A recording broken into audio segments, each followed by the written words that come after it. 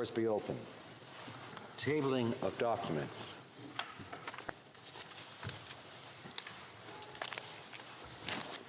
I have the honor to lay upon the table the 2019 spring reports of the Auditor General of Canada.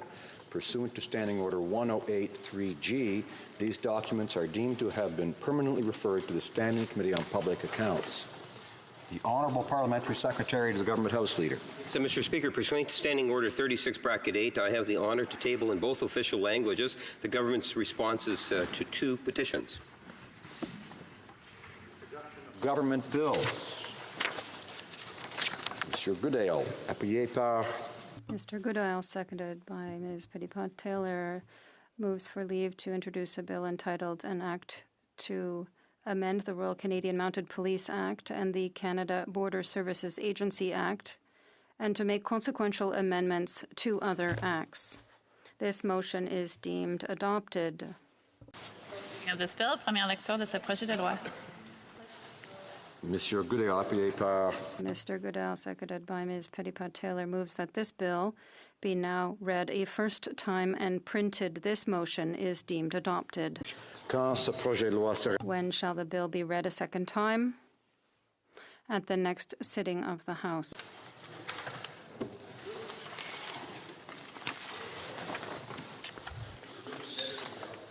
Déclaration de ministre. Statements by ministers.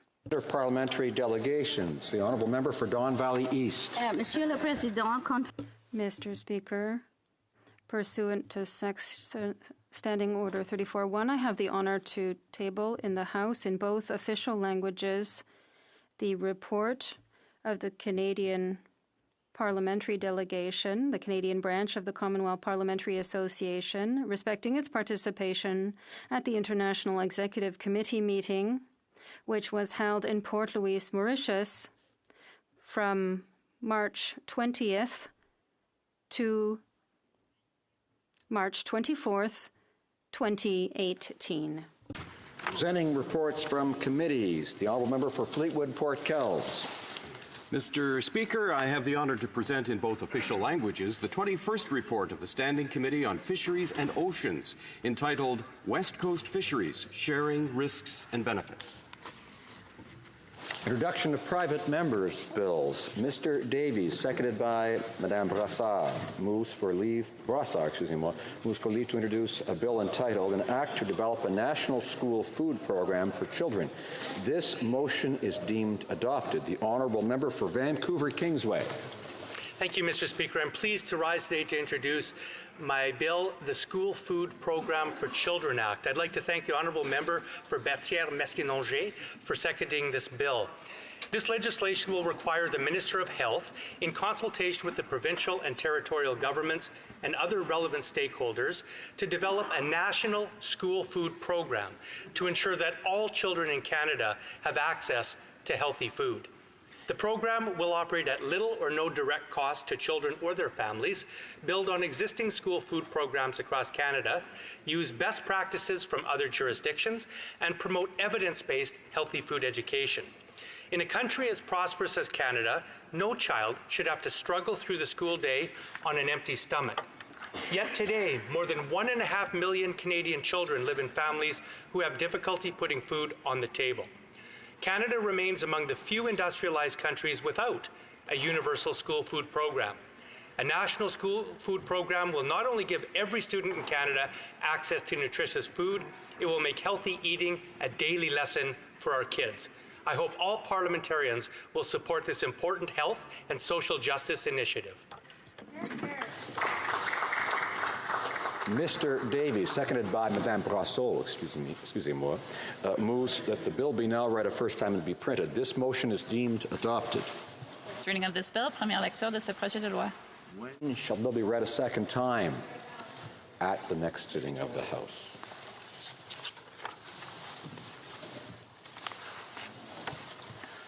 Première lecture du projet. First reading of Senate Public Bill. Motions. The Honourable Member for Chilliwack Hope. Merci, Monsieur le Président. Thank you, Mr. Speaker. I have a motion at the conclusion of today's debate on the opposition motion in the name of the member for Carleton. Any question necessary to dispose of the motion be deemed voted and that a standing vote be deemed ordered and deferred until Wednesday, May 8th, 2019, at the end of the period for oral questions. L'honorable député. The honourable member, does he have the unanimous consent of the House to move the motion? D'accord. Agreed. The House has heard the terms of the motion. Is it the pleasure of the House to adopt the motion? Carried. Presenting petitions, présentation de pétition, the honourable member for Selkirk, Interlake Eastman. Well, thank you, Mr. Speaker, and I'm proud to present a petition today, especially knowing that we're going into the Falun Gong International Day, 20 years, or 20th anniversary this week, and so there is a petition here from over 100 Canadians asking for the government to use the Sergei Magnitsky Act that we passed in this Parliament to sanction those individuals that are responsible for the extrajudicial killings, organ harvesting of Falun Gong practitioners in China.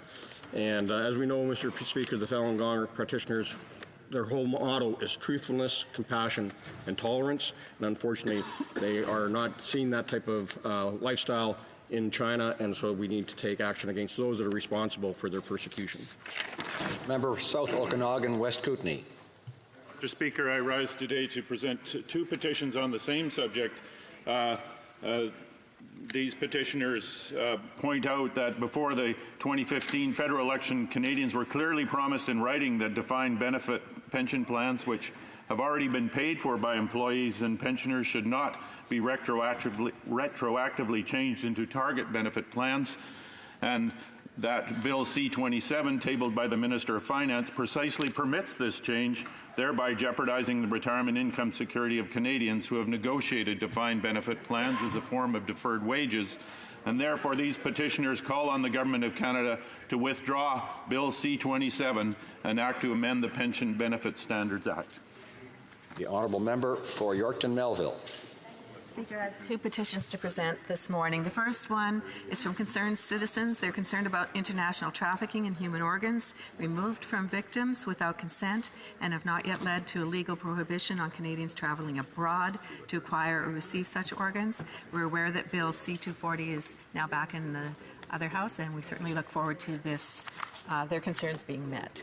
I also have another one where petitioners continue to call on the Prime Minister to defend the freedoms of conscious thought and belief and withdraw the attestation requirement for applications to the Canada Summer Jobs Program, including this year, 2019, because it still exists and is being discriminatory. Thank you. The honourable member for Rimouski-Neige-Témiscouata-les-Basques. I have the honour to table a petition signed mainly by people from Saguenay-Lac-Saint-Jean and the rest of Quebec for universal access to unemployment insurance. Only 35% of people are eligible.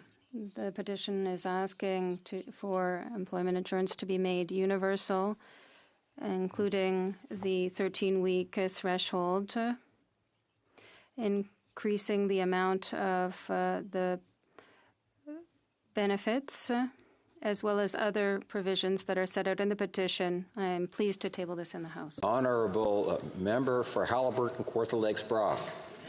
Thank you very much, Speaker. I'm pleased to rise and present this petition from about 60 or so residents of the Greater Toronto Area, concerned and urging the Parliament of Canada, now the other place, to move quickly on the proposed legislation to amend the Criminal Code and the Immigration and Refugee Protection Act to prohibit Canadians from traveling abroad to acquire human organs removed without consent or as a result of a financial transaction, and to render inadmissible to Canada any and all permanent residents or foreign nationals who have participated in the illegal trade of human organs. Thank you, Speaker.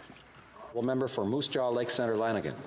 Mr. Speaker. Mr. Speaker, it's my pleasure to stand today and present a petition in support of Bill S-240, which is back in the other House today. The petitioners come from a wide range of regions within Canada, all supporting the petition for one single and solitary reason, and that is to combat the scourge of organ harvesting, forced organ harvesting. Mr. Speaker, once again, petitioners call upon the Senate to act upon this bill as quickly as possible because it's been before this House on several occasions before. Thank you, Mr. Speaker. Honourable Member for Red Deer, Mountain View.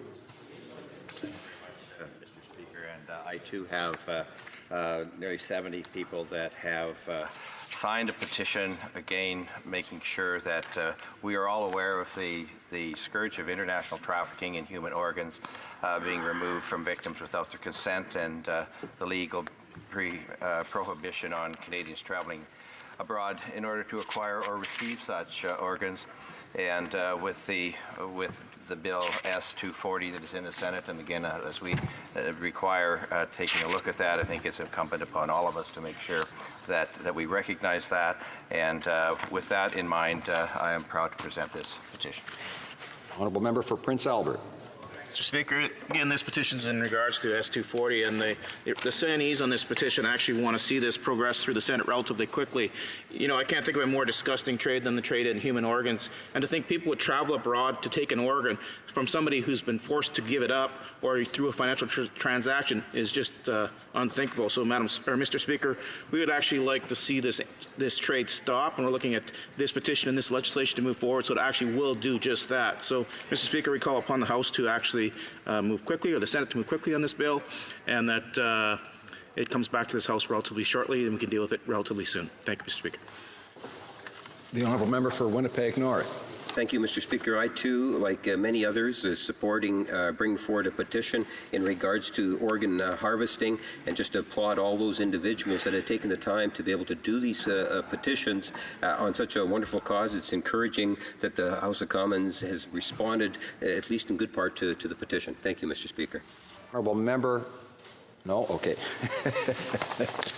I saw a green piece of paper over there, but I guess that's going to wait for later. Obviously, I'm seeing things today. Presenting petitions, questions on the order paper. The Honourable Parliamentary Secretary to the Government House Leader. Mr. Speaker, I would ask that all questions be allowed to stand at this time, please. Is it agreed? Agreed and so ordered. Orders of the day. Government orders, business of supply, consideration of a motion in relation to the price of gas, standing in the name of Monsieur Poilievre. Mr. Poilievre, seconded by, and Mr. Strahl moves that the House call on the government to stop raising the price of gas by clearing the way for pipelines and eliminating the carbon tax on fuel. The Honourable Member for Carleton. Debate. Thank you very much, Mr. Speaker, and I will be splitting my time with the Honourable Member for Kawartha Lake Sprott. Mr. Speaker, if there were an energy paradise in the eyes of this Liberal Prime Minister, it would be Vancouver. There you will find gas prices higher than at any time, anywhere in all of North America. Recently, the Prime Minister visited Vancouver, and a reporter asked about the then $1.69 a litre prices. And he said, "This is exactly what we want." He was thrilled to see high gas prices because he believes that high gas prices are the only way that we can save our environment. Of course, he inherited a massive family fortune. He is a multimillionaire. He drives around in a taxpayer-funded limousine, as he did for most of his childhood, and has no worries whatsoever about paying bills. Because he's never had to worry about money, he doesn't worry about Canadians' money. And such it is with his admiration for high gas prices in British Columbia in general and Vancouver in particular. Now, the Prime Minister's admiration for BC's high gas prices is not new. It did not only manifest itself in that famous "this is exactly what we want" comment. Rather, it is the basis for his entire carbon tax program.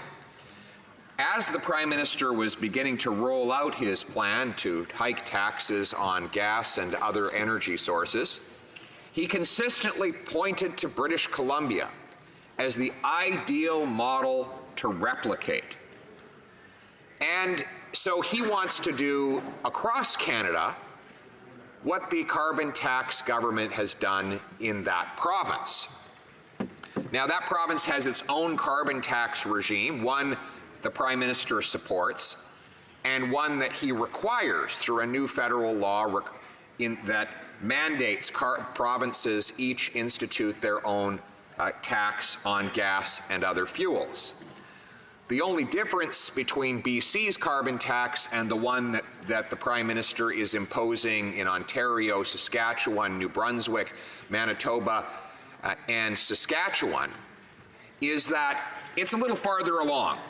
The tax rate is about, I think it's about $40 a ton of carbon dioxide, whereas the Prime Minister's carbon tax this year only starts at 20. So right now, we can look to British Columbia to see the Liberal future. The Prime Minister has admitted that he plans to raise Canada's national carbon tax by 250% if re-elected. And that's just by 2022. In the year 2023, not far off from now, it could go much higher than that. Internal government documents show it could go as high as $300 a ton, which would be more than 10 times higher than it is right now. I say all of this as background because if you look at British Columbia's tax rate, it is in line with where the Prime Minister wants to take the other provinces that on which he has imposed the carbon tax in the next several years. And what has that meant? Well, British Columbia now pays $1.79 a liter for gasoline. If you look at the records, Madam Chair, you will find that this is the highest price per liter of gasoline ever recorded anywhere in North America. Exactly what the Prime Minister wants. But we see this reflected right across the country, where carbon taxes have raised prices already in Ontario, Saskatchewan, Manitoba, Alberta, New Brunswick, and elsewhere. These higher gas prices are only the beginning. The Prime Minister has made it clear that they will have to go up, up, and away. And Canadians will be paying the same $1.79 a liter right across Canada that British Columbia is experiencing right now. Now, that sounded wonderful to the Prime Minister in theory, but now in practice we see what it means. Single mothers who can't afford to get to their jobs are going to struggle to feed their children. Seniors on fixed incomes who have to drive to get groceries are struggling to make ends meet. Small businesses who enjoy no rebate of any kind for the carbon tax they pay have no choice but to cut the wages or the jobs of their workers. I had two of them in my office a couple of weeks ago. They lay foundations on homes, and they say very clearly they can't pass their carbon tax cost along to their customers. People can't afford to pay any more, and as housing prices are too high already. These two gentlemen don't know what they're going to do. But right now, these two very middle-class guys are paying a heck of a lot more for a tax the Prime Minister has imposed here in Ontario. Now, back to the British Columbian example. The Prime Minister claims that his tax will make Canadians better off, that somehow they'll get more from paying the tax than it will cost them in the first place. He wants you to believe that if you give him your wallet, he'll put more money back in it than you had before. And he wants, when we ask, where has this ever been done, he says, why? In British Columbia. That's where this whole idea of the so-called revenue-neutral carbon tax was first invented. But now we know that that was a fraud. Subsequent studies have now shown that every single British Columbian is now paying more in carbon taxes in BC than they're getting back in any other form of compensating rebates or tax relief. In fact, of all the jurisdictions that have introduced their own carbon tax in Canada, in all of those cases, the government has won and the taxpayers have lost. That is true not only in British Columbia, but in Alberta, formerly in Ontario under the previous Wynne government, in Quebec, and in any Atlantic province that has its own tax. In every single case, the government is taking more and the taxpayer is keeping less. These are not opinions, these are mathematical facts. And the reason is because politicians are with money the way bears are with honey. Once they get their hands on it, they just can't stop. The Prime Minister's strategy is a good one, though. It's a good electoral strategy. Give you a small check before the election and a massive bill after the election.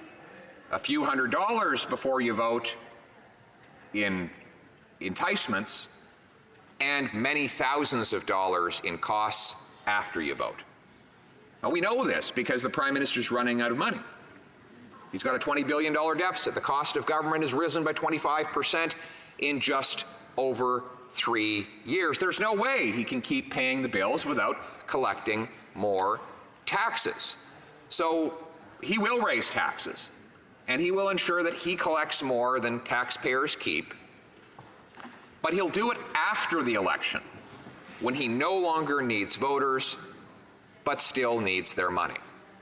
And another way he's costing British Columbians, of course, is by having blocked pipelines. Most of the gasoline that British Columbians use comes through the Trans Mountain Pipeline, which was supposed to triple in capacity, but for his bungling and obfuscation. We will clear the way for pipelines. We will axe the carbon tax to make life more affordable, not just for British Columbians, but for all Canadians, so that people not only get by, but get ahead. Thank you. Questions and comments? The Honourable Parliamentary Secretary of the Government House Leader. Thank you, Madam Speaker. You know, Canadians have been waiting very patiently, well over a year now, since the current leader indicated that he has a plan. He has a plan, Madam Speaker. The problem with his plan is he doesn't want to share it or let Canadians know what the plan actually is, Madam Speaker. I suspect he doesn't have a plan. The only thing that we hear from the member opposite is, well, our plan is going to be to axe the price on pollution. That is the Conservative Party's plan to date. My question to the member opposite is, there's 4 provinces that it actually applies to.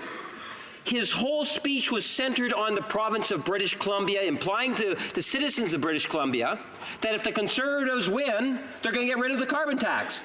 How is the Conservative Party going to get rid of the carbon tax in the province of British Columbia, which is going to result in lowering their gas price? Can he give the specific answer as to what the Conservative Party is going to be doing for the residents of BC? Yes. The Honourable Member for Carleton. Yes, I can give that answer. Right now, a coalition of the high-tax NDP Premier of BC and the high-tax Liberal Prime Minister of Canada have imposed this joint carbon tax on British Columbians. British Columbians are making clear they no longer want to pay this tax, but here's the bad news for now. Even if their provincial government were to flip-flop and eliminate or reduce the tax, the Prime Minister has passed a law allowing him to reimpose it. So right now, British Columbians don't even have the freedom to get rid of the carbon tax until they get rid of this Prime Minister. So our plan is to get rid of both. Thank you. Questions and comments? L'honorable député de The Honourable Member for Rosemont-la-Petite-Patrie. Rosemont-la-Petite-Patrie. Thank you very much, Madam Speaker. I would like to thank my colleague for his speech and for his political abilities to criticize his colleagues. But I'd like to ask a more serious question rather than partisan issues. We were told that we have 20 years, the plan has 20 years to drastically reduce greenhouse gas emissions. Otherwise, there will be more than a 2 or 3% or even 4% increase in degree increase in the climate. It will cost us a fortune, Quebecers and Canadians. There will be more droughts in Canada, forest fires, floods. We will be dealing with hurricanes, and this will have an impact on the economy. So the cost of not acting on climate change will even be higher than acting now to reduce greenhouse gases. How does the Conservative Party plan to reduce greenhouse gases if it intends to increase oil production? Doesn't make any sense. We're going to do so through technology and not through taxes. I would like to give you an example about how the Liberals are being illogical. The carbon tax will be applied, for example, to a farmer in my riding. With regard to this CO2, he admits when growing tomatoes. But this carbon dioxide is absorbed by the plant. So he's going to pay for carbon dioxide that he hasn't even admitted into the atmosphere. It makes Canadian tomatoes from my riding more expensive than tomatoes from Mexico. So we're transporting tomatoes from Mexico to Canada. We're also emitting greenhouse gases when we transport them, so that Canadians can buy tomatoes from Mexico at a lower cost than Canadian tomatoes would cost from my riding. It hampers the Canadian economy and the environment. That's just one example how the carbon tax is hurting the environment, the economy, and we'll replace it with technology. Thank you, Madam Speaker.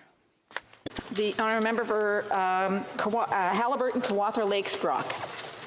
Thank you very much, Madam Speaker. I appreciate the opportunity to rise this morning to call on the government to stop raising the price of gasoline by clearing the way for pipelines and eliminating the carbon tax on fuel. Now, Speaker, this Liberal government has entirely missed the boat when it comes to fighting climate change. They talk a good game, they gloat about their environmental plan, but in truth, Speaker, it's not an environmental plan, it's a tax plan. It is a punitive tax plan that's increasing the cost of living for every single Canadian, including driving already skyrocketing gas prices even higher. Speaker, it's a pointless tax. It's not changing Canadian habits, and it won't impact climate change one bit. It's an unfair tax plan that targets rural Canadians disproportionately. Rural Canadians have no other choice but to use their vehicles to drive, to get their kids to after-school programs, to go grocery shopping, and to get to work so they can pay for increased heating and fuel costs while the big polluters get exemptions. And I'll share a quick story from my own riding, Speaker. It's a very rural riding. So we have a couple of options. Usually when there is no natural gas, they will use propane or oil. And if they're being forced through the carbon tax to pay increased costs for that, well, if we go to electricity and we have enough money to change over our furnaces and boilers into electric baseboard heat, well, here in Ontario, we have some of the highest electricity rates anywhere in North America, thanks to the failed policies of Dalton McGuinty and Kathleen Wynne. So either way, taxpayers in rural Canada are being punished because of these bad Liberal policies. So instead of going after the big polluters, the Prime Minister has made rural Canadians his foil. Over the last 2 years, Conservatives have asked this government dozens of times how much it will cost a middle-class family in new taxes. And each time, the Liberals have refused to tell Canadians. Well, we are now getting a picture of this, and Canadians can simply not afford it. Several provinces have recognized the Liberals' tax scheme for what it was and prepared their own locally developed environmental plans, only to have the Prime Minister impose his tax anyway. Prince Edward Island has a plan. In fact, they demonstrated that their carbon emissions had already dropped by 14%, better than half of the Canadian provinces. The Prime Minister rejected that plan and imposed the tax anyway. Why? Because they said it would meet PEI's emissions reductions targets without a carbon tax. Well, this government can't possibly start having rogue provinces showing them how to actually reduce carbon emissions without taxing Canadians to death. That doesn't meet with the Prime Minister's narrative. The idea that carbon tax is revenue neutral is laughable. Anyone knows what's going to happen when this Liberal government starts seeing new tax dollars coming in. The temptation to spend it on another pet project is just going to be too hard to resist, Speaker. The BC Liberal government in 2008, which brought in a provincial carbon tax, promised that every dollar raised will be returned to the people of BC in the form of lower taxes. And for a short time, it appeared it would be just so. But former Liberal Premier Christy Clark couldn't resist all that BC taxpayer largesse. The BC Liberal government began spending the money on, among other things, tax goodies to encourage filmmakers. Filmmakers who, I am very sure, fly in electric jets as they crisscross the continent. Now, the current New Democrat Premier John Horgan quashed the whole idea of a revenue-neutral carbon tax from the get-go, treating it as another source of government revenue to be spent on whatever priorities the government of the day deems necessary. In Alberta, former Premier, NDP Premier Rachel Notley promised revenue neutrality but never delivered it. At least here in Ontario, former Premier Kathleen Wynne never made any pretense about returning the tax and was rewarded by actually being fired by Ontarians for wasting billions of taxpayer dollars and refusing to come clean with the cost of an unrealistic energy plan and a poorly considered carbon tax scheme. Make no mistake, Speaker, this carbon tax ruse will raise the price on everything for Canadians. The Canadian Transport Agency just raised the prairie grain freight cost index, representing hikes of 1.82% for CN and 3.7% for CP. The changes stem mainly from increases in the fuel and material components. Specifically, the CTA forecasts fuel price increases of 2.25% for CN and 2.79% for CP, taking into account increases in fuel-related taxes. Now, I'm sure the CTA made a mistake and meant to actually say fuel-related prices on pollution. This increase in costs will be transferred to consumers on food, manufactured goods, fuel, anything transported by rail in this country. The cost of your food at your local food truck is again going up. New Brunswick's Bangkok food truck manager, Adam O'Brien, says the federal carbon tax is already affecting the company's bottom line, and the burden of higher fuel prices and food costs will be passed on to consumers. O'Brien said it's unfortunate that customers will bear the brunt of higher food and fuel costs, but someone has to eat, no pun intended, that extra cost. We don't want to raise the prices, he said. We don't want to do that, but unfortunately, dollars and cents, we have to make a profit so we can keep our staff employed. O'Brien expects each plate of food to increase between $1 and $1.50. This is happening to chip trucks all across the country. In Saskatoon, Saskatchewan, the Prime Minister's carbon tax is being felt on education budgets. In its recent budget deliberations, the Greater Saskatoon Catholic School Board is estimating a $200,000 hit to its budget because of the carbon tax. Saskatchewan's education minister said, that the province had to introduce $14.5 million in inflationary funding for school divisions for this exact reason. Once again, taxpayers, Speaker, on the hook to ensure their kids can get to school and that they will be warm once they get there. Despite having the highest carbon tax in Canada, emissions have continued to rise in British Columbia. As a result, British Columbians now pay more for gas than anywhere else in North America. BC's carbon tax isn't helping the environment either, Speaker. It's just costing people more to get to work and take their kids to hockey and soccer practice. Now, at least we can say they have the fitness tax credit to ease their... You know what? Forget it. The Liberals actually canceled that too. Now, with gas breaching $1.70 per litre, it's just not hitting the wallets of average Canadians, but local government fleets of vehicles as well. Engineering, sanitation, and parks departments, ambulances, fire trucks, and police cars are costing cities and towns more money, which means it's costing taxpayers more money. The City of Surrey anticipates taxpayers could be on the hook for up to an additional $150,000 to $180,000 $300,000 to fuel its fleet in 2019 compared to 2018. A Metro spokesperson said that if gas prices stay at $1.68 per litre, taxpayers will contribute about $200,000 more to fuel its fleet in 2019. BC Ferries, which Vancouver and Gulf Island residents depend on for access to hospital, fuels, and pretty much everything, spend just over $100 million on fuel in fiscal 2018, and they can simply pass along tax increases to its customers via fuel surcharges. Speaker, the Prime Minister and his Liberal government have further exacerbated the situation as anxiety continues to mount between Alberta and BC over the Trans Mountain Pipeline. Alberta Premier Jason Kenney proclaimed legislation that would allow his province to turn off the taps on gas shipments to British Columbia. Alberta supplies as much as 80% of BC's domestic fuel needs. Demand for fuel is high in British Columbia, and supply is limited because of the region's limited pipeline and refining capacity. Issues that could be resolved by building the Trans Mountain Pipeline expansion, and yet this Prime Minister continues to delay any announcement on exactly when shovels will finally get in the ground on a pipeline approved years ago. The BC NDP have stated that high gas prices can be resolved by having more refining capacity to meet demand. I'm actually not sure who will actually invest billions of dollars to build refining in BC when its government won't allow crude oil to be transported through its province. This sounds like the perfect investment for this Liberal government, actually. The truth is, none of this would be an issue today if the Trans Mountain Pipeline expansion was being built by the private sector. Now, Speaker, private sector investment for refineries would be there, not fleeing to the United States if it wasn't for this Liberal government. Canadian taxpayers would not own a $5 billion plus pipeline to nowhere if this government would simply recognize, like province after province, this country has recognized that their carbon tax is a tax and not a plan. They could actually provide real relief to Canadians from coast to coast to coast. Thank you, Speaker.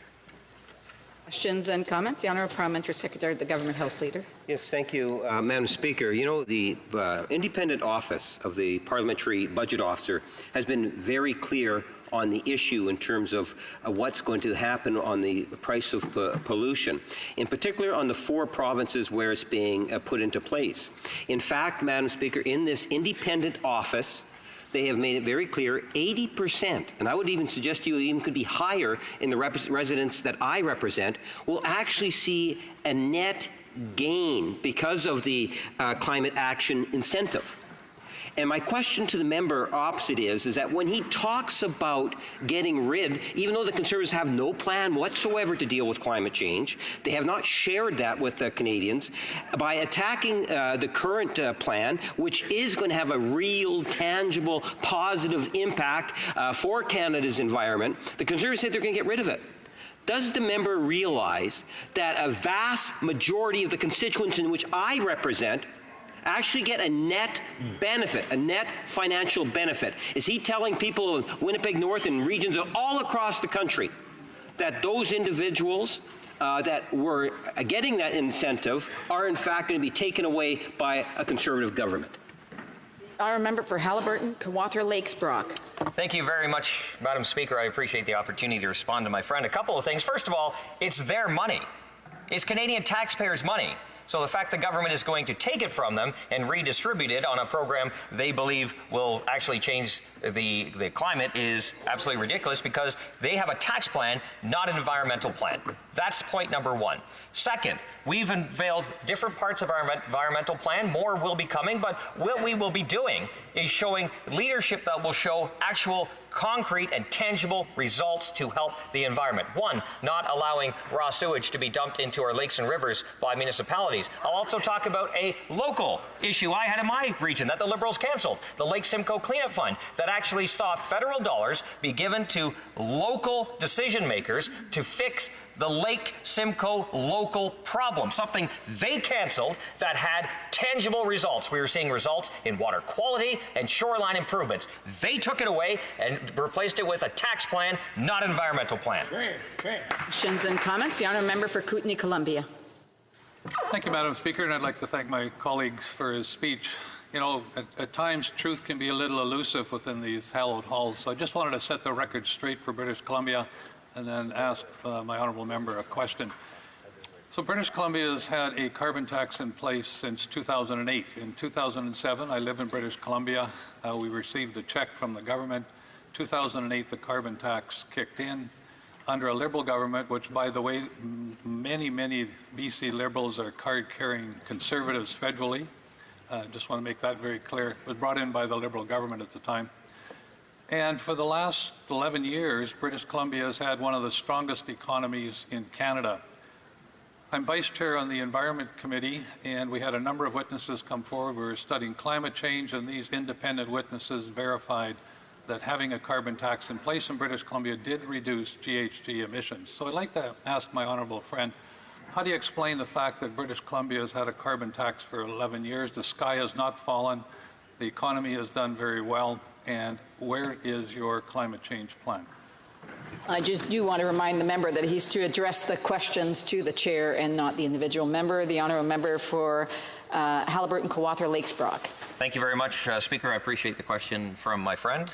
I would also show the member the BC Sierra Club website that I'm looking at right now that actually shows that emissions have gone up despite the carbon tax. And I would also say that paying $1.80 a litre for people trying to get to work or take the kids to where they want to go is not an actual plan. Punishing people is not a plan without options. And in rural areas, people do not have a variety of options. But how we're going to get there, to my friend in the Liberal Party as well, we're going to do that by incentivizing the private sector to do what they do best, and that is come up with the newest and greatest product in an open, competitive market that allows companies to compete for the best product, the best service, the best price, giving consumers a variety of choices based on market demands to choose what they feel best in their lives. And as the market grows toward more environmentally friendly products and vehicles and what have you, people will make that decision based on a variety of options, and that is done, Speaker, quickly, by lower taxes, less government, and reasonable rules, regulation, and red tape. Resuming debate, the Honourable Parliamentary Secretary to the Minister of Finance. Thank you very much, Madam Speaker. Speaker, and I want to thank the Conservative opposition for giving me and giving us the opportunity to highlight the two different approaches that are before Canadians between the Liberal government and the Conservative opposition. Two different opportunities for the future. One proposed, you will have guessed, by the opposition, where the government takes a step back, leaving Canadians without a real plan to deal with climate change or the rising costs of living. And another opportunity where the government takes a step up, becoming a leader in both supporting affordability for the middle class and protecting our environment. The Conservatives, as you've heard now today, and as you've heard in the last couple of months and weeks, want to make pollution free again and want to make life less affordable for Canadians. They want to take money away from their constituents, while we are fighting climate change and making life more affordable for Canadians. I want to be clear, affordability is at the forefront of everything our government does and has done. From the middle class tax cut to the Canada Child Benefit to the CPP expansion and new benefits for seniors and working Canadians. Our focus is always on creating more jobs and helping Canadians save and spend on the things that they care about. The motion put forward today shows us that the opposition doesn't care about our environment and has no plan to confront the very real dangers that climate change poses to Canadians' future. Nor do they want to show any attention to middle-class Canadians, just like they failed to do during the decade they were in power. Instead, they want to block the plan that our government has put together, a plan that will protect Canadians, our economy, and future generations. Where the opposition's motion is blind to the effects of climate change, we are not, and Canadians definitely are not. That's because they see these effects every day. They see them when extreme weather events threaten their safety or their family's safety, and when their business or livelihoods are at stake. Just look at what happened this past week in Ontario and Quebec, where flooding has forced people from their homes and businesses. Canadians are already paying the high price of pollution in structural repairs, lower property values, and insurance premiums, not to mention the costs in emergency services. In fact, climate change is expected to cost Canada's economy $5 billion every year by 2020. We don't think Canadians should be faced with these costs. And we can't wait. It's been over a year since the party opposite promised a climate plan, and they still have not delivered. Yet it is now that we need action.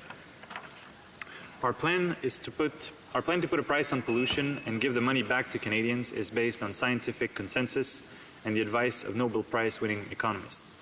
It's based on agreement with our international partners and years of cooperation in building the foundations for an effective and coordinated global approach to stopping climate change before it is too late. There is consensus. Carbon pollution pricing is the most effective and economically efficient way to reduce greenhouse gas emissions associated with climate change.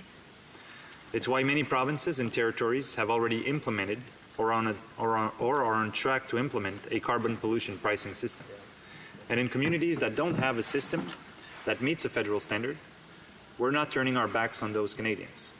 We're discouraging pollution in the place they call home and reinvesting all the money collected back into their province. Canadians can then use this money to make cleaner and more environmentally sustainable spending choices. And as we've been saying from the very beginning, this is not just the right thing to do for our future, Madam Speaker, it's the right thing to do for our economy. Our plan is not just the right thing for the future, for the environment, and as was eloquently mentioned by my colleague from British Columbia from the NDP, we've seen in the provinces where they've had a price on pollution for some time now, and in the case of BC since 2008, in Quebec since 2013, the economies have been growing steadily and life has not been made less affordable because of that. And under the federal backstop, I would argue it makes life even more affordable for Canadians, for 80% of Canadians, as the PBO has reported, and also helps in fighting climate change. Putting a price on carbon pollution signals to big businesses that it's time to innovate. It's time to invest in clean technologies and long-term growth opportunities. Opportunities that will pay off. As more and more countries realize that climate change is real, man-made, and is happening now, we want them to turn to Canada to find the tools, the talent, and the ideas they need to transform their own economies. Already, the global market for low-carbon goods and services is estimated to be worth $5.8 trillion. That's a lot of potential for Canada, but only if we can help businesses to make the smart investments now. And for Canadians, we're taking the same approach. We're giving back every dollar collected through the price on pollution back to Canadians, encouraging them to use that money to make more sustainable purchases. And middle-class Canadians will get more money back through the Climate Action Incentive rebate each year than they would ever have to pay, something the Parliamentary Budget Officer confirmed in his latest report, as I've mentioned. But rather than telling Canadians how exactly to spend their money to reduce emissions, a carbon price allows them to make those decisions in a manner that best suits their needs. That will lead to more demand for sustainable alternatives, turning into even more profits and incentives for companies and entrepreneurs developing new ways to produce goods or provide services at reduced emissions. Helping Canadian businesses stay competitive has always been in mind when we designed our plan to fight climate change. It's why in provinces that don't have their own plan for reducing carbon pollution, we're giving a portion of the funds raised to businesses. And that's on top of the steps we've already taken to reduce the small business tax rate and help businesses of all sizes write off capital investments faster. We began our term of office with the firm intention of helping Canadians who work hard to take better advantage of a strong and growing economy, and that's precisely what we've done. And that was lacking for some 10 years. We asked the 1% of wealthiest Canadians to pay a bit more so that we could reduce taxes on the middle class. And this tax cut for the middle class helped over 9 million Canadians. Unlike the previous child benefit, we created the Canada Child Benefit, which is simpler, more generous, and better targeted to families in the greatest need. And that benefit is tax-free. Thanks to the CCB, 9 out of 10 Canadian families are receiving greater benefits than under the former system. And Canadian children are doing better. The CCB has helped lift hundreds of thousands of children out of poverty.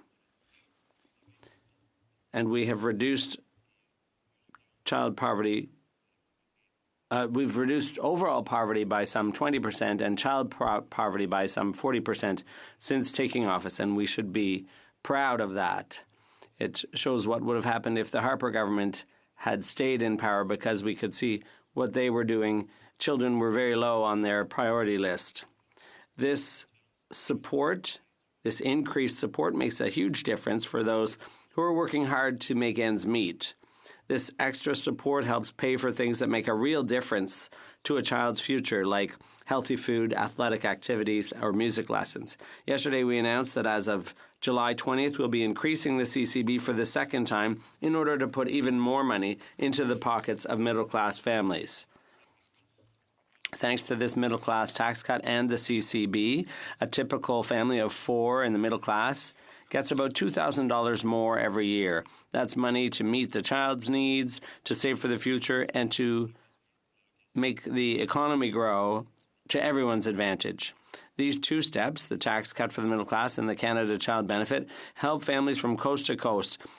A couple with double income and an average income, one with the average income and the other with two-thirds the average, and who have 2 children, will now be able to keep 85% of their gross earnings. For a single parent with an average salary and 2 children, or for families with 2 children where only one parent works at the average salary, the benefits are even greater. These families pay an effective tax rate of less than 2%. In other words, these families keep over 98% of what they earn.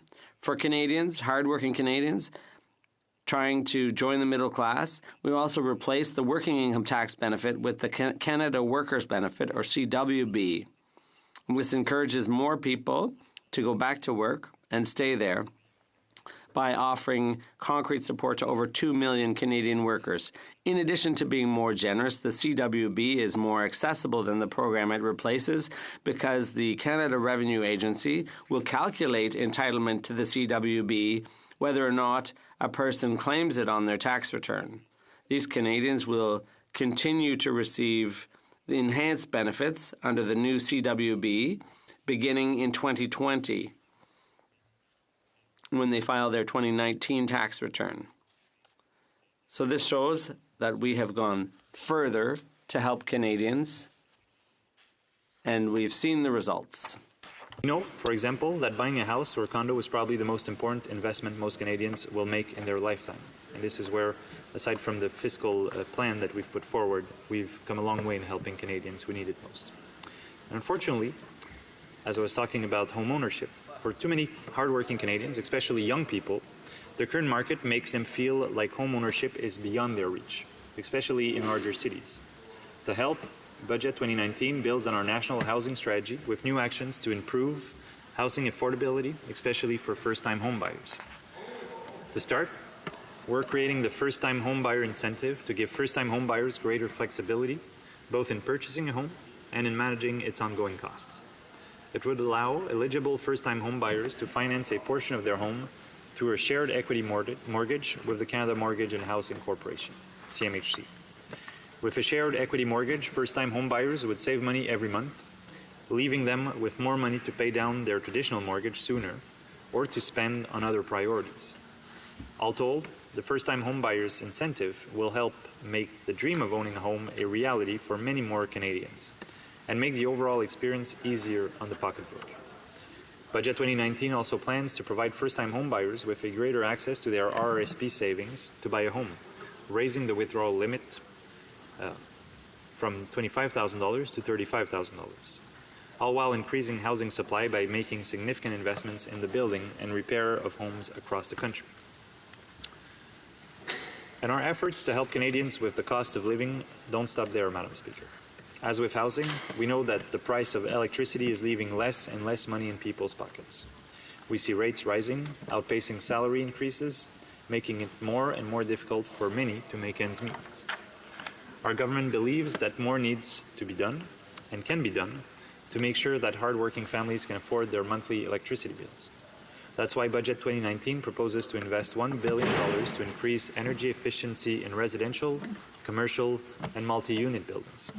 This support would go a long way in making Canada's homes and buildings more energy efficient, which will help reduce Canadians' electricity bills, whether they are homeowners, renters, or building operators. It's the sort of investment that pays dividends today and for the long term. Like carbon pollution pricing, these measures are the right thing to do for Canadians and for our economy. Even when you don't take into account all the benefits of a greener Canada, like healthier communities, better technology, protected wildlife, the economic benefits are expected to be significant. Now, Madam Speaker, the opposition would prefer to ignore the pollution problem and hope that it goes away. Canadians know where that approach leads, and they know that we don't have a choice at this point. We can't ignore the problem anymore. We can pretend that pollution is free and climate change poses no threat to our health, our communities, and our economy. We must face the problem in a way that not only creates a positive impact, but also creates jobs and grows the economy. During the last election, Canadians chose between the Conservative plan for austerity and cuts and New Democrat and the NDP's plans to hurt businesses' growth.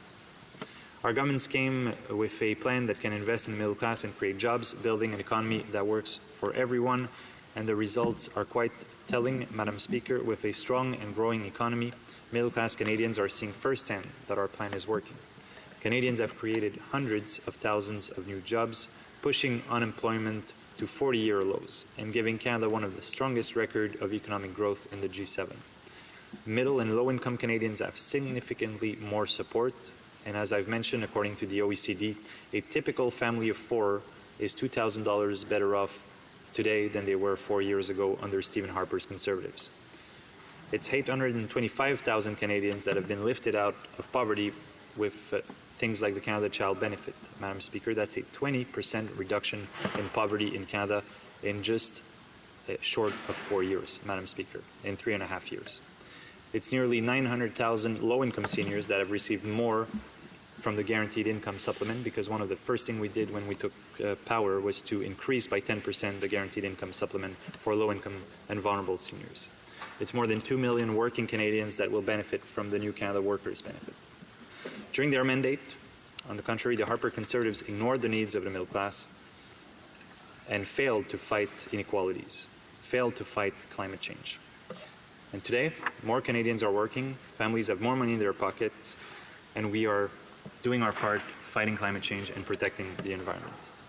So I call on all members in today's debate to join Canadians, make the right choice, and reject today's motion. Thank you, Madam Speaker.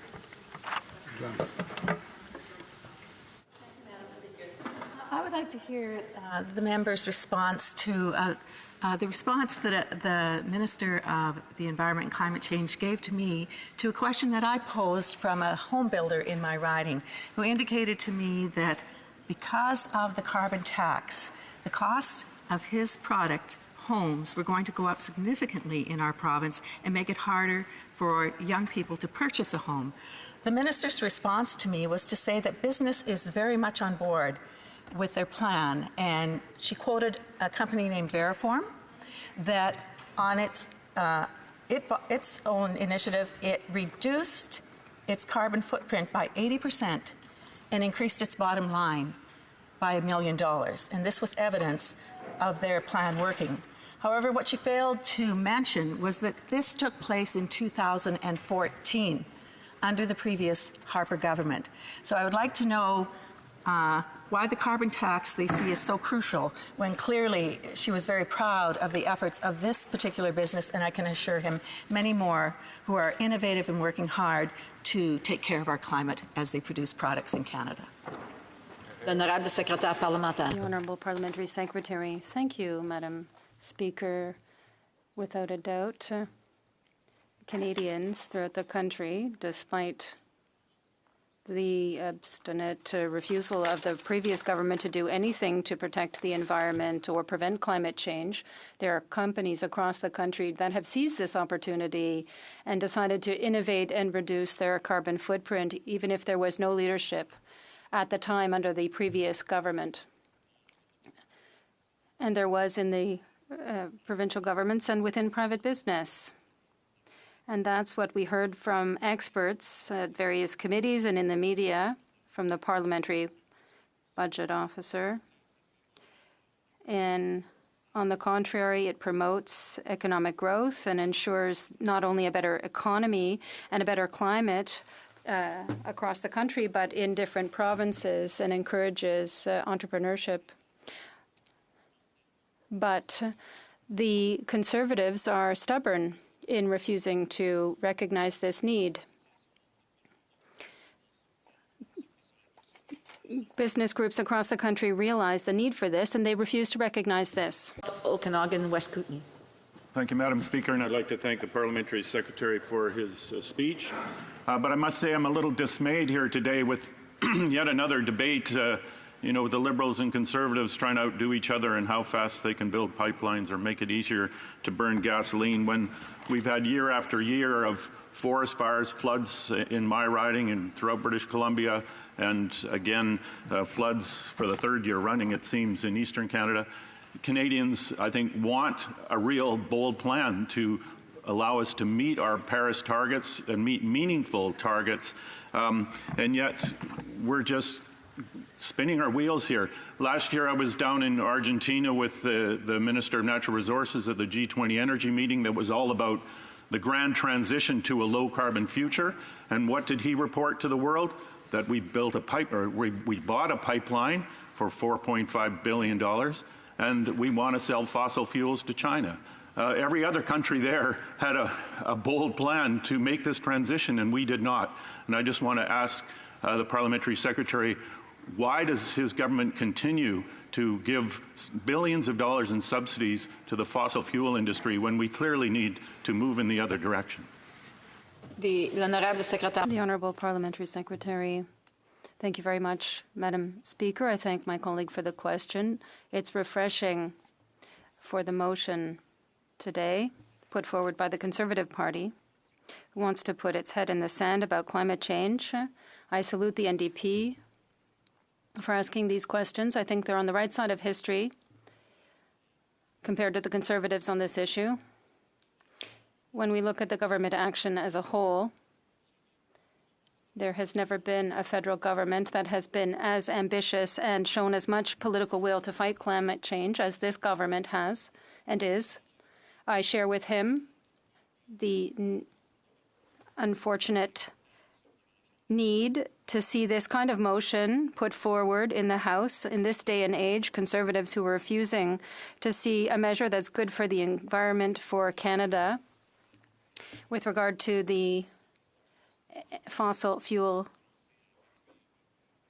benefit. We're starting to reduce the subsidies, but this will happen slowly. Thank you. Questions and comments? The Honourable Member for Joliette. Thank you, Madam Speaker. I don't agree with my colleague with what he has just said, that they've started to reduce fossil fuel subsidies in the last year. We're talking about $19 billion to the fossil fuel industry and buying pipelines, renovations of the pipelines. At the same time, we see in the news Dominique Champagne with some 60 organizations asking the government to take action by proposing a new Green Deal. So putting forward very strong, robust measures to transform our economy for the green shift. Is the government prepared to adopt this new Green Deal? And the first action would be to cancel the $19 billion in support to the oil and gas industry in Canada. Thank you, Madam Speaker. The Honourable Parliamentary Secretary to the Minister of Finance. Madam Speaker, to clarify, in the 2016 budget, we announced the expiry of this capital cost allowance and some credits for the oil and gas sector that would be eliminated with our partners. We will eliminate these credits by 2025. I will always be in favor of measures to ensure that we take important steps, as this government is doing. Équiterre, his leader, said that we need to look at the government's actions as a whole. And there has never been a federal government that has shown such political will to take action on climate change. But we see the Conservatives are completely out of touch with reality. And this action is difficult but essential. Member for Battle River Crowfoot. Yes, thank you, Madam Speaker, and I want to thank my colleague across the way for his speech. Madam Speaker, in my constituency at this time of year now, a very rural riding, we see farmers beginning to plant the new crops, and hopefully they have nothing to say about the weather and about the rain, but they are very conscious of the input costs that they have to deal with. They see the costs of fertilizer, the cost of the seed, and Madam Speaker, this year they're talking about the cost of fuel. This is a massive issue to the farmers in the riding. And Madam Speaker, it doesn't really stop there. A number of individuals have referenced other countries around the world and their carbon tax or their taxes that they put in place to curtail the use of the fossil fuels. But Madam Speaker, in many of these countries, the land mass is so small. I look at a place like Germany. We have provinces in Canada that are larger in area than Germany, although they have 80 million people. And it's not just the planting of the crop, it's also the transportation of our grain and the transportation of the harvest. And that's a cost. And so I guess I would ask my colleague what his answer is to this massive increase in transportation. We are a large country with to get our food products to the cities and to across the country. What is the answer from this government in regards to the high cost that they would be expected? The Honourable Parliamentary Secretary to the Minister of Finance has 1 minute. Thank you, Madam Speaker. That question was so detailed that I thought he was starting a speech, but I want to thank you. I missed part of the question. I apologize. It wasn't because I wanted to, but I would say, Madam Speaker, that when he talks about the cost of living to Canadians, that a government has never done as much as this government here to reduce the inequalities compared to Stephen Harper, Madam Speaker. When we look at the OECD and the cost of living for a family of 4 in Canada, now has $2,000 more in their pockets than they did under the previous government. It's because we've taken a different approach. They give gifts to the wealthiest. They sent checks to families of millionaires, and they focused on those kinds of measures. I don't know what they'll do in the next election, but their 10 years in power was a disaster for the middle class in Canada. Resuming debate, the Honourable Member for Rosemount Petite Patrie. Thank you, Madam Speaker. I simply want to advise you that I'll be sharing my time with my illustrious colleague, the member from Skinnabilk Valley. Madam Speaker, I am pleased to rise in the House to talk about the official opposition motion. Unfortunately, we see the same trend by the Conservative Party to politicize and play partisan politics with such an important issue that is our collective ability to assume our responsibilities and to fight against climate change, to fight against the increased of temperatures around the world. Here we see that the debate that could unfortunately occur between the Liberal government and the Conservative opposition that want to talk about one single thing. They have blinders on, and they only want to say they're for or against carbon tax, as the opposition says, or a pollution price, as the Liberal government says. But in the NDP, we have a more holistic and broad approach, a global approach, if you will, on the whole series of measures that we need to put in place to deal with this challenge. The challenge of our generation as a political class has to overcome. I think it is unfortunate that there is a lot of populism and demagoguery here with this tool that is a pollution price. We think it's valid, but insufficient. Insufficient because it's too little, too late. The Liberal government has dragged its feet for 3.5 years. It has a terrible record, and here we risk having a debate between the two major political parties that will exclusively focus on the pollution, the price of pollution or the carbon tax, as they say. But there are many other things that could and should be done.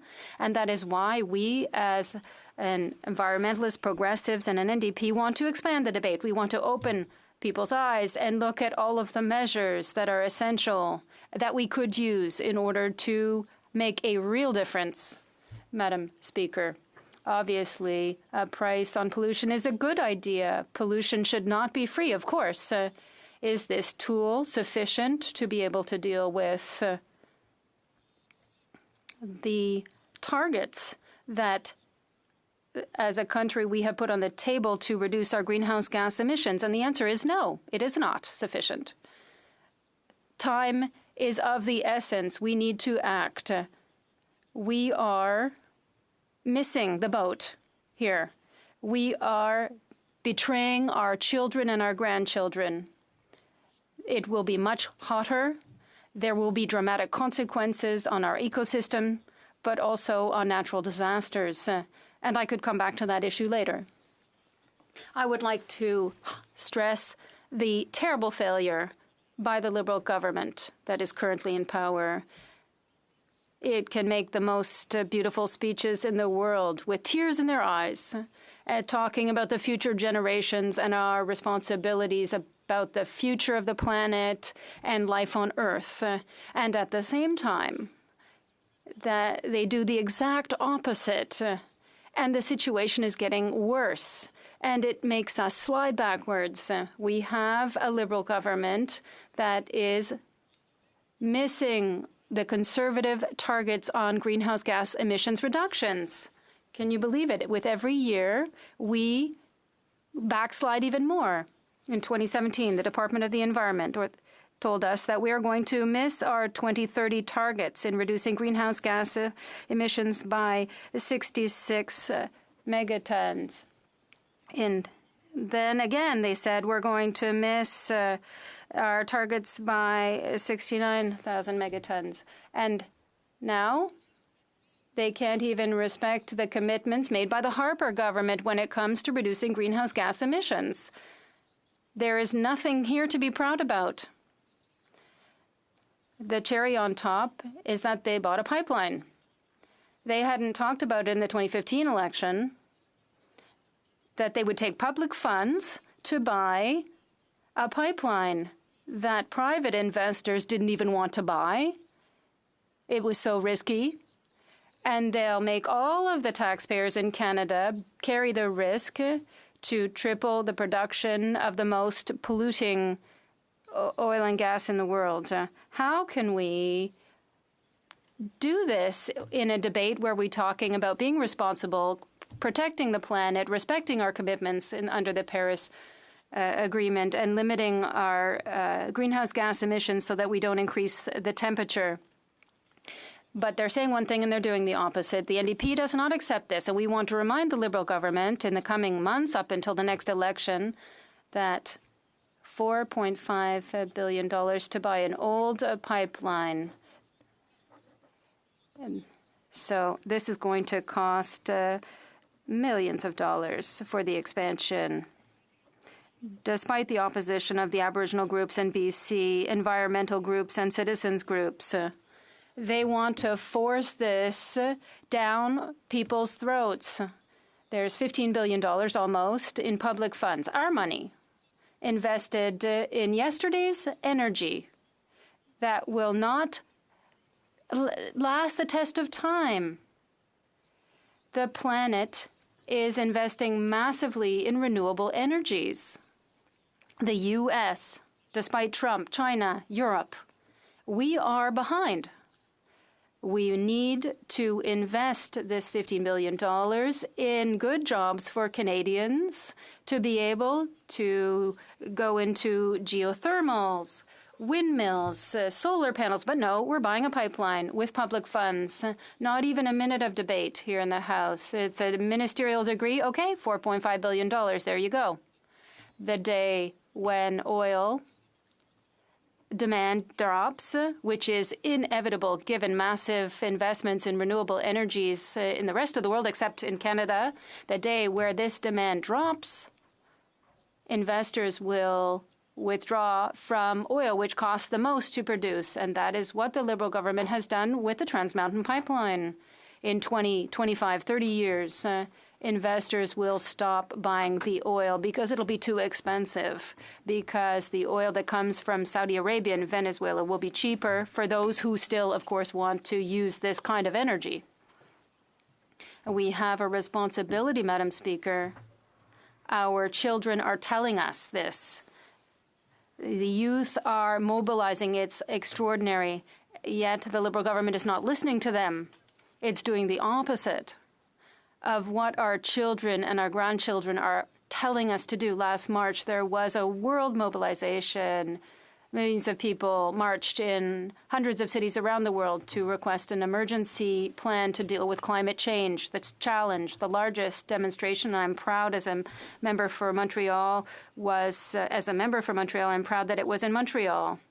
Young people, massive numbers of young people came and took to the streets because they're the ones that are going to have to live with the consequences. We have a Liberal government that talks and talks and talks, but whose record is a disaster. Greenhouse gas emissions have increased every year since the Liberal government came into power. They took 3.5 years to put a price on pollution, and they bought a pipeline with taxpayers' money. And we have to act urgently, Madam Speaker. The report tells us we have 12 years, maybe 11.5 years right now, to rethink our economy and rethink the way we consume energy, goods, and things we buy, how we look at transportation, how we heat our houses and build our houses. And that is why the NDP has a global vision for all sectors where action is needed. We have to invest in renewable energy, invest in public transit, in electric transportation for zero-emission cars. We have to rethink buildings and have sustainable buildings with a life cycle where we can reuse some construction materials. We have to have a global vision, an overall vision that will allow us to meet this challenge. And unfortunately, neither the Liberal government nor the official opposition have plans that are concrete and meet the challenges that the planet and climate change have presented. Thank you, Madam Speaker. Questions et commentaires. L'honorable. The honourable member for Louis Saint Laurent. Madam Speaker, I'd like to thank my colleague once again from Rosemont La Petite Patrie. This is what, I don't share his viewpoint, but he did underscore something important. The Liberals say one thing and then they do something entirely different. They promise a lot, but they don't deliver the goods. And we saw this yesterday in BC. People prefer open and direct speech than people who flip-flop back and forth. But I would like to have some information from my colleague. He said over the past 3 years that greenhouse gases have risen under the Liberals. I'd like to have more details about this. The honourable member for Rosemont La Petite Patrie. Thank you very much, Madam Speaker. Yes, I'd like to thank my colleague for his question and for his frankness. Because at least the Conservatives, we know what they think. They don't have any issues. The oil and gas sector, they're going to support it. They're going to invest in it. If they need the Energy East pipeline through Quebec, that's okay. But NDP, we don't agree with this. But at least, it's true. The Liberals' track record over the past 3 years hasn't been good. They haven't delivered the goods. Even the commissioner in his last report before he retired said that he was very worried that the Liberals were not taking action and they weren't taking enough measures. So we do need a shift. We need deep change. And the Liberals aren't going to deliver this because people can't trust the Liberals. They campaigned on one thing, but they did something else when they took power. So I think we are able to set a price on carbon and on pollution. Quebec, BC have done it quite some time ago. It's working. It's going well, but it's not enough to be able to respect our responsibilities and international commitments. So that's what we're going to remind our electors here at the NDP about. Secretary of Government and House Leader. Thank you, Madam Speaker. I disagree with the member opposite, to no surprise, no doubt. This is a government that has actually developed a national program of price on pollution. And all signs are indicating that the Conservative, who is the official opposition, is resisting it at all costs. We heard earlier from the person that introduced the motion that not only do they want to get rid of it at the national level, they are going to do whatever they can to get rid of it at all of the different provincial levels.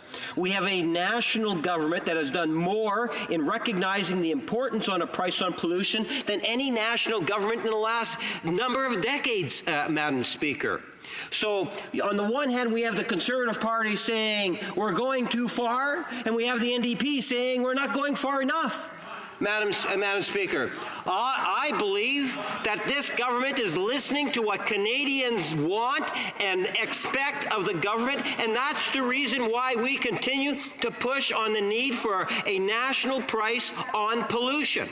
And my question to the member opposite, will he not at the very least recognize that it is important that we have a national government that continues to fight for a national price on pollution from coast to coast to coast? This is something that I believe Canadians want to see as a whole. The honourable member for Rosemont La Petite Patrie. The Liberal government's plan is really not working.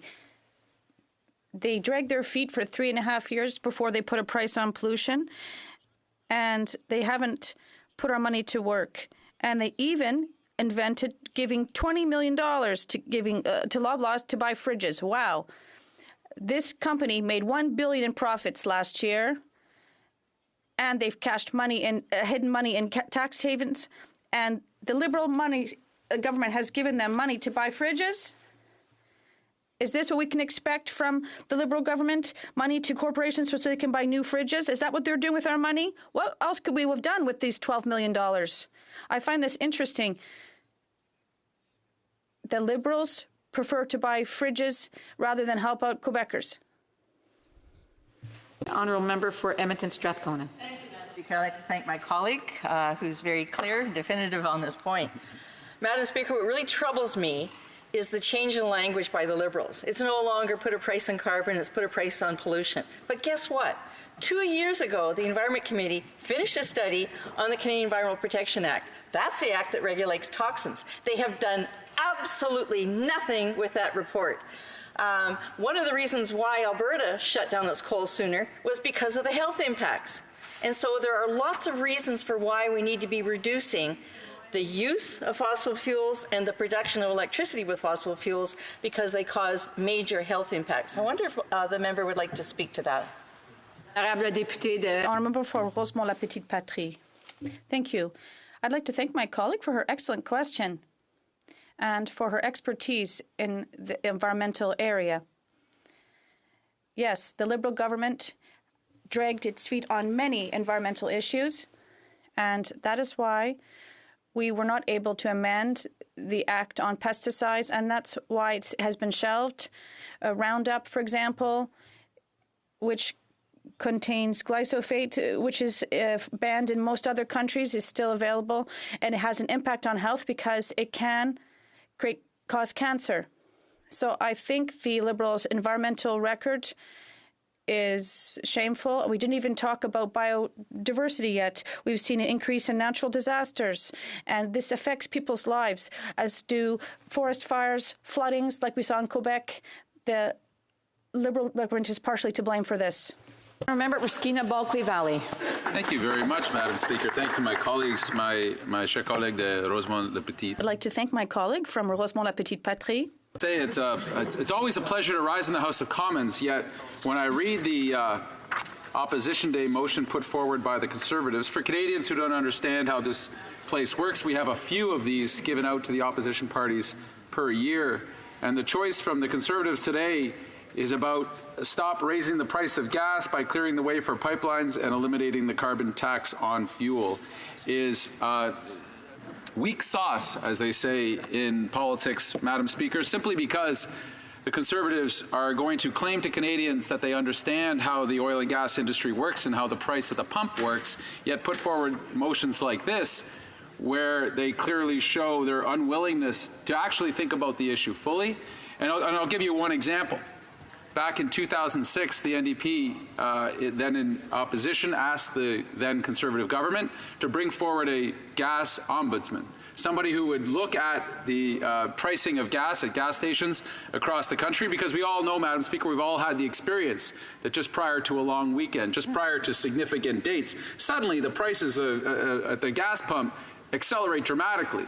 And we said to the then Conservative government, be consumer friendly, look at how these agencies are sometimes colluding, look at how the stop in production at various points in time throughout the year cause prices to spike. That's fortuitous to the gas companies and at great disadvantage to working class Canadians. And for their 10 years in office, the Conservatives were not preoccupied or at all concerned about the price at the pump. Now they see an opportunity, a political one, obviously, in which to try to bash away at the current government, who has lost a great deal of credibility as climate champions. I don't think anyone believes the Prime Minister anymore, even if he puts his hand on his heart and says it, that they truly believe in fighting climate change, because actions speak much louder than words. So I think it's important maybe to start with where the Conservatives and Liberals have common ground on this issue, because there's actually more common ground than I think Canadians realize. The Conservatives and Liberals both believe in Stephen Harper's climate targets. The Conservatives brought them in. The Liberals are maintaining those as the targets for Canada in the Paris agreements. And as the Auditor General, the Commissioner of the Environment, has pointed out, the Liberals are failing to meet even those Stephen Harper climate targets. In fact, just last year, our carbon footprint went up 12 million tons under this government. So they keep claiming that they're fighting climate change and they're doing all these great things, but the evidence shows not only is the curve not bending down, it's continuing to turn up. And Liberals say, don't worry, we'll get there. Let's find another point of agreement. Oh, oil and gas subsidies. So as we know, again, according to Auditor General reports of this country, we give the oil and gas industry about $1 to $2 billion, depending on the year, in direct subsidies to the oil and gas sector. And a lot of Canadians say, why is that? At times of profitability, which is most of the time, this sector makes a lot of money. Why are we subsidizing them? Which is a good question, because when Stephen Harper was Prime Minister, he went to the OECD, put hand on heart and said, we will get rid of them as a country by such and such a date, and then did nothing about it. Then the current Prime Minister, the Liberal Prime Minister, went to Canadians in the last election and said, don't vote for the Conservatives. They don't believe in climate change. We do. We'll get rid of these subsidies to the oil and gas sector. And we're 3.5 years later, and we just saw another and last Liberal federal budget, and the oil and gas subsidies remain. So they're in total agreement then. And when we ask the federal government, okay, this is how much you're spending on the oil and gas sector, in subsidizing that sector, can you tell us, Liberal government, how much are you spending on the so-called alternatives, increasingly cost efficient, the winds, the solar, the tidal, geothermal? For 3 years, I've been asking this government just for the number. What are you spending? What are you encouraging on that side of the ledger? We know what you're spending on oil and gas. Can you tell us what you're spending on that? And they won't tell us. I suspect, Madam Speaker, the number's not very good. And the last point, and there's other points, but important point for today, where the Liberals and Conservatives agree, is on increasing expansion of the pipeline sector in Canada for the export of diluted bitumen, particularly with the hopes of going to Asia. Now, we do export diluted bitumen off the west coast of British Columbia right now. And one would say, oh, I thought the whole Trans Mountain pipeline expansion was to open up the Asian market because we couldn't get any oil to the coast. We do get oil to the coast today. 330,000 barrels will go there today. And you think, well, Asia must be grabbing up all that oil, increasing the price for all Canadian producers, bringing in more tax. Oh, no, where does that oil all go? It goes to the United States. Virtually 95% of the diluted bitumen that hits the West Coast goes to the United States. So clearly expanding that is going to solve exactly what problem. But not only are the Liberals and Conservatives in violent agreement of this issue of expanding diluted bitumen exports, which is the lowest, rawest form of oil. It's the least valued form of oil we can get for the Canadian economy because it produces the fewest jobs. There is no value added whatsoever. They went out and bought a 65-year-old pipeline for the golden price of $4.5 billion of our money, which the company then, I love when they say it's turning a profit without doing the full accounting of the pipeline. I love that they don't include any of the risk factors that normal business people who do like things like accounting would normally do. That they bought a 65-year-old pipeline with the plans to spend another $10 to $15 billion. And it's such a great pipeline, nobody else wanted to buy it. There wasn't a single oil and gas company anywhere on the planet, not the Americans, the Chinese, the Brits, the Dutch, nobody wanted it. It was such a fantastic deal. Can you imagine selling your old used car and there's simply no one wanting to buy it except the Canadian government, and the Canadian government says, did we ever get a deal? This beat up old wreck is one of the best ever, and we're just going to keep pouring more money into this industry. We're in the rental movie industry, and we're just going to have better DVDs. Never mind Netflix. We're just going to get better signage for our Blockbuster outlet, said the Liberals. Trust us. This is how it's going to go. We're going to spend your money wisely. So on all of these things, Liberals and Conservatives agree.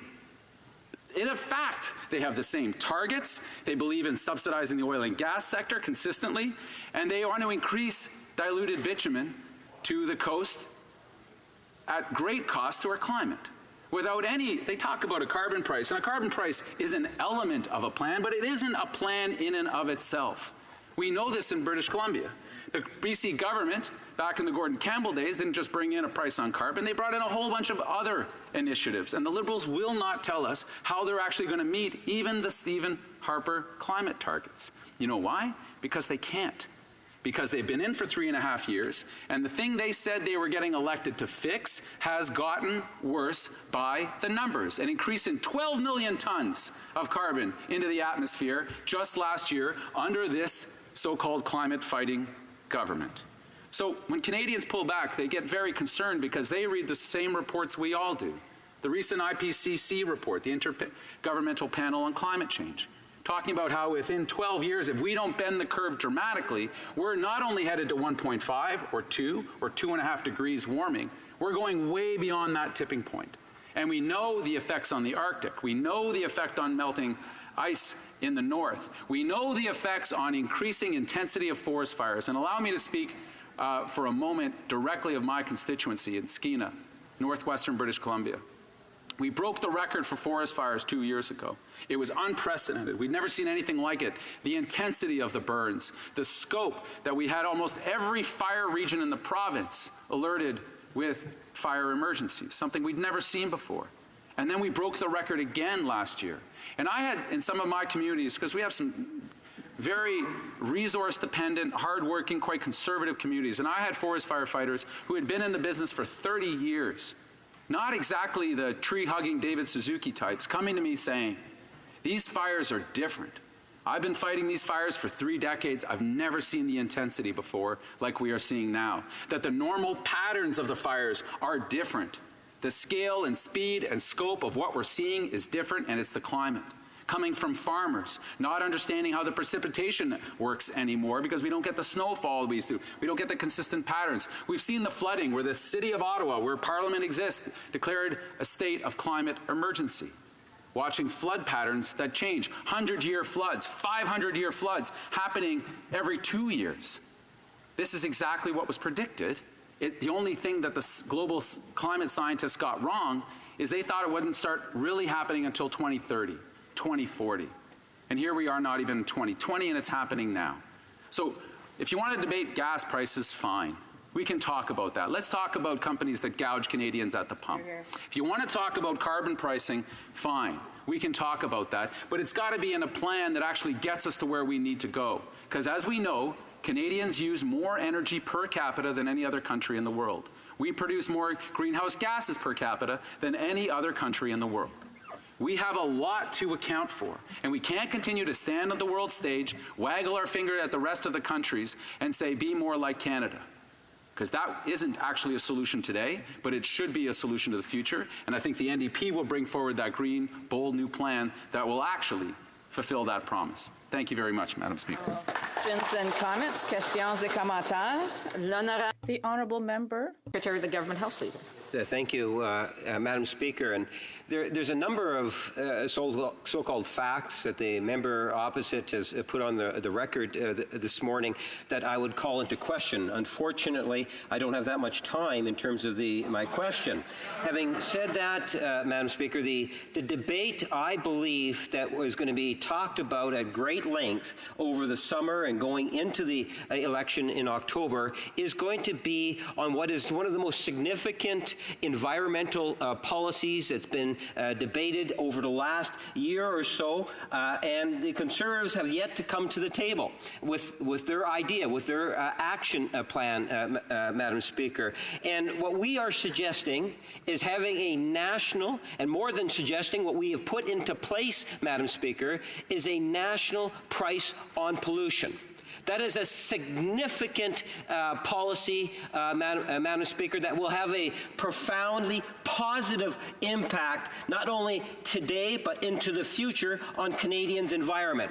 This is a government that is listening to what Canadians are, not only listening to what Canadians are saying, but is in fact acting on it. And I'm wondering if my colleague across the way can recognize the importance of this one initiative. Many of the other things he's raised are somewhat debatable, but at least on this initiative, what would he and the New Democratic Party do? Would they want to increase the price on pollution, decrease it? What are the reflections in terms of the official opposition that is saying that they are going to get rid of it?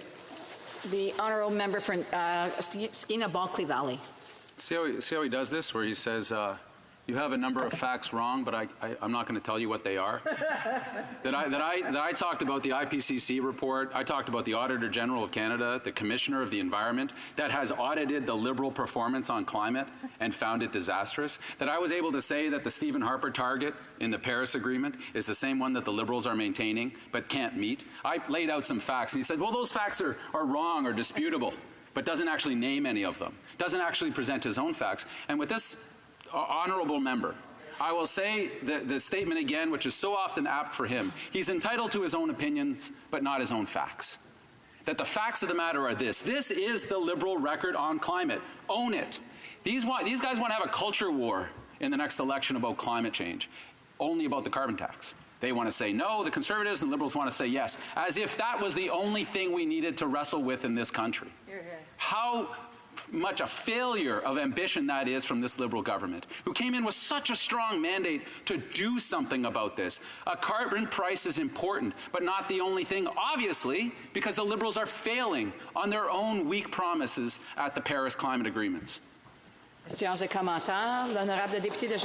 The honourable member for Joliette. Thank you, Madam Speaker. I'd like to congratulate my colleague on his pro-environment speech and anti-pipeline. I'd like him to comment on the evolution of this party's position during the last campaign. It was less clear in English. They were often saying the opposite of what they were saying in French. And some were refusing to take any position, but obviously there's been an evolution. Some say that the departure of Tom Mulcair was because he wasn't pro-oil enough. I'd just like him to comment on his party's changing position. Thank you for the question. I'm a bit confused. There was a member who was pro. He's saying that there was an NDP member who was pro-Energy East, but perhaps that was the Liberal leader or a Conservative member. Look at their plan. It's not a plan to keep things unchanged with an economy that doesn't work for Alberta or Canada or for Quebec. Pipelines are not the solution.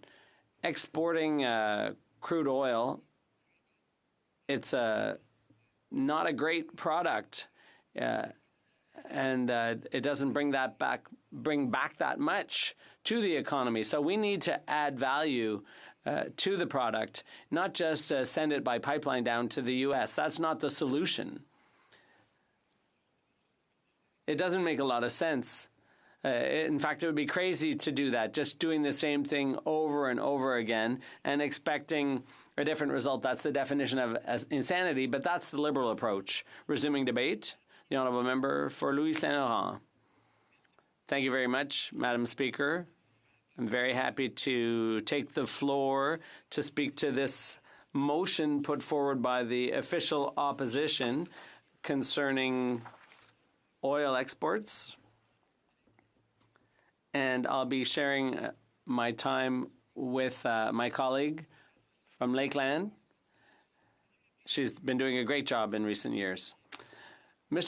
Madam Speaker, everyone gets up in the morning saying they don't want to pollute anymore, that we need to preserve our planet. Everybody wakes up saying that the environment is important. But the difference, Madam Speaker, is that some people think that in order to achieve that goal, you have to tax people. And other people say that, no, you have to help people. The conservative policy is to help people pollute less, help businesses pollute less. Our leader said in Victoriaville about 10 days ago that our environmental platform will be made known to Quebecers and Canadians, but it will be based on technology, on exporting Canadian knowledge around hydroelectricity and technology developed in Canada, and above all, concrete steps, positive steps will be taken to help Canadians pollute less and help businesses pollute less. So, Madam Speaker, while this government prefers instead to tax, the Liberal policy when it comes to the environment, Madam Speaker, is a tax policy. Instead of reducing greenhouse gas emissions, they want to tax people. And we'll come back to the very doubtful effectiveness of taxing what they call pollution as opposed to concrete reductions in greenhouse gas emissions. Madam Speaker, the Liberal plan came out a couple of years ago and it took effect in April. It's a tax on pollution, but not all pollution, Madam Speaker. Big business that pollutes the most is somehow exempted from the Liberal carbon tax. But working parents that have to drive their children to activities by car, people who don't have access to any public transit in their daily lives because of where they live, they, on the other hand, will be taxed. And Quebecers are suffering the effects of the Liberal carbon tax as well, because all goods and products that are shipped by truck, that's going to cost more because the Liberal carbon tax increases the cost of gas, and as a result, that has a direct impact on what people have to pay for the goods they purchase. And that tax will go up substantially. We asked, when we were in government, for a study on the real cost to Canadians of taxing carbon. The document was made public, quote unquote, when this government was sworn in. We wanted to get our hands on that document, and when you looked at the results, that was all censored. It was blacked out. It was a total cover-up of the facts about how much the Liberal carbon tax was going to cost people in their pockets. So, Madam Speaker, we understand that this government is being very hypocritical when they refuse to tax the major polluters. It makes no sense. The only environmental plan they've come up with is to buy a pipeline, the Trans Mountain, for $4.5 billion. Madam Speaker, never in my life would I have imagined that the Liberals would scrap a credit that we Conservatives had put in place to help people with public transit. I never thought that the Liberals would get rid of that. And I never would have imagined that the Liberals would spend $4.5 billion in taxpayer money, send it to Houston to a U.S. company for an old pipeline. Only the Liberals could have come up with that, Madam Speaker, and that's their legacy that they'll be leaving us, because in 6 months from now, they will no longer be running things around here. The Liberals keep saying that a carbon tax is the best way to reduce greenhouse gases. That's not true, Madam Speaker. The facts speak for themselves. It hasn't worked. In Quebec, for a number of years, 3 or 4 years, there's been a carbon tax, which is a derivative of the Liberal carbon tax. So that's already been in place in Quebec for a certain amount of time, and a study was done on the results, the real, concrete, tangible results in real life, in real situations, in a Canadian province, in Quebec, what this carbon exchange has produced. The document I'm holding, I'm not allowed any props, but it was released on November 29th of last year by the Quebec Premier. And it's an inventory of greenhouse gases in Quebec in 2016. And basically, this is Quebec's record, environmental record, and specifically about the carbon exchange, which is a form of tax on pollution. And what are the results? I will leave it up to the Quebec Premier, who on November 29th in the National Assembly said the following.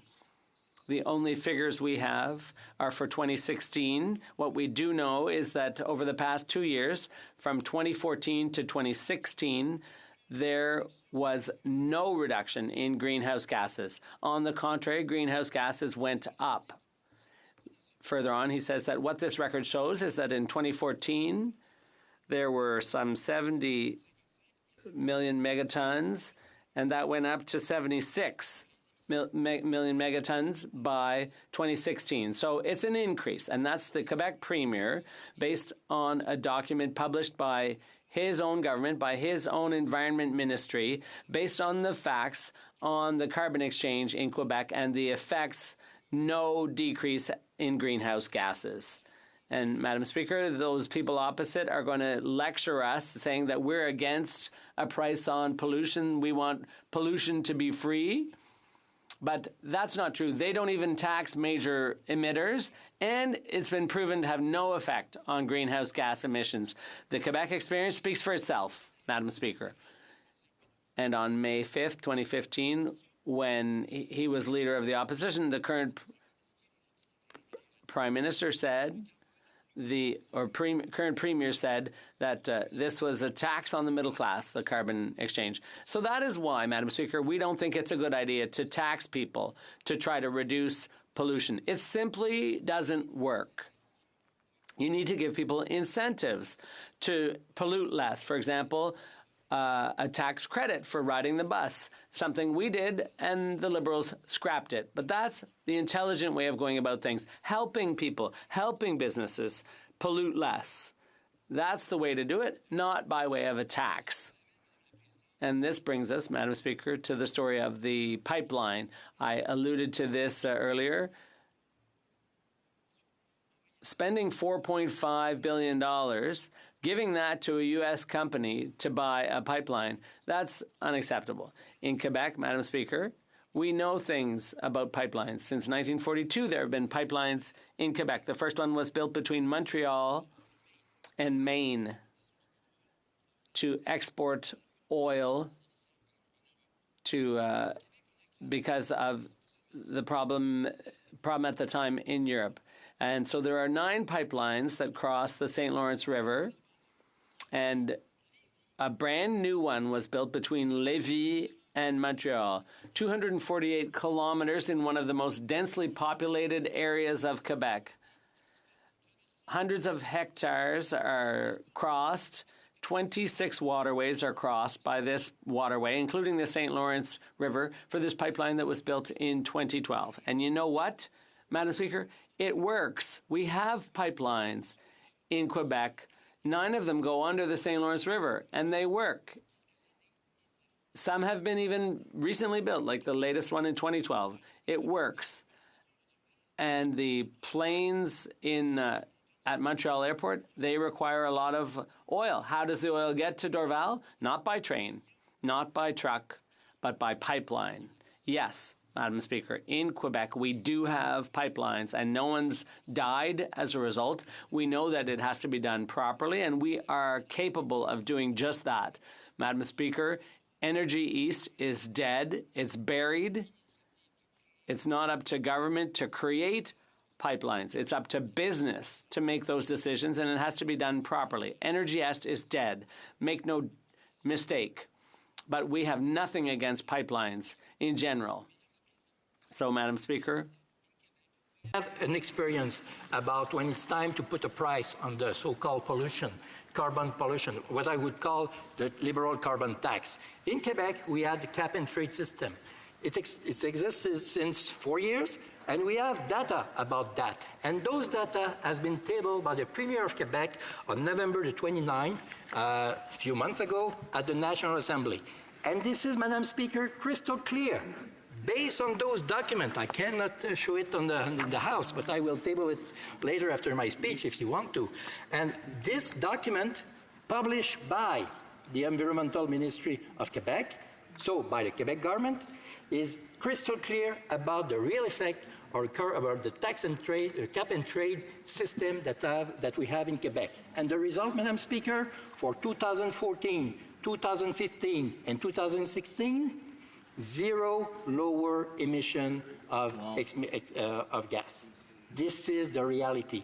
We're not talking about a study by those people who think that they are right because they are right. No, we're talking about the reality. In Quebec, we had the experience of the cap and trade system, which is like the liberal carbon tax. And the reality, no diminution of pollution. Our plan, Madam Speaker, will be very clear to help people to reduce their pollution, to help business to reduce their pollution, based on our technology, based on our Canadian experience, to export our knowledge. We will do that, Madam Speaker, in 6 months from now when people will realize that we need a real strong conservative government in Canada. Questions and comments? The Honourable Parliamentary Secretary, the Government House Leader. Yes, thank you, Madam Speaker. And, you know, we have a government that is committed to sustainable development, that understands and appreciates the fact that they go hand in hand. If you want to be able to move forward on a healthy economic growth, that you need to take into consideration the importance of our environment and working with the many different stakeholders. That is something in which this government has been committed to doing. On the price on pollution, I believe it's really important for the Conservative Party to realize that this is something that is not absolutely new. The concept of a price on pollution comes from Paris agreements to many other countries around the world that have recognized the value of putting a price on pollution. It seems to be the Conservative element, and it's really interesting. You know, since Doug Ford's become the Premier of Ontario, you know, it's given that new life to the Harper Conservatives here in the House of Commons. It's almost as if they've been inspired by Doug Ford, that they really got to take it to Canadians, this plan of getting rid of dealing with the environment. Don't focus on that. Rather deal with the economy and just leave it with the economy. My question to the member opposite, would he not recognize that if we want to advance the economy, that there is a responsibility on our part also to take into consideration the environment? And having a price on pollution is something in which many other countries around the world are taking action towards. Why shouldn't Canada have a national price on pollution? The Honourable Member for Louis Saint Laurent. From Vancouver North, and I deeply appreciate his passion for that, even if yesterday it was not very passionate for the Liberals, especially in British Columbia. But, Madam Speaker, let me make that point. Price on pollution doesn't make sense to reduce pollution. Based on what, Madam Speaker? Based on the Quebec experience. We're not talking about another country somewhere else. We're talking about just the other side of the Ottawa River, Madam Speaker. This is where I live. Quebec have a cap-and-trade system for the last 4 years. Based on the Quebec government, this document tabled by the Premier of Quebec on November 29, the result of the GES, of des émissions de gaz à effet de serre for the first years, 2014, 15, and 16, is zero lower emission. Just 0.1 augmentation of emissions. So, Madam Speaker, without a shadow of a doubt, based on the Quebec experience, taxing pollution doesn't reduce pollution. Questions and comments? The Honourable Member for Edmonton Strathcona. I'd like to thank the Honourable Member. It's always a pleasure to hear him in this place. Of course, all Canadians are waiting with bated breath almost 4 years later for the Conservative climate plan. We're, of course, wondering if it's going to be exactly the same as the Harper carbon control plan. And, of course, that was through use of regulation. But guess which sector they just never got around to dealing with? The oil and gas sector. And what is the greatest source of greenhouse gases and, frankly, pollution, including benzene and mercury et al., is that sector. So I'm wondering if the member could speak to, they're fine for speaking against the carbon tax. We haven't heard them today speak to the matter that my colleague spoke to, which is that escalating price of fuel for our cars, which frankly has nothing to do with the price of gas, even in Alberta. So whatever happened to that proposal to actually regulate the emissions from the oil and gas sector? L'honorable député de The honourable member for Louis Saint Laurent. It's been a real pleasure when we were in office to address this issue with some policies directly to be more severe on the gas and on the oil sector. But, Madam Speaker, let's look at the future. Our party will table a plan. We'll put emphasis of helping people instead of taxing them. The liberal approach is to taxing the people, even if they don't tax the big polluter, but what the best way to help and to reduce the pollution is to help people, to help Canadian families to reduce their footprint and to help business to pollute less. Based on our experience that we have, especially in hydroelectricity in Quebec, we achieve great things and we want to export it wild world. Let's see what the plan will be and people will support that. Reprise de débat. Resuming debate. Honourable member for Lakeland. Thank you, Madam Speaker. This Liberal government is making life more expensive for middle-class Canadians at a time when the majority of families can least afford it. The average middle-class family is already paying over $800 more in taxes because of these Liberals' tax hikes, while the wealthiest 1% of Canadians, of course, they pay less. Almost half of Canadians are currently within $200 of not being able to pay the bills at the end of the month. And this is the time. The Liberals have decided to increase the cost of everything with their job-killing carbon tax. When asked if Canadians were going to pay higher costs for fuel, the Prime Minister said that was, quote, exactly what we want, because of course he doesn't have to worry about money. And it doesn't matter if you're talking about fruit or vegetables, meat, dairy, diapers, or formula, every single product in Canada is going to be more expensive because everything is shipped on planes, trains, and transport trucks that use fossil fuels. Canadians, particularly rural Canadians, don't have alternatives to paying the carbon tax, so life just gets more expensive. That's why the Liberals have a tax plan and not an environmental plan. They tax Canadians who have no other real options. And the Liberal carbon tax is universally regarded as too low to actually reduce emissions or cause a wholesale transition, but high enough to make Canada less competitive, to drive jobs and businesses to other countries without carbon taxes, and to be yet another layer of costs and red tape this government is imposing on families and on the private sector in Canada. And who is going to pay this tax? Everyone. And it will hurt middle-class families, Canadians with low and fixed incomes, the working poor, and rural Canadians the most. The Parliamentary Budget Officer pointed out major emitters will pay only 8% of the total revenue collected by the Liberal carbon tax, leaving the remaining 92% for families and small businesses to pay through higher gas, grocery, and home heating costs.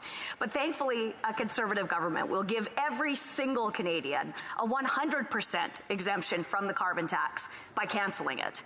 If the carbon tax doesn't hike gas and diesel prices enough, though, then Canadians will be shocked to hear about the potential cost of the new Liberal fuel standard.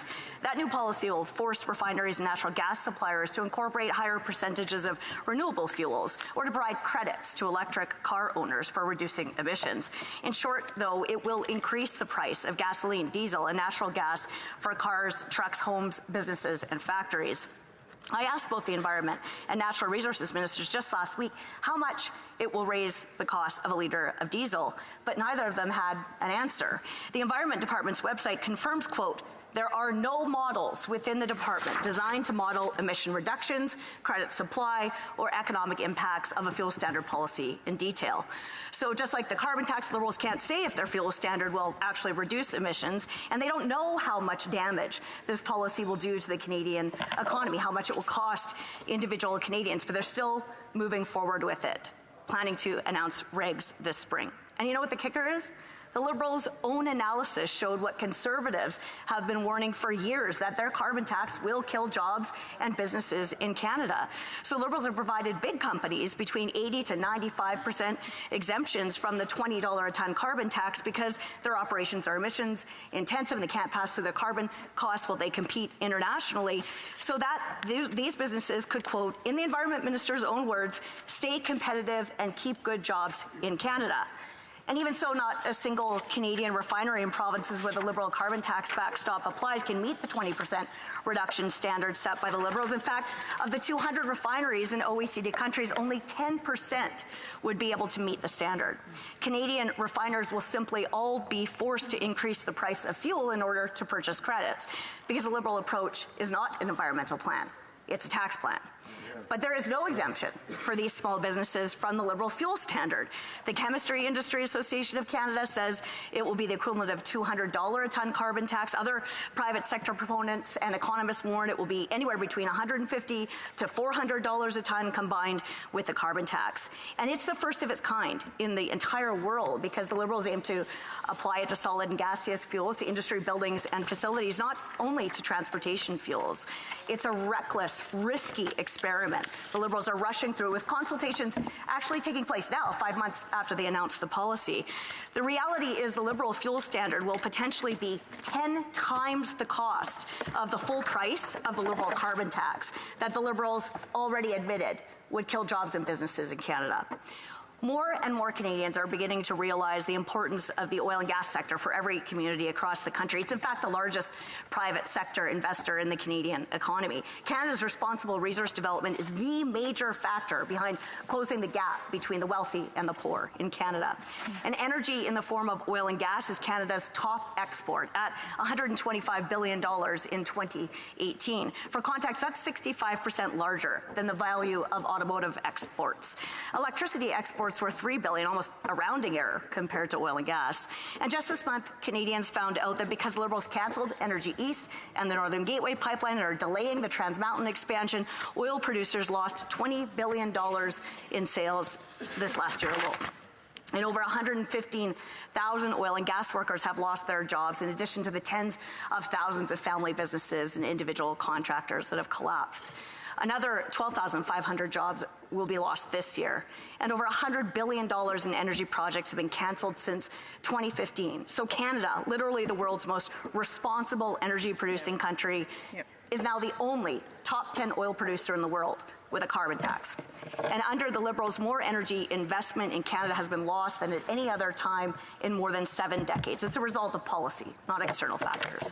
And the consequences for the entire Canadian economy, for every government, and for every community across the country will be significant. It will mean less money for pensions, healthcare, schools, social programs, charities, and recreation, fewer jobs for highly skilled young Canadians and experienced industry leaders, fewer opportunities for Indigenous communities, and it will have especially detrimental impacts for rural and remote regions where economic opportunities are limited and where natural resources development is often the only source.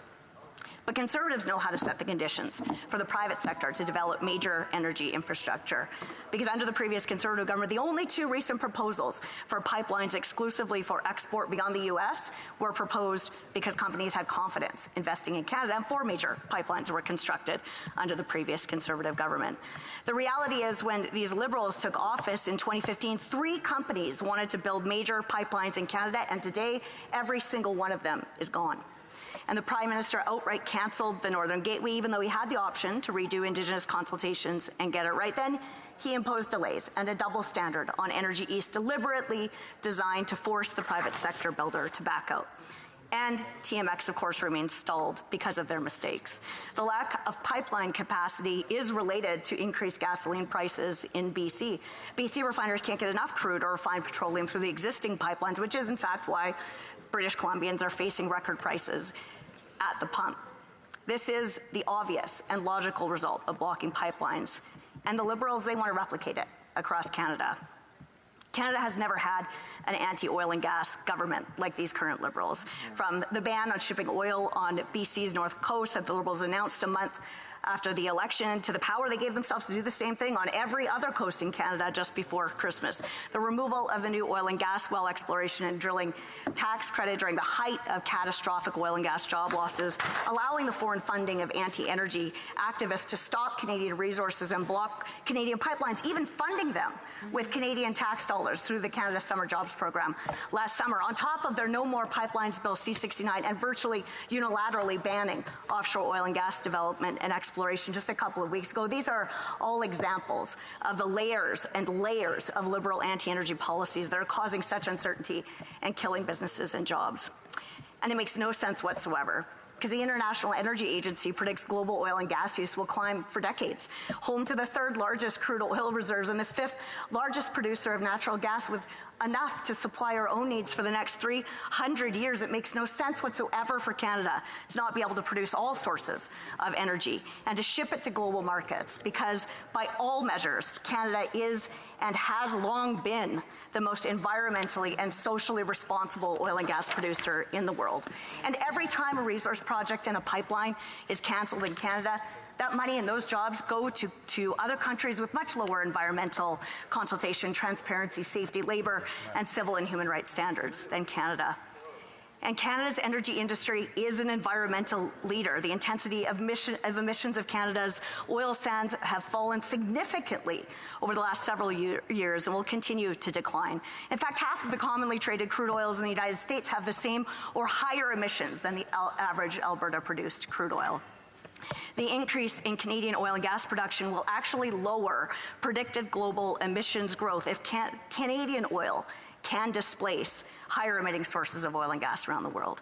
So in short, the world needs more Canadian energy, not less. And the question for Canada is whether our country will continue to be a world-leading resource and energy producer. Do we want to play a leading role in that responsible production, or cede that to countries like Venezuela, Saudi Arabia, China, and Russia to supply the world's increasing energy needs? The choice is clear.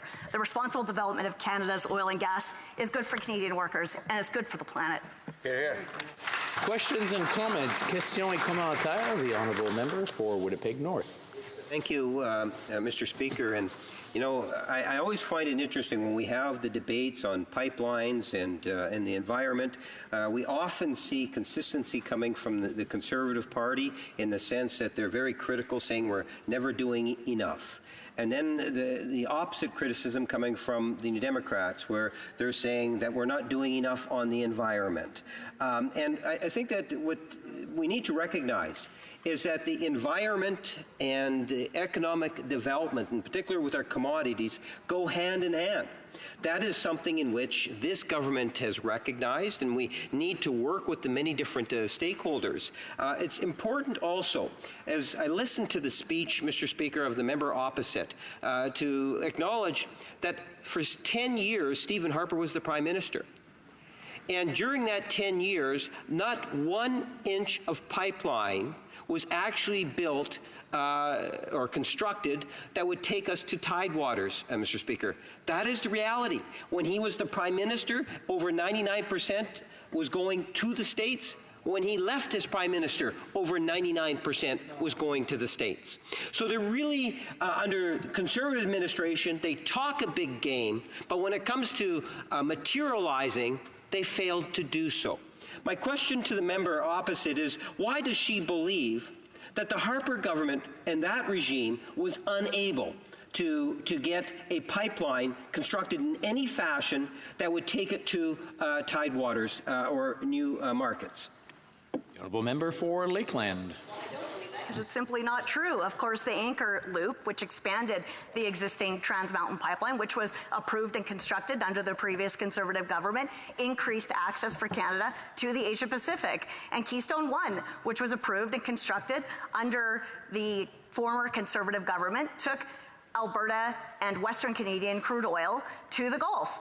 And the only two recent proposals by the private sector to diversify Canada's market beyond the United States were made under the previous Conservative government. They were the Northern Gateway Pipeline, which Conservatives approved, and then this Prime Minister killed.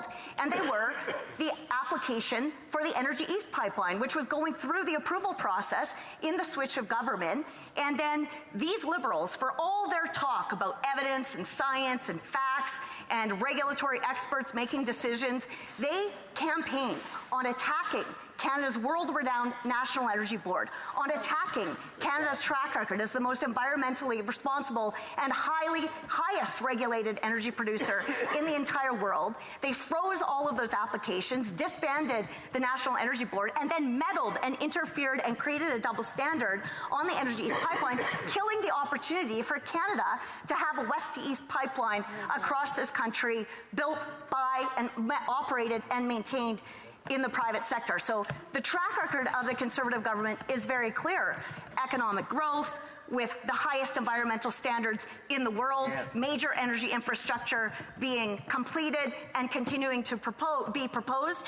And the track record of these Liberals is exactly the opposite. Nothing for the environment, bad for energy and hundreds of thousands of Canadians whose livelihoods depend on it, and also the loss of major opportunities. I'm going to have to cut the honourable member off. There's other people who want to ask questions for me. The honourable member for Vancouver Kingsway. Thank you, Mr. Speaker.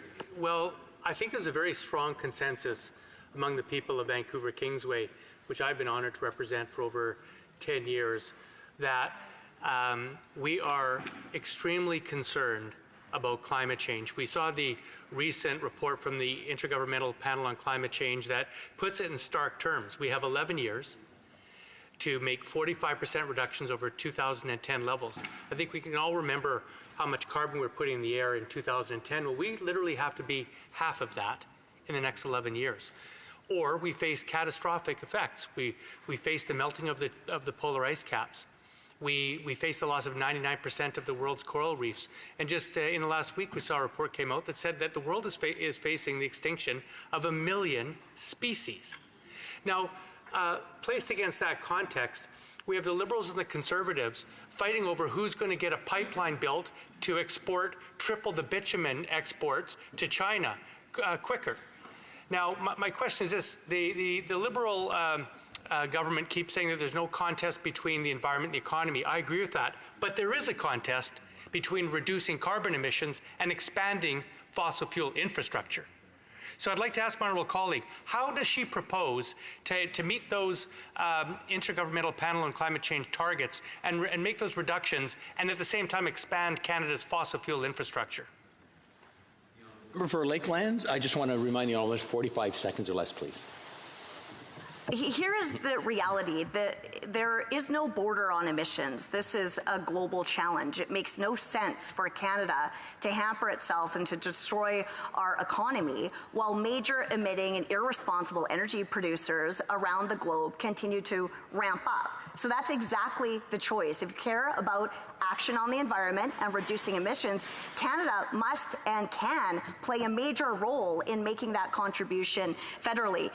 The keys will be technology, innovation, private sector investment to stop the brain drain, conservation, real environmental measures to protect the air, water, and land, about which every single Canadian across this country agrees. What doesn't make sense is the Liberal approach, which is a tax plan, a revenue-generating plan, and no real environmental action at all. Resuming debate, reprise du débat, the Honourable Parliamentary Secretary to the Minister of the Environment and Climate Change. Thank you very much, Mr. Speaker. It's always a pleasure to rise in this chamber to offer my own thoughts on the motion before Parliament. Of course, today's motion purports to be about the price of gas and connects it to our environmental plan and pipeline capacity in Canada.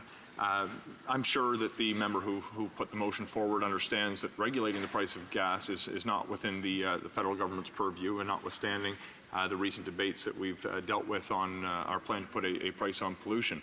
But what the motion is really about is about affordability, about our environmental plan, and yes, about pipeline capacity. I hope to address each of these issues. And I'll start first with a subject that is very important to me, and that's the need to have an effective plan to combat climate change and ensure that Canada does its share to help reduce our emissions to prevent some of the catastrophic consequences that we hear about. Perhaps it's trite to begin by saying that climate change is real, and we have an obligation and an opportunity to do something about it. I know we see extreme weather events across Canada and around the world, whether it's floods recently in eastern Canada, whether it's forest fires in the west. We have a number of consequences that are being felt very directly in our country. We know from a recent Environment Canada report, Canada's changing climate, that we're experiencing warming at twice the global rate. Now, I don't mean to suggest that this has to be a doom and gloom story, because there is a light at the end of the tunnel. We know that if we adopt smart policies today, we can achieve reductions in our emissions that will actually prevent the most severe consequences from coming to pass. And it's in that spirit that I'd be happy to outline some of the measures that we're actually implementing to ensure that Canada does its part as part of the global fight to combat climate change. The plan that we've put forward and that we've been working on for the last number of years and implementing piece by piece, one after the other, has over 50 measures, Mr. Speaker. We're going to have 90% of our electricity generated from clean resources by 2030. On that same schedule, we'll have phased coal out as a source of electricity in Canada. We're making investments in energy efficiency for small organizations, for homeowners, for large organizations, to help everyone in Canada pull in the same direction to bring their contribution to our emissions levels down. We're investing in green technology and green infrastructure, Mr. Speaker. We're making the largest investments in the history of public transit in our country to encourage more people to ride mass transit, to take more cars off Canadian roads. We're making electric vehicles more affordable with recent measures included in Budget 2019. And we're investing in helping train the workforce who's working in industries that are converting towards cleaner technologies, such as coal workers, for example. Mr. Speaker, and of course, we are moving forward with a plan to put a price on pollution, which I've talked for at length in this House on a number of occasions. And I wanted to take this opportunity to help educate the public on what it is that this policy actually does. We hear a lot of noise coming from one side and the other, and I find we're in this bad habit of talking past one another rather than actually engaging in the merits of the policy in a substantive way. What we're planning on doing is not some policy idea that came out of an exclusively Liberal room, where we actually engage with experts to figure out what the most effective thing we can do is in order to reduce our emissions. I'd point you, Mr. Speaker, to the winner of last year's Nobel Prize in Economics, who won the Nobel Prize in Economics for developing a plan that more or less mirrors what we're trying to do, one that would put a price on pollution but return the revenues collected directly to residents in the area where the price applies. Relying on advice of folks like the winner of last year's Nobel Prize in Economics, we've moved forward with a plan to do just that, put a price on pollution and return the revenues to Canadians in jurisdiction where it applies. Now, we started out by trying to negotiate with the different provinces and territories to find a plan that would actually work for them. But we said, where the provincial government or territorial government won't play a leadership role and enforce a minimum standard of price stringency, that we would have a federal backstop that would apply. Now, this path is one that has garnered support from folks who are usually on the opposite side of the aisle, from the Liberal Party of Canada. It's garnered support from the likes of Mark Cameron, Stephen Harper's former Director of Policy, who's been advocating for a fee and dividend system for some time. It's garnered the support, although it's been walked back a little bit, if you look at the testimony of one of Doug Ford's budget advisors who testified before the Senate and said the most effective thing we can do to transition to a low-carbon economy is to put a price on carbon emissions. Mr. Speaker, we can look at conservative stalwarts like Preston Manning, who are urging his colleagues to stop fighting progress on the environment and adopting a market-based model to actually bring emissions down. But I'd also like to draw your attention to the recent decision of the Saskatchewan Court of Appeal, who didn't deal with the political issue, but dealt with the legality and constitutionality of our plan, but in so doing, in order to determine that a minimum standard being applied by the federal government and provinces that wouldn't come to the table. In identifying that as a national concern, they actually spoke to the effective and essential nature of GHG pricing in the global effort to reduce emissions. What they actually said was that carbon pricing is not just part and parcel of an effective plan to reduce emissions, but an essential aspect, and they actually put that in italics to draw the reader's attention, essential aspect of the global effort to reduce climate change, reduce emissions rather, to prevent the consequences of climate change. They went further to explain that because of the nature of, the global nature of the problem, that it requires countries like Canada to engage on the international plane, to adopt international agreements that would identify a strategy to bring our emissions down. They pointed to the Paris Agreement, and they actually stated in a country like Canada, it would obviously be difficult to meet the targets outlined in an international agreement like the Paris Agreement if some provinces refuse to put forward a minimum pricing standard. They surveyed the evidence, and there was no question that it was the record before the court demonstrated that GHG pricing was both effective and essential if we're going to achieve a meaningful reductions in our emissions. But it's important to recognize, Mr. Speaker, that our plan does not simply put a price on pollution, but it actually makes life more affordable for a vast majority of Canadians. In provinces where our plan applies, namely Ontario, Manitoba, Saskatchewan, and New Brunswick, because big emitters also contribute to the revenues that are collected, families are left better off. I know in Saskatchewan, through the Climate Action Incentive, this year when residents of that province would file their taxes, they would have received $609 that would more than offset any costs associated with our price on pollution. In Ontario, the number's a little more than $300, and in New Brunswick, a little more than $250, and Manitoba's, I think, $339. That actually comes directly back to families. So we've got a plan that's demonstrated as an essential aspect of the global effort to reduce emissions. And we found a way, based on expert evidence, such as the plan put forward by last year's Nobel Prize winner in economics, that will leave families better off at the end of the day. This is a win-win situation. And despite some of the noise that we hear from opponents of the plan who are trying to grab lightning for political purposes, when you actually dig into the facts, it's impossible to ignore that this is an effective policy that's going to do the right thing for our environment and reduce emissions as well. One of the things I'm concerned with is we spend so much time on this one policy that Canadians may not understand that it's one of 50 policy planks that we've implemented that are going to help reduce emissions. As I mentioned, it's going to be 90% of our electricity that's generated from clean resources by 2030, phasing out coal, making the largest investment in public transit. There's a number of different investments and initiatives we've undertaken that are going to have a meaningful impact.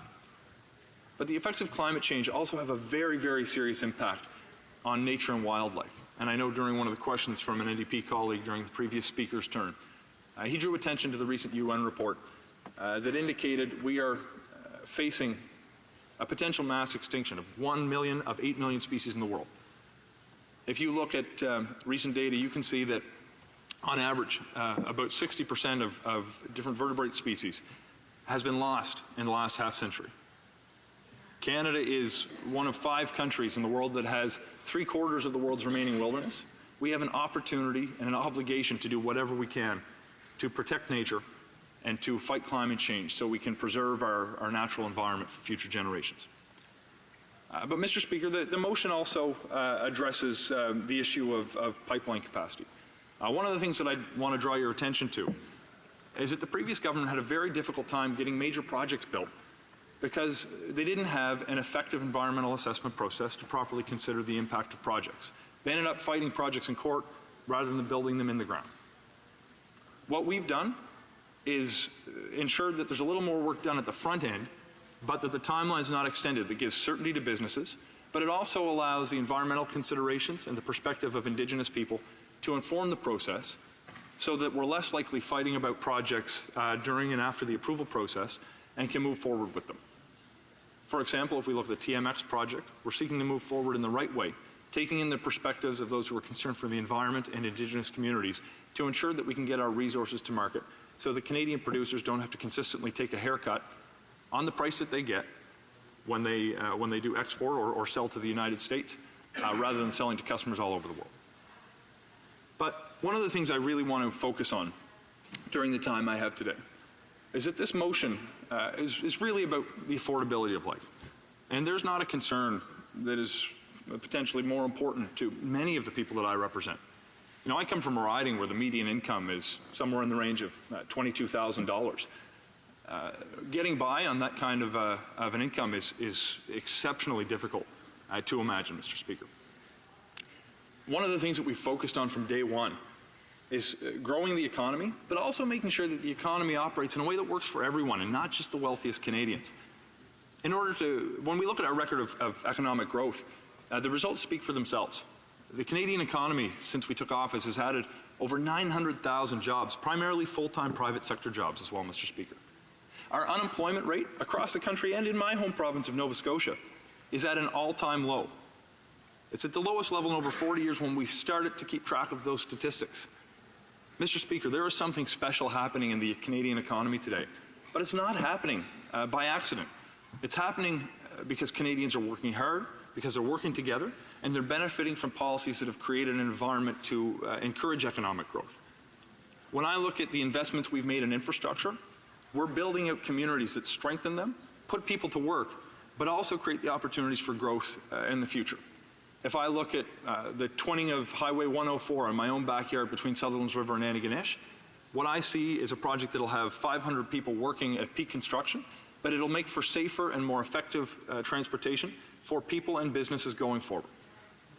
When I look at investments in things like the Pictou campus, Nova Scotia Community College, where we helped build a new Trades Innovation Centre, it had about 125 people working on site at peak construction, and it's also going to educate the next generation of skilled workers. When I see investments at the Halifax Stanfield International Airport and a new logistics park and cold storage facility, I know that it's going to help get our products to new markets so that our fishermen will put more money in their pockets and keep rural communities alive. I see trade deals that create opportunities for local exporters in my community that are actually having a real and tangible benefit for families. The fact is there's a number of policies I could point to, examples in my own community where people are better off. If I want to cite the efforts on international trade, it was not long after we secured market access to our largest trading partner, the United States, that Michelin announced they'd be adding or making permanent a total of 350 jobs at their tire production facility in Pictou County, Nova Scotia. The fact is, Mr. Speaker, we are creating an environment where the economy can thrive, and Canadians are taking advantage. But left unchecked, Mr. Speaker, economic growth may not benefit everyone equally, and it tends to favor the richest members of society. And as the rich get richer, it's important that we put checks and balances in place to ensure that the most Canadians are not left behind. That's why we're moving forward with programs like the Canada Child Benefit, Mr. Speaker. This plan has been a remarkable innovation in social policy that has helped lift over 800,000 Canadians out of poverty, 300,000 of which are children. Mr. Speaker, this plan changes the previous government's approach to child support, where it puts more money in the pockets of 9 out of 10 Canadian families and stopped sending childcare checks to millionaires. The people who need the most get the most, and the people who have the most don't need it, so they don't get it. Mr. Speaker, frankly, it's not families like mine who earns a good salary working as a member of Parliament that needs the extra support at the end of the month. It's families like the ones I speak to when I knock on their doors and tell me that the cost of food is getting too high and they're eating less healthy because of it. When I talk to my constituency staff who tell me that another person is called because their power is about to be shut off in the middle of winter, I know that those are the people who could use a little extra help. But it's not just the Canada Child Benefit that we can point to that's actually helping people that are more vulnerable to ensure that everyone benefits from the economic success our country's been experiencing. If we look at the support we've added for seniors living in Canada, like the beefing up of the Guaranteed Income Supplement, this is going to help the most vulnerable low-income single seniors by putting almost $1,000 a year in their pocket. You know, I spoke to such a senior during the last campaign when I knocked on her door, and she told me that she received an update to the amount she was going to receive. She got a raise of 44 cents, and she wrote the previous Prime Minister and said, Should I save this up for a rainy day, or should I spend it all in one place and host a party for my friends? Quite sarcastically, of course. And to know that individuals like her are actually going to have up to $947 extra at the end of the year is meaningful, because I know it's going to go to a person who could use the help.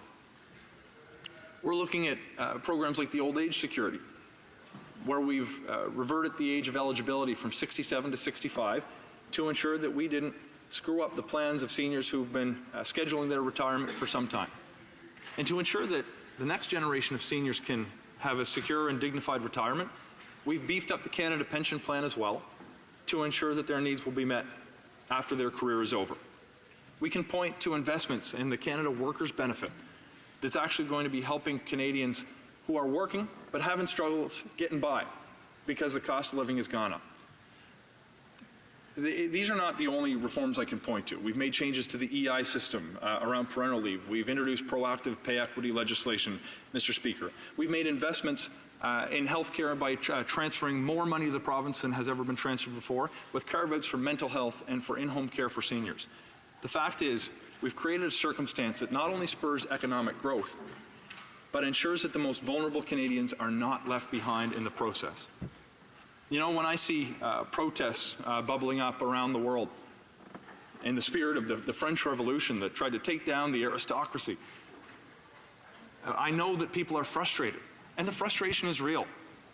It's one thing to talk about the number of jobs that have been created in the economy, but unless the people living in my neighborhood are better off, it doesn't mean too much. When I see these families that are benefiting from a tax cut, I know that they're doing well because they're spending it on things like a new outfit for their kids on the first day of the school they may not have been able to afford before. I know that they're spending it on signing their kids up for swimming lessons.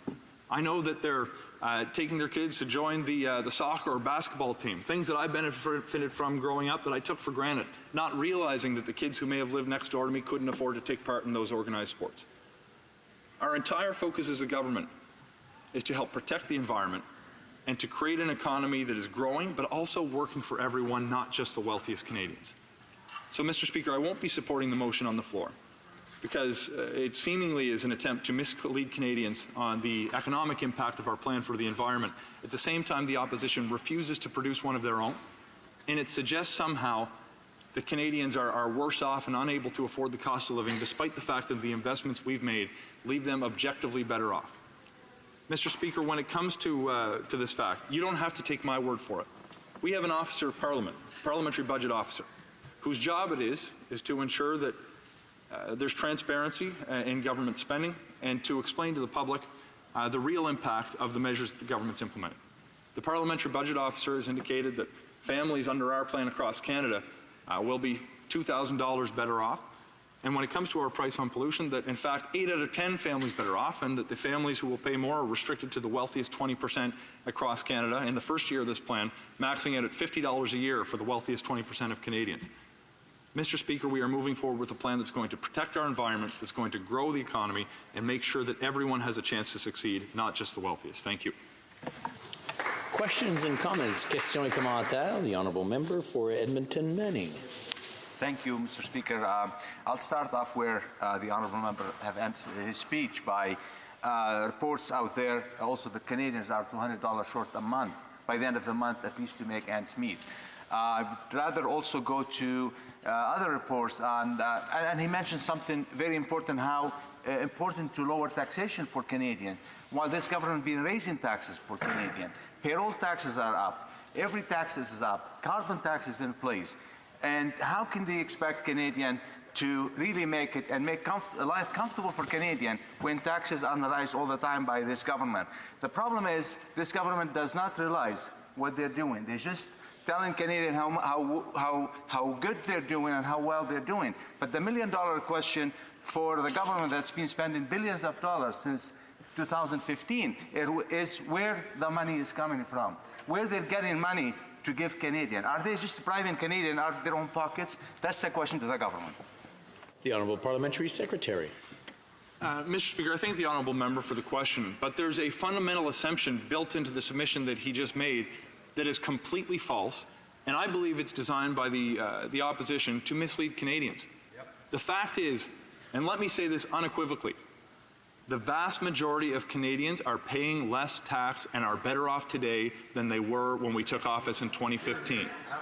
There is absolutely no way a person can honestly dispute that fact. If we look at the economic growth that's taken place, there's more Canadians earning an income, and that's great. But we look at the measures that we've actually put in place, it demonstrates that Canadian families are better off. We implemented the middle-class tax cut for Canadians that reduced income tax for 9 million Canadians and raised it on the wealthiest 1%. The opposition voted against it.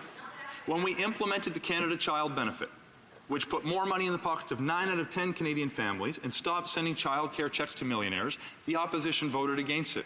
Every time we seek to implement a measure that helps a majority of Canadians who may not be at the top of the food chain, the opposition votes against it. And then they have the courage to stand up in this House and tell us that Canadians are somehow worse off, flying in the face of every piece of objective evidence, whether it's coming from federal departments or the parliamentary budget officer. It's ludicrous. The Canada Child Benefit, Mr. Speaker, in my riding, puts an average of $6,800 in the pockets of families who receive it. This is meaningful change, and it makes a difference, and Canadians are better off. Questions et commentaires. Questions and comments? L'honorable député. The honourable member for Rosemont-la-Petite-Patrie. Thank you, Mr. Speaker. I'd like to thank my colleague for his speech. Let's talk about facts. Let's talk about reality. I'd like to remind him of a few figures. The Liberal government likes to cry crocodile tears when they talked about how they've lifted children out of poverty, but their environmental record is disastrous. In 2016-17, GHG emissions rose by 8 million tons under the Liberals' power. Every year, we're moving away from our GHG emission reduction targets established by Harper. They talked about 10 megatons, and now we're at 79 megatons, based on the report from his Minister of the Environment. It took 3.5 years before they established a price on carbon. Well, let's talk about GHG emissions. They're rising. They've maintained levels. And how come we're giving $4 billion in subsidies to oil companies? How come they're giving Loblaws $12 million to buy fridges?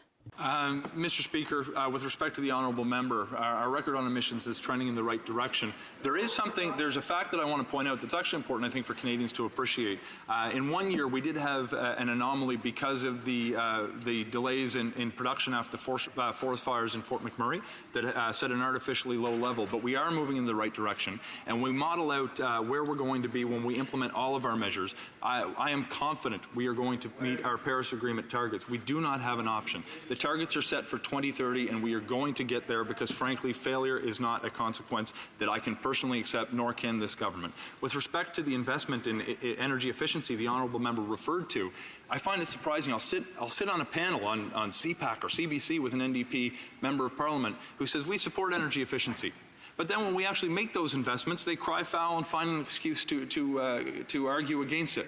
The fact is, we actually had the officials in the Department of the Environment make an analysis of what applications through the Low Carbon Economy Fund would have the greatest return on investment, the greatest amount of reductions per dollar invested. They highlighted 54 projects, and one of them is going to greatly reduce emissions with hydrofluorocarbons, or refrigerants, as most people would refer to them as, which is the fastest growing contributor to greenhouse gas emissions across the world today. This is a serious issue, and we're not going to rest until we achieve a plan that will have a meaningful impact to reduce our emissions. Questions and comments? Questions et commentaires? L'honorable député. The honourable member for Joliette. Thank you, Mr. Speaker. I'd like to ask my colleague, who has just reminded us that the government is going to respect the Paris targets. When we see that since the last elections that oil sands production has risen by 24% and that there continue to grow investments every year in this sector, and that they announced $29 million in assistance for pipelines and oil production. I'd like to ask him if that's part of his strategy for reaching the COP21 Paris targets. Speaker, thank you very much. One of the things that we committed to in the last campaign and remain committed to is phasing out ineffective non-tax fossil fuel subsidies by 2025. We've eliminated a number of those measures to date, but we know that there is more work to do. We've actually are in the middle of a consultation process right now to get the help of Canadians to identify which policies are not having a positive impact in reducing our emissions. And I think we need to be careful here because so many people view fossil fuel subsidies as a check that's being sent to a corporate executive sitting in a big tower somewhere. When in fact, if you look at some of the investments that have been made at a university in my community, they're helping a university professor develop a technology that can detect leaks in methane leaks in oil and gas infrastructure that is actually potentially going to help bring their emissions down by 20%. If it's the most effective thing we can do to reduce emissions, then it'll have my support. If we're going to be subsidizing oil and gas companies in an ineffective way that's going to boost production and continue to pump our emissions up, then of course that's nonsensical. We have a plan that will help us achieve our Paris Agreement targets. It has over 50 measures, and I would be happy to table a report in Parliament later today if the Honourable Member would like to see it. Questions and comments? Questions et commentaires. The Honourable Member for Leeds, Grenville, Thousand Islands, and Rideau Lakes. Well, thanks very much, Mr. Speaker. The member opposite talked about, how it was false that Canadians, we're better off. We have seen time and time again in recent weeks and months. The most recently, April 22nd, in Ipsos. Ipsos had conducted a survey, and they stated again that the number of Canadians who are $200 or less away from financial insolvency every month has climbed to 48%, up 46% in the previous quarter. So that's not, we're not talking about Stephen Harper, which they like to do in a negative way or in a derisive way. That's under this government. That's under this Prime Minister. That's their record. And what I'm hearing from my constituents in Leeds, Grenville, Thousand Islands, and Rideau Lakes is they're having a tough time. And they're having a tough time. They don't understand how they're going to be able to farm the land, how they're going to be able to heat their homes, and how they're going to be able to get around with this disproportionate burden that's being placed on them by this government. There is no transit that they're going to be taking in North Grenville or Edwardsburg Cardinal or Prescott or Augusta or Elizabethtown Kittley or Merrickville Wolford or need I go on with the Rideau Lakes Township of Leeds and the Thousand Islands. There's no public transportation available. There's no bad behavior to be connected. They are good Canadians. They work hard. They drive only when they need to. And they are doing their part for the environment every single day, and they don't need more of a burden put on them by this government who can't control their spending. Well, Parliamentary Secretary. Mr. Speaker, this is actually a very good example of one of the points I tried to make during my remarks of the opposition trying to mislead Canadians. And in this case, the member has cherry-picked data from a survey that does not actually touch on the issue as to whether Canadians have more money in their pockets today than they did before. I know Canadians are struggling. They are in my community too. I have gone to gas stations that have put home heating fuel in gas pumps because people can't afford to have an entire tank. That is why we're making the kinds of investments like a middle-class tax cut that has reduced income tax for 9 million Canadians and raised it on the wealthiest 1%, which every member of the Conservative caucus at the time voted against. That's why we're putting more money in the pockets of Canadian families with plans like the Canada Child Benefit, which leaves 9 out of 10 families better off. In my riding, and I mentioned this during a previous answer, the average recipient is getting $6,800 a year tax-free in my riding. It's pumping $48 million into the communities I represent each year. It's having a meaningful impact on affordability. When the Honourable Member tries to address transit, I live in a community that doesn't have public transit. I see you're saying it's time. I'll wrap up very quickly. If they take steps to make their homes more efficient with the support that we've made available through investments in energy efficiency, not only will their costs be covered by the Climate Action Incentive, they will be able to save additional money by bringing their power bills down because of the investments we've made. Resuming debate, reprise du débat, the Honourable Member for Lethbridge. Thank you, Mr. Speaker. I will be splitting my time with the Honourable Member for Kamloops Thompson Caribou. Now, there are many Canadians from coast to coast who are excited about October 2019. In my travels across the country, I've talked with many of them who are excited about the opportunity to elect a government that will stand up for their needs as Canadians. These are people of all ages from a variety of backgrounds, and they're saying the same thing to me. They want to see people put first. Now, I agree with them. It is time for a government that will do that. Now, you may ask, what does it mean to put people first? Great question. In the fall, I found myself in Eastern Europe. I was there as a part of a delegation representing Canada at the Council of Europe. During my time abroad, I engaged in bilateral meetings with my counterparts from Georgia, the Ukraine, Romania, Armenia, Germany, and the UK. And here's what was top of mind for all of these countries: the rule of law, border security, the safety of their citizens, and the economic well-being of their countries. These issues should in fact be top of mind for all of us, but here in Canada, they are not. In fact, under this current government, we are struggling in all of these areas. To put people first would be to return these priorities back to Canada's repertoire. Now, sadly, this is not the case in Canada, but it is time to return. Now, we have a Prime Minister who is more concerned about maintaining his appearance and pursuing his own agenda than he is about acting in the best interest of Canadians. And though there are many examples from which I could draw today, there are two specific scenarios that I will discuss: energy development within Canada and the carbon tax being imposed. Energy development. We currently have a Prime Minister who cares more about appearing to consult with First Nations people than actually consulting with them in order to move forward with building the pipeline. Yeah. Now, in the effort to maintain his appearance, he's actually ignoring their voices and what would benefit them and the entire Canadian population. Instead of taking a stand for unity, the Prime Minister is actually creating disunity in this regard.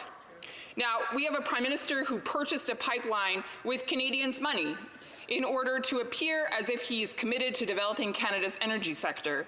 Meanwhile, he's actually ramming through Bill C-69, which will block all future pipelines. Again, a Prime Minister who wants to save face in one area, but then is actually doing a completely other thing on the side. Now, it should be noted that Canada has the most environmentally sustainable oil and gas production in the world, with the highest standards and strictest conditions for environmental remediation and water usage. But rather than develop our own industry, the Prime Minister would rather bring blood oil in from places like Venezuela or Saudi Arabia, where people are treated inhumanely. Now, in my travels, I've seen a number of Alberta bumper stickers. That's, of course, the province from which I'm from. And these bumper stickers, they say this: "Please God, give us another oil boom. We promise not to waste it away this time." Now, this bumper sticker causes many people to chuckle, but it's certainly more than a funny quip. It actually communicates an urgent need, not only for Albertans, but for all Canadians. We all know that the development of the oil and gas sector results in job creation. Yes, but there is much more to the story that must be considered. Canada needs pipelines because we're competing with countries around the world to be the first to find a buyer for our product. Without pipelines, this process is significantly thwarted. Furthermore, let's consider the fact that pipelines are actually the most environmentally safe and sustainable way to transport our commodity to market and generate revenue, which that revenue then results in provincial and federal tax dollars. Now, Canadians know that those tax dollars are exactly what pays for the hospitals that we visit when a loved one is sick, the schools that our children attend in order to be educated, and the roads on which we drive in order to commute to work. Oil and gas development has created high-quality, good-paying jobs for Canadians from coast to coast and help our country as a whole. Much of the prosperity that Canada has traditionally enjoyed is because of our commitment to responsibly developing the natural resource sector. We need the Trans Mountain Pipeline, and we need it built now. It's time for the Prime Minister to stop his appearances, his commitment to his appearance, and actually start defending the needs of Canadians. Now, despite the fact that the Trans Mountain Pipeline received government approval in 2016, it should be noted that Kinder Morgan, the company building the pipeline at the time, announced that it couldn't proceed with construction in spring 2018 because of regulatory uncertainty. The government simply wasn't willing to give them the provisions that they needed in order to be able to go forward with this project. Exactly. As a result, they pulled out and took their investment south. This only hurt Canadians. It certainly didn't serve us.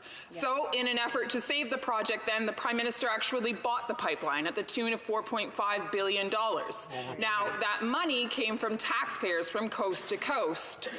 Now, it was reported then by the Parliamentary Budget Officer that actually the Prime Minister and the Liberal government overpaid for this pipeline, that it wasn't worth the amount that they put on the table. Not only that, Mr. Speaker, but it is clear to this House and to Canadians that the Prime Minister has actually been dishonest with them, that he has spoken untruths. And that is this: he promised that he would get this pipeline in the ground, that he would act in their best interest, but actually he put up the $4.5 billion, again, for the sake of appearances. Meanwhile, in the background, he is working very hard through legislation in this House to stop that pipeline and any other future pipeline that this country might require for its well-being. Now, it should also be noted that under the former government, there were 4 pipelines that were successfully built without using a single dollar from Canadian taxpayers. Mr. Speaker, that is what good government does. It puts people first by drawing in investment and by being true to its word. Now, it must be understood that Canadians' energy industry holds a ton of potential. Not only prosperity, yes, indeed, and that is important, but also it can be used as an instrument of peace, of freedom, and security around the world. And this point must not be lost on Canadians. For this reason, it's important to note that the Leader of the Opposition has announced a plan where he will be undoing this damage and moving us forward as we create a prosperous Canada. The carbon tax. Again, we have another example of the Prime Minister being more concerned about looking as if he's doing something for the environment than actually doing something for the environment. Now, how do we know this? We know this because the Prime Minister is imposing a carbon tax on Canadians from coast to coast, but he's allowing the largest emitters off the hook. They're only paying about 20% of the total revenue that will be generated from the carbon tax. Meanwhile, soccer moms and farmers and everyone else in this country is going to be paying their fair share.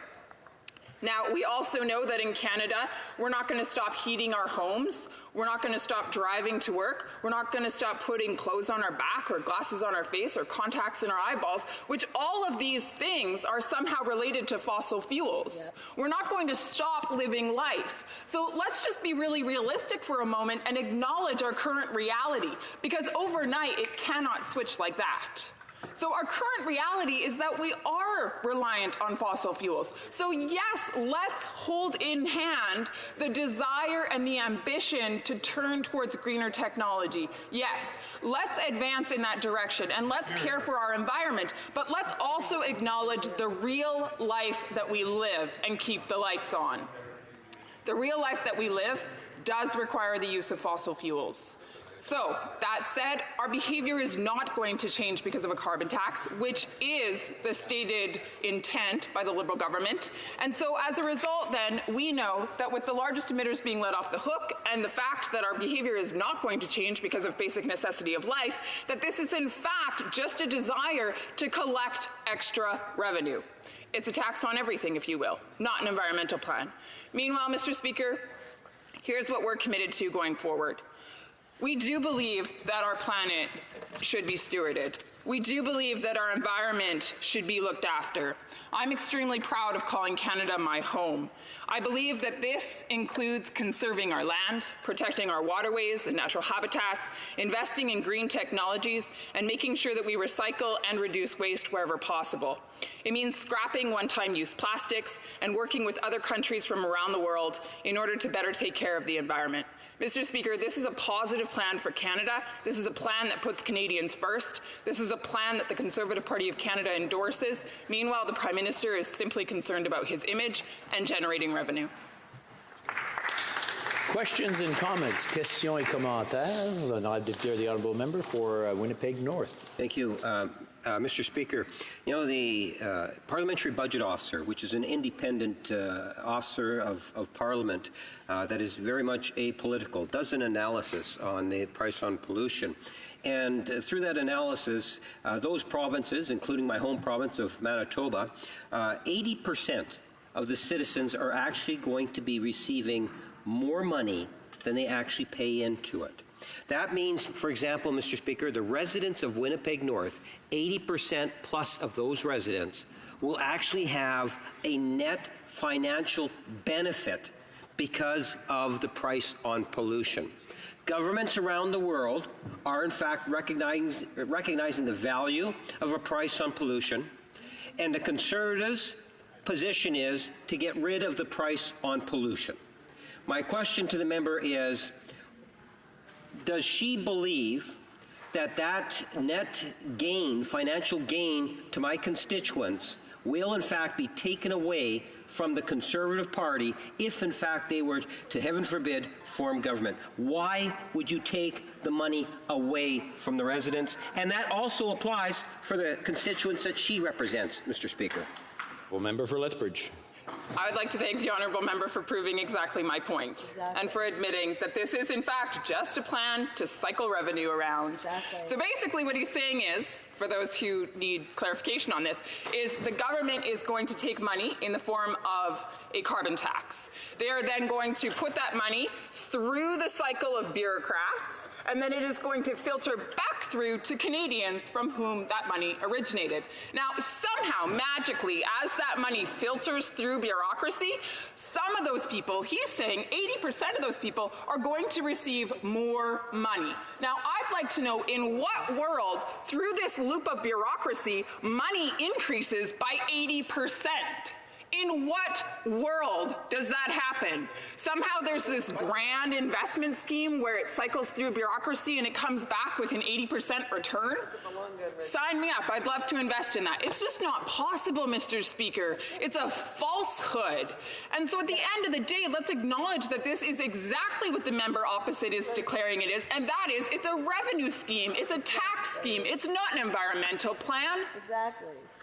Questions and comments? Questions et commentaires. The honourable member for Timmins, James Bay. Thank you, Mr. Speaker. Well, last week we had record flooding. We watched houses in the Ottawa area actually being lifted off and dumped into the river. And Jason Kenney came to town. And Jason Kenney, to introduce himself to the rest of the country, threatened British Columbia, said he was turning the taps on, threatened Quebec, said they had to shape up. Then he threatened to separate. I don't know where he's going to build his pipeline. Is it going to run the interior ring around Alberta? And I'm thinking, what kind of disconnect is this from the Conservatives in Alberta? That they think that if they huff and they puff, that the rest of Canada is going to say, what an excellent idea. And we never heard anything from him about his environmental plan. In my region, which is resource-based, we are seeing record forest fires year in, year out. We're seeing changes dramatic in the climate, and we want to know that we have a partner who's taking this seriously. And I've yet to hear anything from Jason Kenney. So when I hear the government or the Conservatives talk about their plan when there is no plan, it means nothing to people in the rest of this country when we see Jason Kenney threatening that he's going to separate and run his pipelines within his own province unless he gets his way. That is not how this country operates. The honourable member for Lethbridge. Mr. Speaker, Jason Kenney no longer serves in the federal government or on the side of opposition. Here in the House of Commons, within the nation's capital, Ottawa, we debate federal issues. Resuming debate, reprise du débat, the honourable member for Kamloops, Thompson, Caribou. So thank you, Mr. Speaker, and I'm really pleased to stand up and talk to what is a two-part motion, one regarding the carbon tax and, of course, the other about getting the Trans Mountain Pipeline built. And as I give my comments, I'm going to put a British Columbia lens to it because I think a British Columbia lens is going to be very important. So you hear often in this House where they hold up British Columbia's carbon tax as this great example of something that's been in place for a number of years, but they don't tell you the whole story. And the part of the story that they miss is, yes, British Columbia had a carbon tax, and at that time I, with reluctance, sort of decided I would watch and see how things went with this particular carbon tax. I have to say a few things about it. One, it was certainly did not do exactly what they said it would do in terms of reducing the emissions, but they did say that we are going to make this tax revenue neutral. And there was a small decrease in rural property taxes. There was some money that flowed back to the citizens, and there was a process around where they audited that money and how it was returned to the citizens to prove that they were maintaining the revenue neutrality of it. So this went on for a few years. When the NDP government was elected, what was the first thing that they did? They took the revenue neutrality away from the carbon tax, and all of a sudden it became a tax grab for the province. So no more offsetting in terms of money in, money out. It became a tax grab, pure and simple, where they're going to use it to spend wherever they want. And that's a cautionary tale. It's a cautionary tale for Canadians as they hear about in Ontario, in Alberta, in the other provinces. Right now they're being told by the government, this is a great deal. You're going to get more money back than you spend. Mr. Speaker, please remember the example of British Columbia that they hold up so often as the way to do things, because what is going to stop this government when they start to realize that their spending is so out of control, they can't afford to send those checks out for carbon tax rebates anymore, and quickly the citizens of this country will have been hoodwinked into another tax grab by this government, because there's nothing that compels them to keep it the way it is right now. And that is the lesson from BC, is it will take nothing for them to change what they're doing. So I think on top of the lessons, so British Columbia, in my opinion, has the worst kind of carbon tax in terms of it not providing offsets. And what we also have right now is some of the highest taxes in the country in terms of gas, the highest gas prices in the country. And this is what the province says they want, the NDP say, we want gas prices high, we want people to change their behavior. The Prime Minister said, that's what a carbon tax is for. It's to raise the prices so people change their behavior. I want to give you a couple of examples of people that are having to change their behavior, but it perhaps is not in the way that the Prime Minister anticipated. There's someone that I know fairly well. She was laid off from her job a number of years ago, and she took her severance money and she took a big risk. She put her severance money into starting up a small business. It was enough to keep her going, to pay her bills, to have some success and run her own show. A few months ago, she was diagnosed with cancer. And so she was diagnosed with a cancer that was going to need treatment. Well, you know what happens in Kamloops when you have cancer and you're a small business operator? You are suddenly not bringing in any money anymore. And so she had to start in Kamloops. When you have to have cancer treatment, you have to go to Kelowna. So not only has she doesn't qualify for employment insurance, she has meager savings, she's having to travel back and forth to deal with her radiation therapy in Kelowna. That is a 2-hour drive. Every time, and she's had to do this for weeks and weeks and weeks. And every time she goes, she fills up her gas tank and says, oh my goodness, how am I going to deal with this? This is costing me more and more and more. And maybe there is some program someday that she'll find that'll help reimburse her for those costs. But in the meanwhile, she is struggling every minute, every day to simply fill up her gas tank, to drive a couple of hours to Kelowna to get her radiation treatment for her cancer. Can you imagine the stress that this adds to her life? During this time when she's dealing with record sky-high prices for filling up her tank, she sees, what did the Prime Minister, no one begrudges holidays for the Prime Minister, but I can tell you when she saw him fly from Ottawa to Tofino and back to have a holiday, and she says, he's trying to change my behavior, I don't see him trying to change his own behavior for a minute. And so I just have to tell you how that made her feel, as she could barely afford to put gas in her tank to see that kind of, the Prime Minister wants me to change my behavior, but he's not doing a thing in terms of his carbon emissions. Another example, in rural Clearwater, they had a shutdown of the mill. It was 6 weeks over the Christmas period. They have just announced another shutdown. It's only going to be a week, maybe 2 weeks, but there is a continual shutdowns. What happens when a mill shuts down is the employees don't get their pay for 6 weeks. They might get a bit of EI.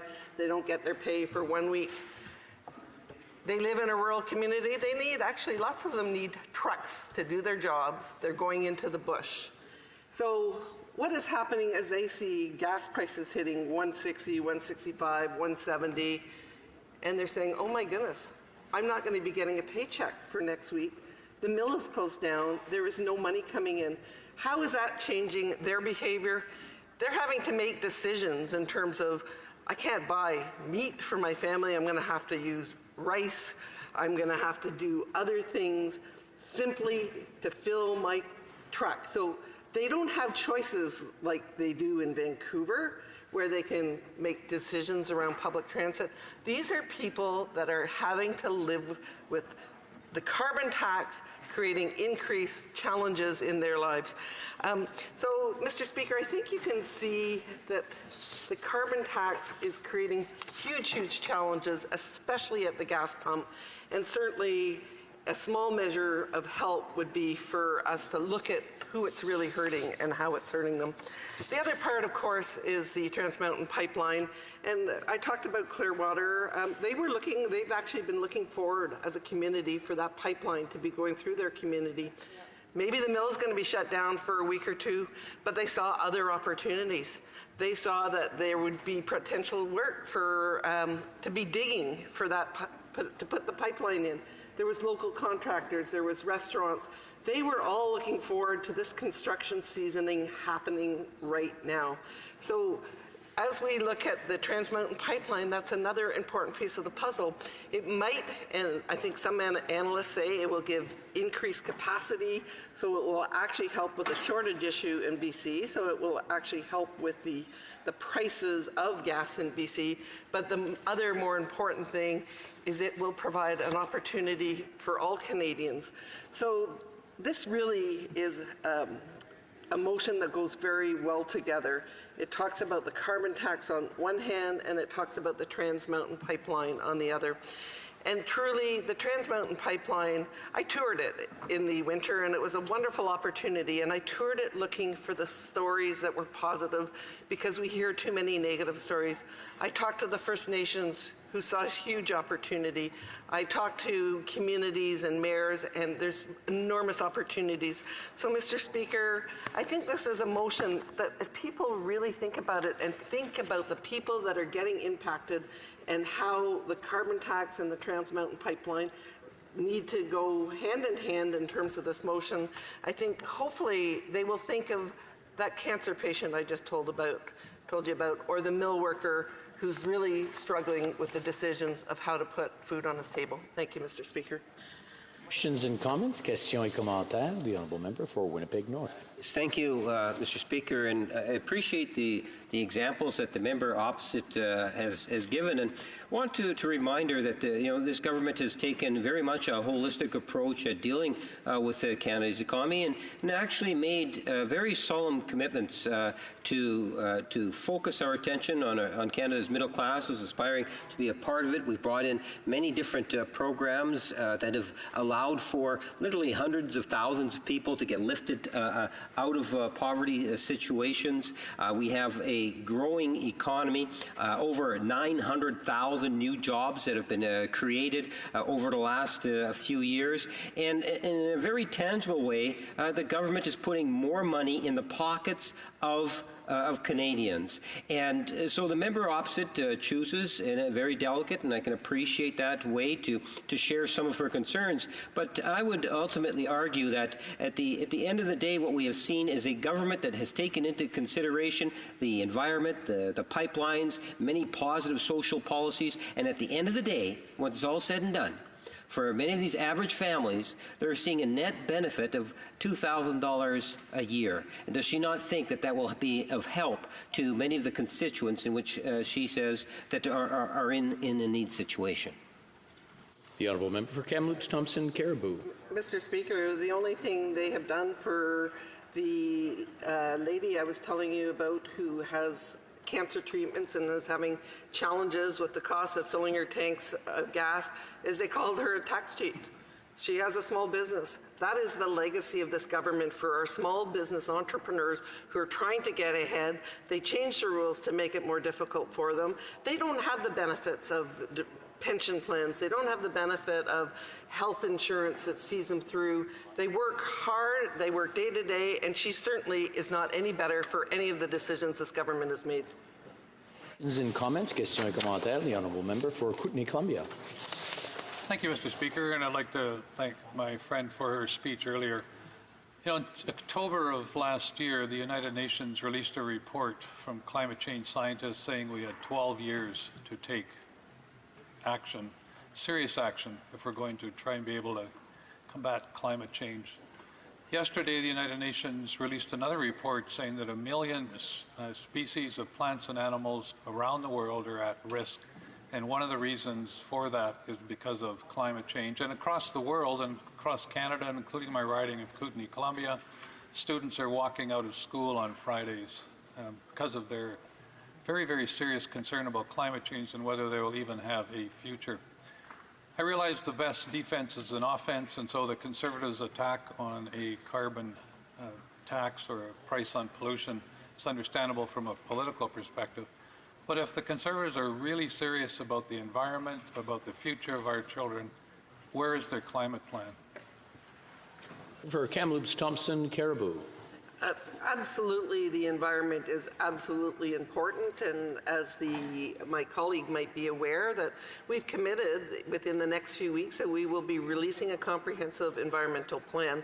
But it's not going to be a plan that's simply a tax grab. It's going to be a plan that is effective. It's going to be a plan that's practical. And I think, you know, if you look at the last Parliament, the report that came out yesterday around diversity of species, they actually talked about Canada and how Canada had done pretty well, and they had done pretty well because of the targets that we had set and the areas that we had set aside in terms of protected areas. So, you know, I certainly look at the history of our government previously and say that we did many things in terms of protecting the environment because it's absolutely complex, comprehensive, and it is more than just emissions. It's about the sewage that's dumping into the oceans and many other things.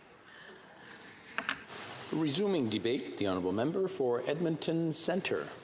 Well, thank you very much, Mr. Speaker. Et je tiens à remercier le I want to thank the member for Carleton for his motion. I will be sharing my time with the member for Winnipeg South. Unfortunately, I cannot support this motion. Canadians are expecting more and better than one-line solutions to the complex problems that they are facing, that we are all facing, that we must take head on. Instead, Mr. Speaker, of one-line solutions, we have a climate plan with over 50 actions. These actions include putting a price on pollution, accelerating the phase-out of coal-powered electricity, while ensuring a just transition for workers and communities, and making generational investments in clean technology, green infrastructure, and Canadian ingenuity. I'm an Edmontonian. I know firsthand the previous government's approach to pipelines hurt workers, hurt communities, and frankly, all Canadians. When the Federal Court of Appeal made its decision on the proposed Trans Mountain expansion project in August 2018, we had an important choice to make. We could either go with the failed approach that the Conservatives touted, an approach that disregards the courts, an approach with no plan to protect the environment and coastal communities, and an approach with no meaningful two-way dialogue with Indigenous communities. But we knew then, as we know now, that Canadians are counting on us to get this right. And so, Mr. Speaker, we made a decision. We committed to doing the hard work necessary to move the process forward in the right way on the Trans Mountain expansion project. Il faut notamment agir conformément. This includes acting in accordance with the guidance we have received from the Federal Court of Appeal, yet we've heard very little about that today. Instead, we see fingers being pointed, experts being dismissed, and history being rewritten. And we've also heard attacks on our energy sector. The Conservatives are trying to put our energy sector down, and the fact is that in the last few weeks and months, there was a final investment decision on a $4.5 billion petrochemical facility in Sturgeon County near Morinville. And this will see 3,000 more workers on the ground at peak construction. Some of those will be permanent jobs once the facility is opened. Interpipeline announced 2 new facilities valued at $3.5 billion in the industrial heartland, creating over 2,000 direct full-time jobs at peak construction and more than 200 full-time jobs when these facilities are opened. And Nautical plans to develop a $2 billion methanol plant just south of Grand Prairie, which will create 1,000 direct construction jobs. And these projects add more value to our products. And innovation in the sector also helps to fight climate change. The motion states that we should be clearing the way for pipelines to be built. The fact is the previous government failed to do just that. They failed to get our oil, a Canadian resource that supports communities across Canada and good middle-class jobs in my home province, including that of my own family, to new markets. When the Conservatives started in government in 2006, 99% of Canadian oil went to the United States. When they finished government in 2015, 99% of Canadian oil was still heading to our greatest and best customer until it was no longer our greatest and best customer. This has led to our resources being sold at a discount, a deep discount, a discount counting in the billions of dollars per year, Mr. Speaker. And all Canadians from coast to coast to coast have seen and felt the impact. Now, the Conservatives and the Conservative press try to refute this, but the facts speak for themselves. The Conservatives boast about a pipeline flow reversal and a connection to an existing pipeline. It's an empty boast. And it does nothing to help workers in our energy sector and the families that depend on those workers having well-paying middle-class jobs, including my constituents, their families, their friends, my family, and my friends. These are jobs that build strong communities, jobs that keep our economy growing and growing. If there hadn't been a lost decade under the previous Conservative government, we wouldn't be in the situation we are today. In 2015, Canadians rejected that failed approach. Nous avons écouté les Canadiens. We listen to Canadians. Our government is committed to developing Canada's abundant resources the right way, by ensuring the economy and the environment go hand in hand. A replacement project, because the environment and the economy and energy all go hand in hand. Line 3 is almost fully complete on the Canadian side. It will add 370,000 barrels of new export capacity for our oil and has created thousands of jobs during construction. It is why, Mr. Speaker, that we've also supported the Keystone XL project. Keystone XL is moving forward here in Canada. Our Minister of Natural Resources continues to strongly advocate for this project south of the border. And that is why these projects are not happening in isolation. They are moving forward and in tandem with a comprehensive climate plan, the strongest climate plan Canada has ever had. Of course, the Conservatives think we should simply put our heads in the sand and hope for the best. Planet's really not going to warm up that much. It's water vapor. Science has to be wrong. It's only thousands of scientists. There are 3 probably in the world that disagree with the International Panel on Climate Change. So let's focus on those 3, say the Conservatives. Canadians expect and deserve better. Future generations are counting on us to get this right. Et concernant TMX, And on TMX, we're listening to the advice we've received from the former Supreme Court of Canada Justice, the Honourable Frank Iacobucci, who was appointed as the federal representative to oversee and provide direction on the Indigenous consultation process. We're listening and responding to what consultation teams have been hearing on the ground.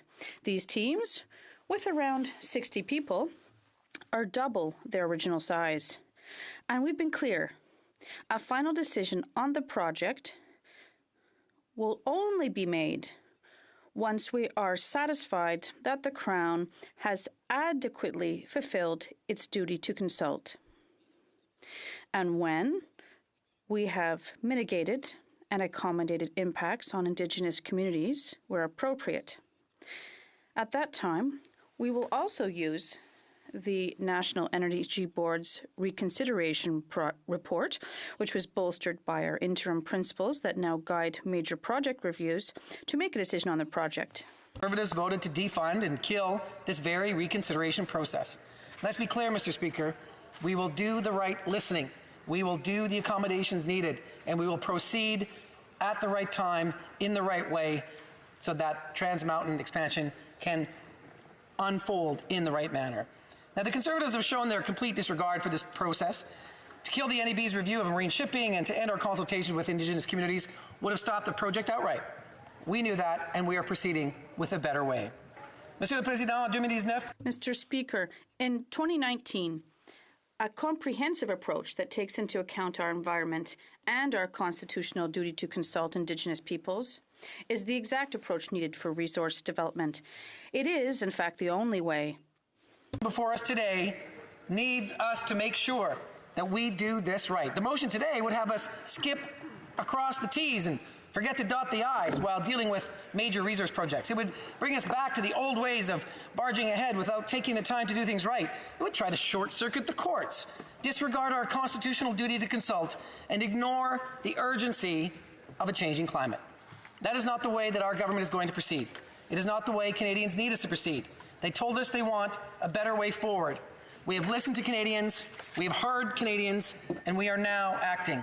We are putting in a place that in which Canadians can have confidence.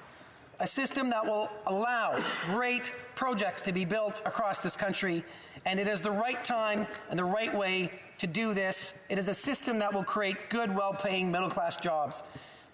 Our work and our environment, our economic health depend on it. So does our future. And that is why, Mr. Speaker, I call upon the members of this House to reject this motion and for all of us to work together to build a better Canada that works for everyone. Thank you, Mr. Speaker. Merci. Hi. Questions and comments? Questions et commentaires? Questions and comments? Or Yellowhead. Thank you, Mr. Speaker. I'd like to thank the honourable member across for his speech. And I was wondering what they talk about all the good they're going to do for the people of Canada and how they're saving them money, but can you tell me what their government is going to do? The fact that in North America, the largest amount of vehicles being sold in any one given year are large, full-size pickup trucks. In fact, small compact cars amount to about 14% of the total vehicles sold in Canada. The rest taken up by large vehicles. Has their government taken into account, or what are they going to do to try to change the attitude of the people in Canada, or are they just using that as a tax grab with their carbon tax? The honourable member for Edmonton Centre. Thanks very much, Mr. Speaker, and I thank the honourable colleague across the way for his comments. I love pickup trucks. My first vehicle was a pickup truck. My whole family drives pickup trucks. We need good, well-paying jobs so that people can pay what they need to pay to keep those trucks running. Also, making sure that we're respecting our international climate change obligations through the Paris Agreement. That's why a climate action plan that puts a price on pollution, because over 85% of Canadians want to see a price on pollution. Doing the right thing, Mr. Speaker, and choosing the vehicle of your choice when you have a well-paying job is something that all Canadians can and are welcome to do. Questions and comments? Questions et commentaires? The honourable member for Ottawa South. Well, thank you, Mr. Speaker. I want to commend my colleague for his very, very thorough speech. I want to just pick up on a couple of themes that have been raised by the official opposition, and that is the question of pricing emissions. I take my inspiration, Mr. Speaker, from Preston Manning, from Stephen Harper, from Brian Mulroney and Ronald Reagan, all good Conservatives who argued for 30 years that the best way to move forward when it came to the emissions challenge, greenhouse gas emissions, was to actually put a price on emissions. But that's why Brian Mulroney and Ronald Reagan actually negotiated the cap-and-trade system to reduce sulfur dioxide and other gases that were polluting our lakes and creating acid rain.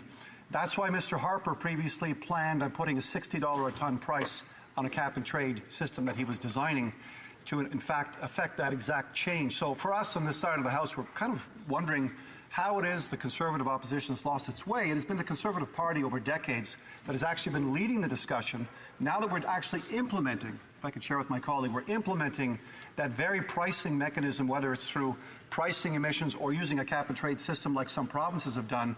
Now that we're doing it, we're a little bit bewildered on this side of the House, Mr. Speaker, as to why it is the Conservatives have abandoned the very principles they've been pushing for 40 years. Excellent point. For Edmonton Centre. Well, Mr. Speaker, I thank my honourable colleague for his observation. Look, I come from Alberta. I'm a Liberal, which kind of puts me on sort of the blue spectrum of where Liberals reside in the first place. And I'm a social progressive, but also a fiscal hawk, and I want to see us manage things properly. But I have to say that I think, to my honourable colleague, I think that progressive Conservative Party is gone.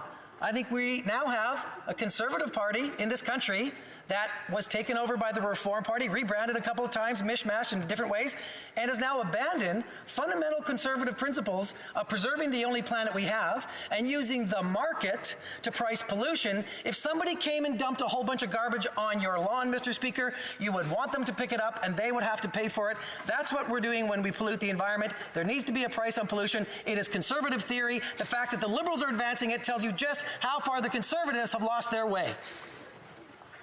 Questions and comments? Questions et commentaires. We have time for about a 30-second question, hopefully a 30-second answer. The Honourable Member for Lakeland. Mr. Speaker, 31 Indigenous partners were counting on the Northern Gateway Pipeline before this current Liberal Prime Minister outright rejected it instead of redoing the consultations and getting it right. There are dozens of Indigenous communities who were not consulted over the shipping ban, C-48, robbing their communities of future opportunities. Hundreds of Indigenous-owned businesses and dozens of Indigenous communities oppose the No More Pipelines Bill C-69. Indigenous and Northern and Inuit communities were not consulted about this government's unilateral ban on offshore oil and gas drilling in the north.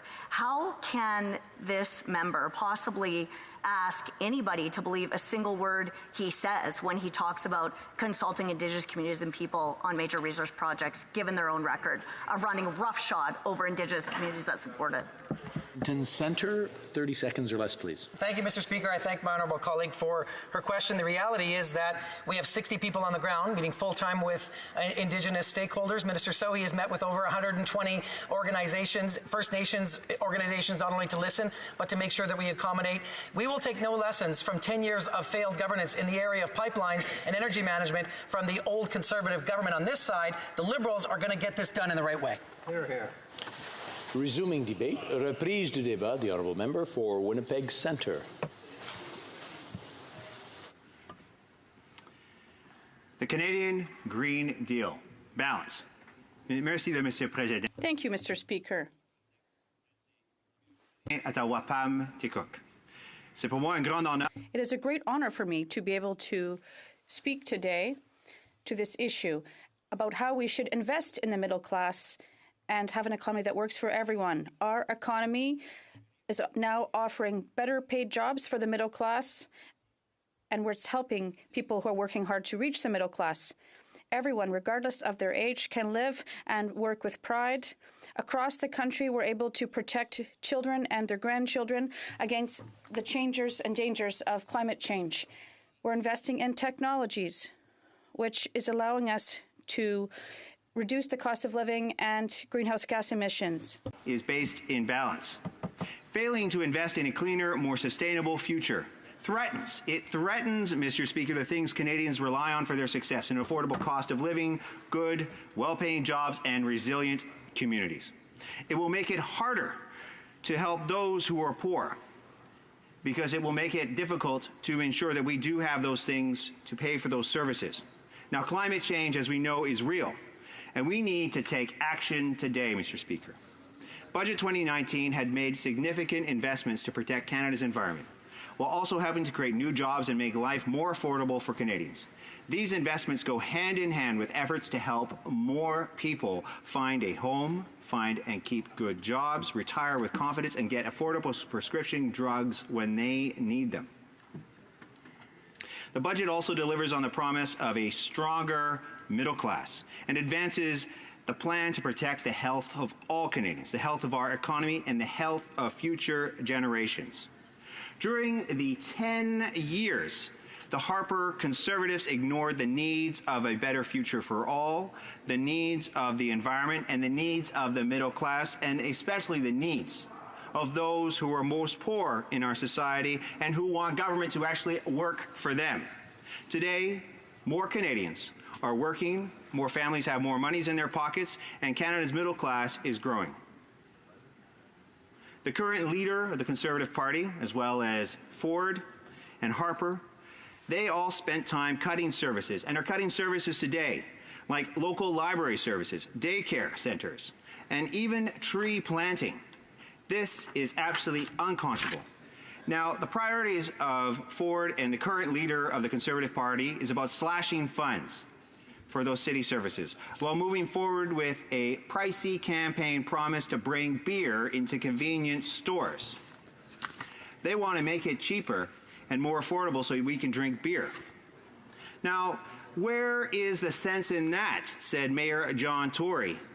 Cutting public health programs and daycare programs to find the extra money to pay the beer store to change their contract. That's what he said. In Manitoba, the leader of the Conservative Party, as well as Pallister, their alliance, continues to cut services, including emergency services, such as a hospital in my riding, the Misericordia, which was cut. They're about to cut the Concordia Hospital, gone. They have been reducing services in healthcare right across the province. In fact, the Premier Brian Pallister is leaving money on the table, $547 million for public transit, which is important to having a good Canada climate change program to ensure that we protect the environment. They left $451 million of green infrastructure dollars. Where's the Canadian Green Deal in that? A deal based on balance. There's not with the Pallisters, a government. $61 million for community, cultural, and recreation infrastructure.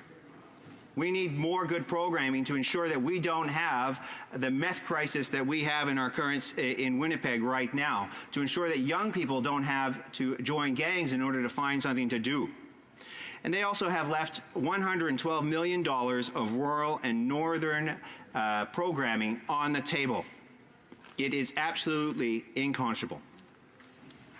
Now, on this side of the House, Mr. Speaker, we have taken action to ensure there is a price on pollution right across Canada in 2019 and have implemented a federal backstop system in jurisdictions that do not have a standard which meets that standard at the federal level. And as part of this plan, the federal government will be returning the bulk of the direct proceeds from the fuel charge in the form of a climate action incentive payments directly to individuals in the provinces, meaning it is cost neutral. Those dollars are going back to the citizens. Residents of Ontario, New Brunswick, Manitoba, and Saskatchewan have a government which is looking out for them and looking out for all citizens so that their families can claim their personal income tax returns that climate incentive. The remainder of the direct fuel charge proceeds will be used to support small and medium-sized businesses and other particularly affected sectors in these provinces. The Canadian Green Deal is about balance. It's balanced to help reward good behavior that will start having an impact to help protect the environment and stop or even at some point reverse climate change. As the Parliamentary Budget Officer confirmed last week, most households will receive more in climate action incentive payments than their increased costs resulting from the federal carbon pollution pricing system. People are going to be better off under this plan. Monsieur le Président, nous sommes... Mr. Speaker, we're aware that climate change is not only an environmental issue, but also an economic and social one. Our government's plan intends to ensure economic growth through innovative technologies that create well-paying jobs and strengthen the middle class. The 2019 budget intends to implement important investment, and it allows the government to take new measures to help Canadians who are part of the middle class and who are working hard to finally join it. The budget in 2019, our government announced several actions that build on our plan to help Canadians and support our communities. For example, we intend to lower Canadians' energy costs by investing $1 billion to help increase energy efficiency in residential, commercial, and multi-unit buildings. $1 billion. The budget also proposes to provide new infrastructure to help build cleaner and healthier communities through a major municipal infrastructure top-up investment of $2.2 billion, helping communities. This will double our government's commitment to municipalities and help communities fund their infrastructure priorities, including public transit, water, and green energy projects. Now, this is not all we're doing. Nous avons demandé. We asked the 1% wealthiest Canadians to pay a little bit more taxes so that we could reduce taxes for the middle class. And this middle class tax cut has benefited more than 9 million Canadians. The baby bonus. This baby bonus is so important to the people of Winnipeg Centre. In 2018 and 2019, every month on average, we send or make 8,490 payments of the baby bonus to citizens in Winnipeg Centre, helping 15,510 children, helping lift thousands of children out of poverty. That is $790 on average. And that is $6.7 million a month directly into the economy of the people of Winnipeg Centre. That is $6,733,000 a month to the citizens of Winnipeg Centre. This is not all that we have done. We have also helped with the seniors in my riding.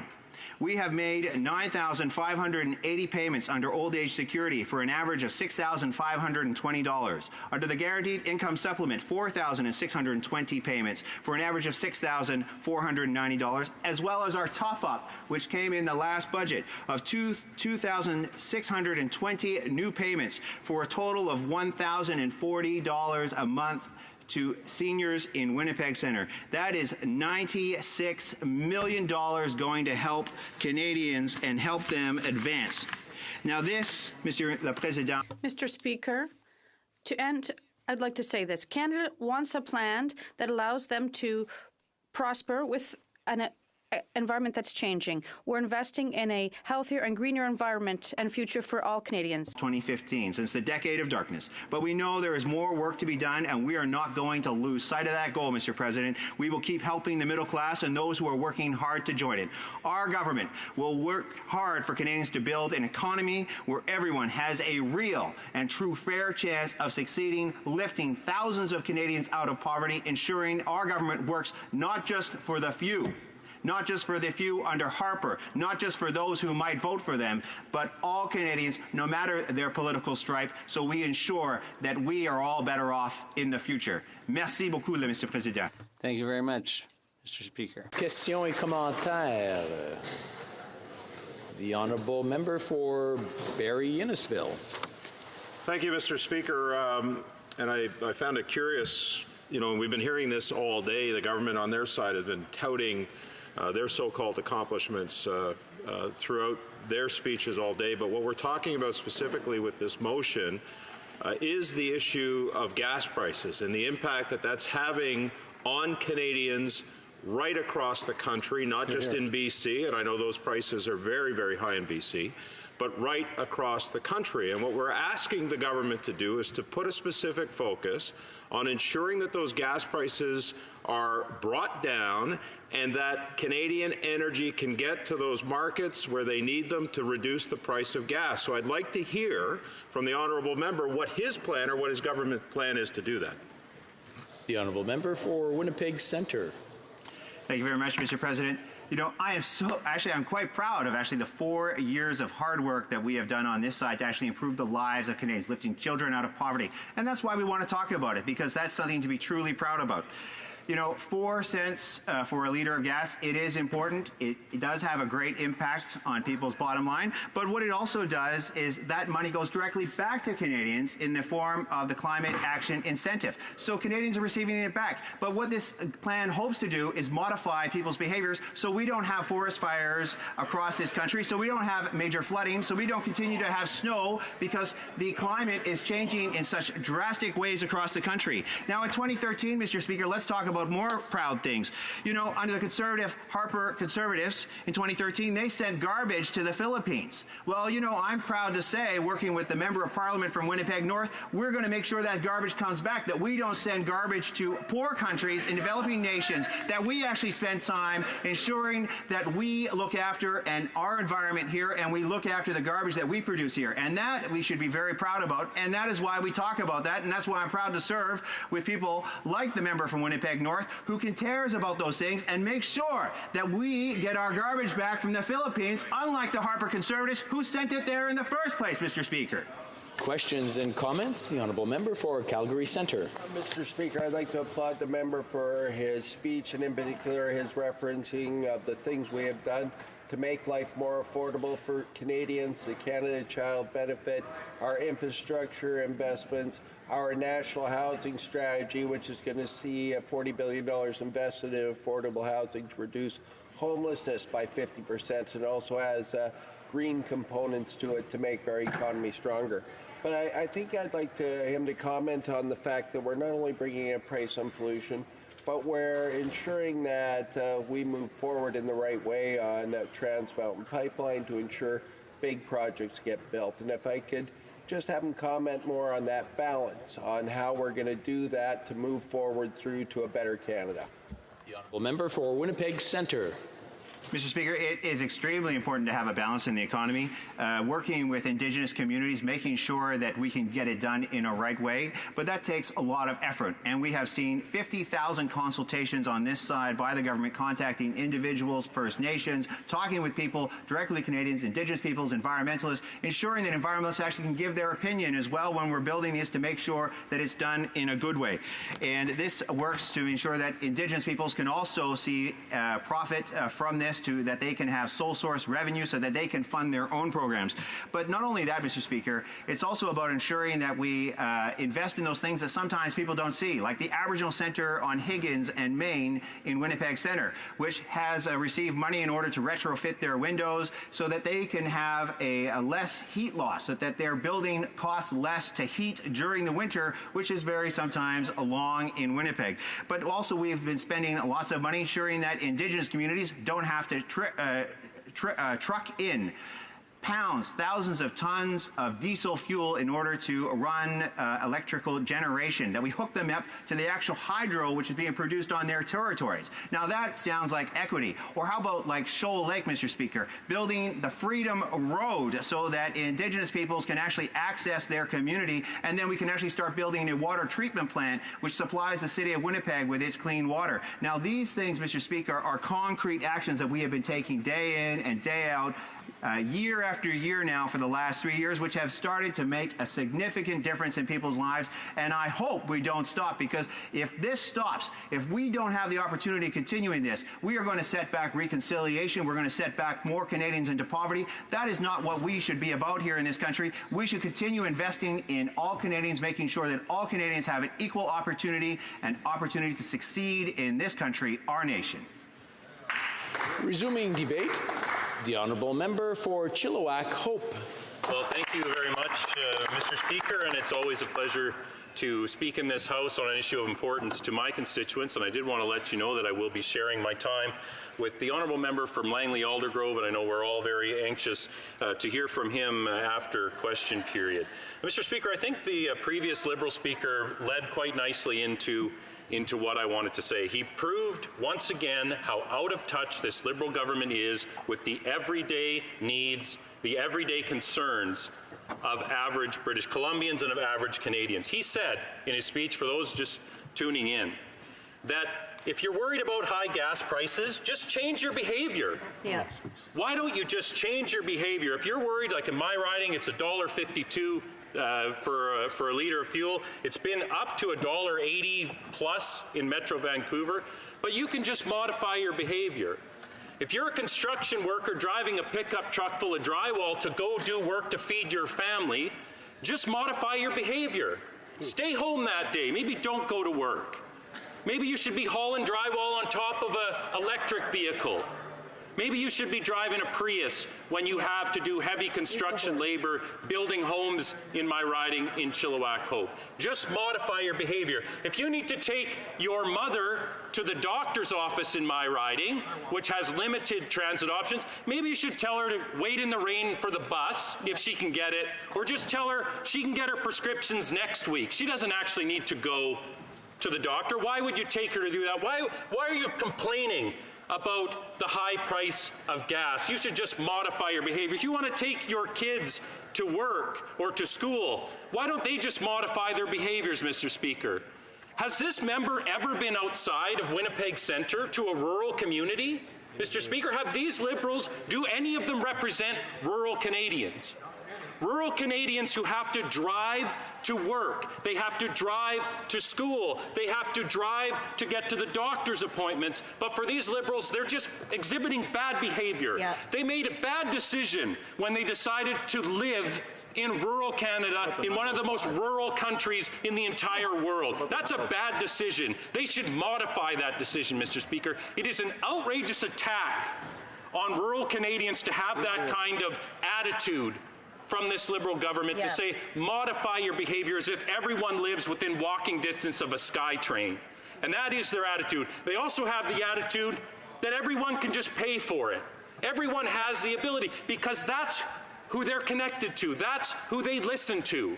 You saw it with their $12 million gift to a multi-billion-dollar company, Loblaws, a company that has more money than most Canadians can ever imagine to have. This government took money from average, everyday Canadian commuters and gave it to a multi-billion-dollar company in Loblaws, $12 million for something that they would have bought on their own. Yeah.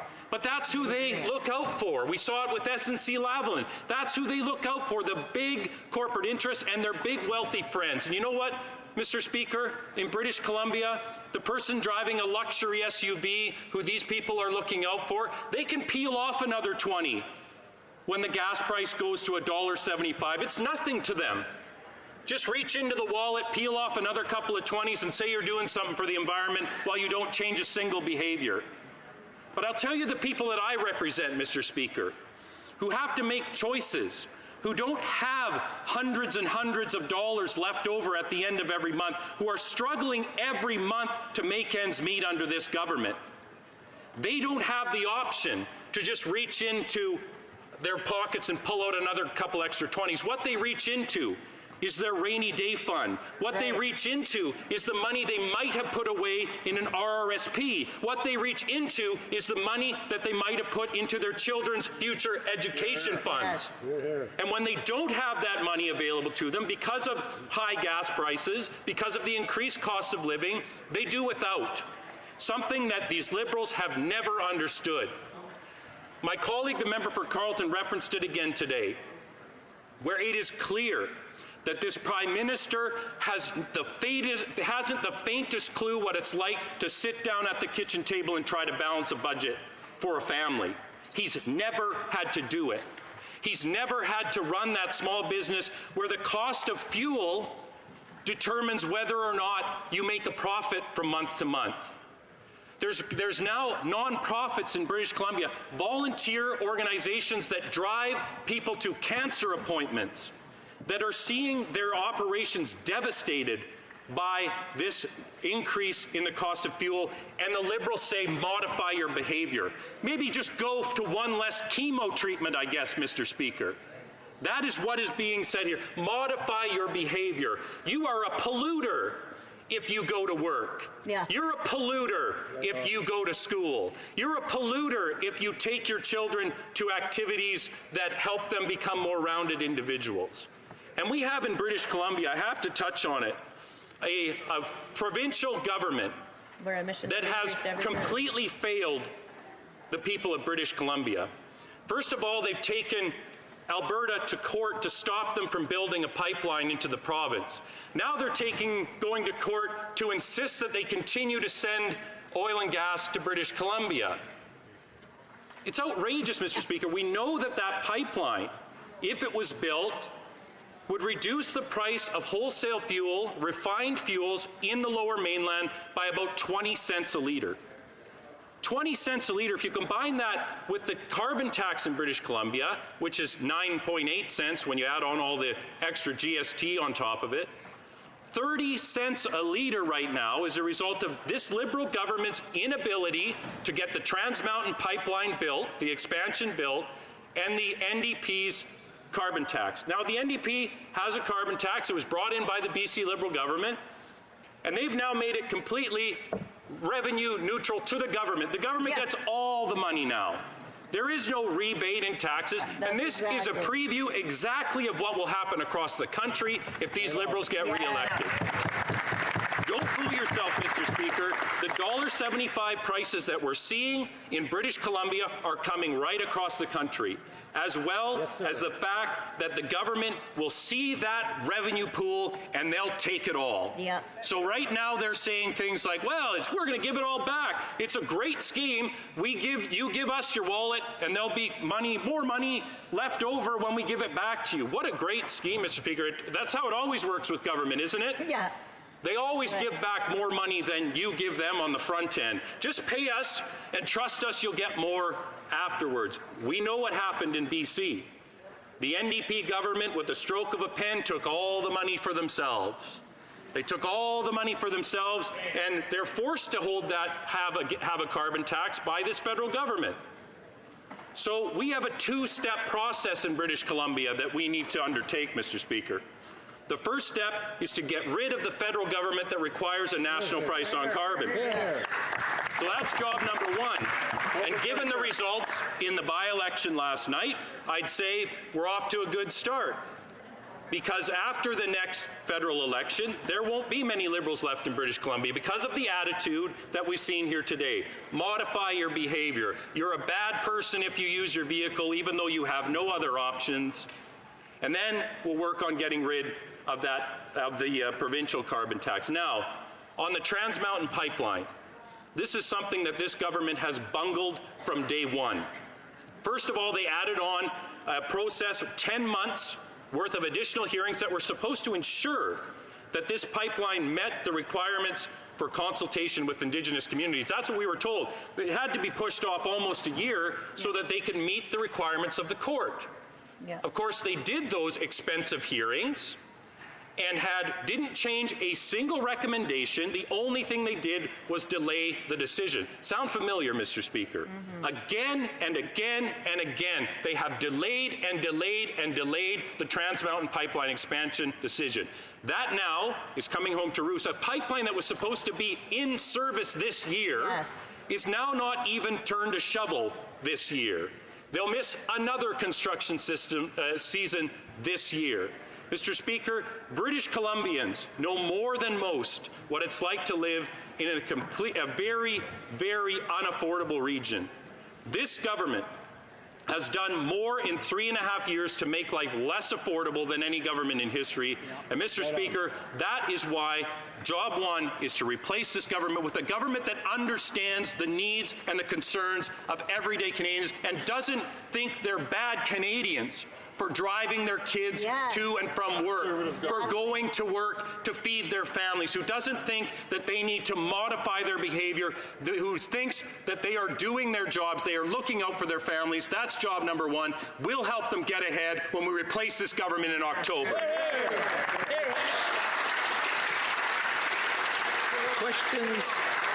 Questions and comments. The Honourable Member for Coast Bay Central Notre Dame. Thank you very much, Mr. Speaker, and I want to thank my colleague for his speech. And I know in answer to this he will talk about similar themes of what he just talked about, but before he does that, I would like for him to address one very important thing. Several years ago, and he's been here a while, several years ago, this was said as a commitment to the people of Canada, and it says, an elected Conservative government led by Stephen Harper will reduce the federal excise tax on diesel and aviation fuel by half, from 4 cents per litre to 2 cents per litre, reducing the price of transportation. Why didn't they do that? Member for Chilliwack Hope. Mr. Speaker, I'll tell you why we didn't do that. We instead reduced the GST from 7% to 6% to 5%, which had an across-the-board reduction in not only the cost of fuel. The cost of fuel was reduced because of the actions that Stephen Harper and our government took. And you know what else, Mr. Speaker? We did all of that while returning Canada to a budgetary balance in 2015. That's what we did. So yes, Mr. Speaker, we made some tough choices. We made the choice to reduce government revenue so that we could leave more money in the pockets of everyday Canadians. And that's the difference between Conservatives and Liberals. Liberals always believe that the government in Ottawa has a much better plan for your money than you do. Yes. And that's why they want to take more and more and more of it so that they can, even today they're saying, look, just give us more and more and more. Trust us, we'll give you some back. What a great plan, Mr. Speaker. How about we leave more money in the pockets of Canadians so that they can make the decisions about how they'd like to support their families. That's our philosophy on this side of the House. It's too bad the Liberals have abandoned it. Exactly. Questions and comments. Questions et commentaires. The honourable member for Winnipeg North. Thank you, Mr. Speaker. You know, governments around the world are recognizing that something's happening in the environment. And one of the solutions is, Mr. Speaker, is a price on pollution. Canada is not alone. Other governments around the world are recognizing the value of a price on pollution. The Conservatives don't have any plan. For over a year, Mr. Speaker, they have said nothing in terms of what a Conservative government, heaven forbid, would actually do to deal with the environment, Mr. Speaker. As we wait and wait and wait. Now, we have a member that makes a statement today, and he says, Plan 1, get rid of the price on pollution. Plan 2, if there's any province that has a price on pollution, we're going to go after that province, Mr. Speaker. My question to the member is... Moment. I believe there's an apology owned. I heard a word that was not exactly appropriate or parliamentary. This apology accepted. The honourable member for Winnipeg North. Yes, Mr. Speaker, what I'm looking for is an answer from the Conservative Party. If they don't support the price on pollution, if they want to be a minority in the world, they're entitled to do that, Mr. Speaker. But the question is, would you please share with Canadians, Mr. Speaker, the party, what is your plan on the environment? Great question. I want to remind the honourable members, we have the honourable member for Timmins James Bay has a point of order. Mr. Speaker, I think it's very unfair that the member for Winnipeg North is asking our Speaker that he has to justify his plan. He is not to ask you for what your plan is. That will be you as a candidate in election. He should have been asking the Conservatives to explain their plan. I was going to I appreciate the intervention by the honourable member for Timmins James Bay. I want to remind the honourable members when they do ask a question to ask it third party through the Speaker, not to the Speaker. The Speaker remains perfectly normal or neutral, as I want to remind them. The honourable member for Chilliwack Hope.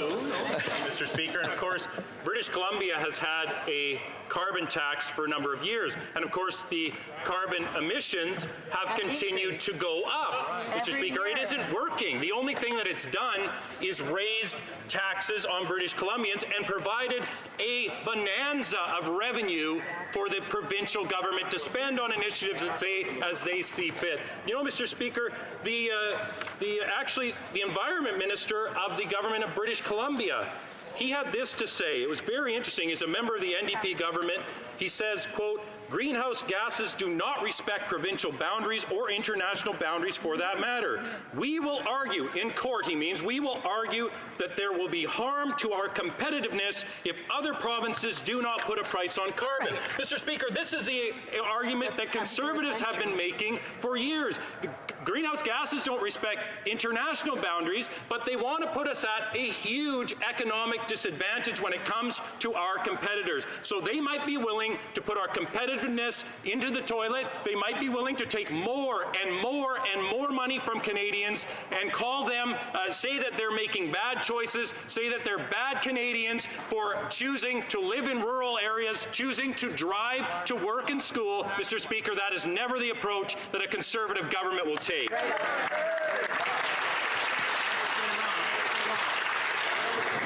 Déclaration des députés, statements by members. L'honorable. The honourable member for Pierre Boucher des Patriotes Verchères. Mr. Speaker, the price of gas went up again to $1.43 in Montreal recently. And what is the Conservative solution? Cut the carbon tax and build more pipelines. But in Quebec, there is no carbon tax, and gas is still expensive. Their leader even admitted last December that the lack of new pipelines was keeping the price of oil low. Well, building pipelines to increase supply will only make gas more expensive. So rather than wasting billions on the oil industry, what we need to do is invest in public transport and green transport. That's how we will reduce demand for oil, and we'll manage to fight climate change and keep the price of gas at an acceptable level for consumers. That's what acting responsibly looks like. Member for Steveston, Richmond East. Mr. Speaker, I rise today to pay tribute to Joanna Wardley. She passed away this March. When Joanna's son Steve was suffering with HIV/AIDS nearly 20 years ago, Joanna and her husband Brian felt they had nowhere to turn for support. She vowed that she would help others when she retired, and she stayed true to her word. Joanna and others founded the Heart of Richmond AIDS Society in 1997, and later the Gil West Clinic at the Richmond Hospital. Thanks to Joanna and Brian and like-minded advocates, Richmond residents living with HIV/AIDS and hepatitis C now have treatment and support closer to home. Mr. Speaker, I wish to extend my sympathies to Joanna's husband Brian and their family. May you find comfort knowing Joanna leaves a legacy of love and compassion. Good. The honourable member for Abbotsford. 3 years ago, Clark and Kimberly Moran began the process of adopting a Nigerian orphan by the name of Ayo. They did everything by the book. They used a reputable adoption agency, checked out the orphanage where Ayo lived, and complied with all of the laws of Nigeria and British Columbia. 9 months ago, the Morans traveled to Africa to pick up their son, and that's where the story took a terrible turn. You see, this Minister of Immigration refused to issue travel documents for Ayo. The Morans have done everything right and provided this Liberal government with copious evidence proving that they are the rightful parents of Ayo. Yet for almost a year, the Morans have been separated from each other, living thousands of miles apart as they trade off being parents to their child. They are among the many Canadian families who have felt the cold shoulder of this immigration minister. How heartless. Is this what the Prime Minister meant when he promised sunny ways? When will the minister do the right thing and bring Ayo home? Hear, hear. The honourable member for Ajax. Assalamu alaikum. Mr. Speaker, thousands of residents in Ajax and across Canada are observing Ramadan, and to them I say Ramadan Mubarak. For the 5th year in a row, I'm going to be fasting in support of a phenomenal charity that's blowing up across the world called Give 30, where we fast and take the money we save from fasting and give it to local food banks to help those that are in need. Ramadan is a powerful tool to connect us through fasting to the suffering of others. Unfortunately, here in Canada, we still have those that are suffering. We've made remarkable progress. We're 3 years ahead of our targets in poverty reduction, lifting 300,000 children out of poverty. But as we observe Ramadan, this is an excellent opportunity for us to say, inshallah, we can get rid of poverty in this country together overall. Thank you, Mr. Speaker. The honourable member for Disnethi, Mississippi, Churchill River. Mr. Speaker, this week is Mental Health Week, and I want to get loud about mental health care in northern Saskatchewan. In my writing, getting the help you need can be complicated. Mental health workers are hired by tribal councils, by reserves, and by the Athabasca and Saskatchewan health authorities to work in clinics and hospitals, always motivated by the fact that they're helping the elders, the youth, and our communities to live better one day at a time. Talking about what you're going through can be very hard, but it is only through sharing your experience that you can get help. We all deserve to feel good and to live with dignity, and mental health care workers in northern Saskatchewan are helping their communities do that every single day. So thank you to all the mental health workers across northern Saskatchewan. I also want to wish a happy birthday to the Petite Triplets from Buffalo Narrows, who are celebrating their 52nd birthday today. Thank you. Honourable member for Edmonton Centre. Mr. Speaker, I rise in the House today to thank and and congratulate Out Saskatoon for their leadership in supporting LGBTQ2 Canadians on the prairies and across the country. Their response to high levels of LGBTQ2 youth homelessness led to the building of Pride Home, a 5-bed home that gets kids who have been kicked out of their home simply for being LGBTQ2 into a safer space so they can finish school and build their lives. Out Saskatoon is also a driving force behind Enchanté, Canada's new national network of LGBTQ2 serving organizations. Recently, I announced $1.1 million in funding to Out Saskatoon from the Ministry of Women and Gender Equality and from the Public Health Agency of Canada. They will use this funding to get to the roots of gender-based violence in our community and will train officials to make sure that we put an end to this violence. To the whole team at Out Saskatoon, thank you. You inspire, you save lives, you make us Prairie proud. The Honourable Member for Chicoutimi-Le-Fjord.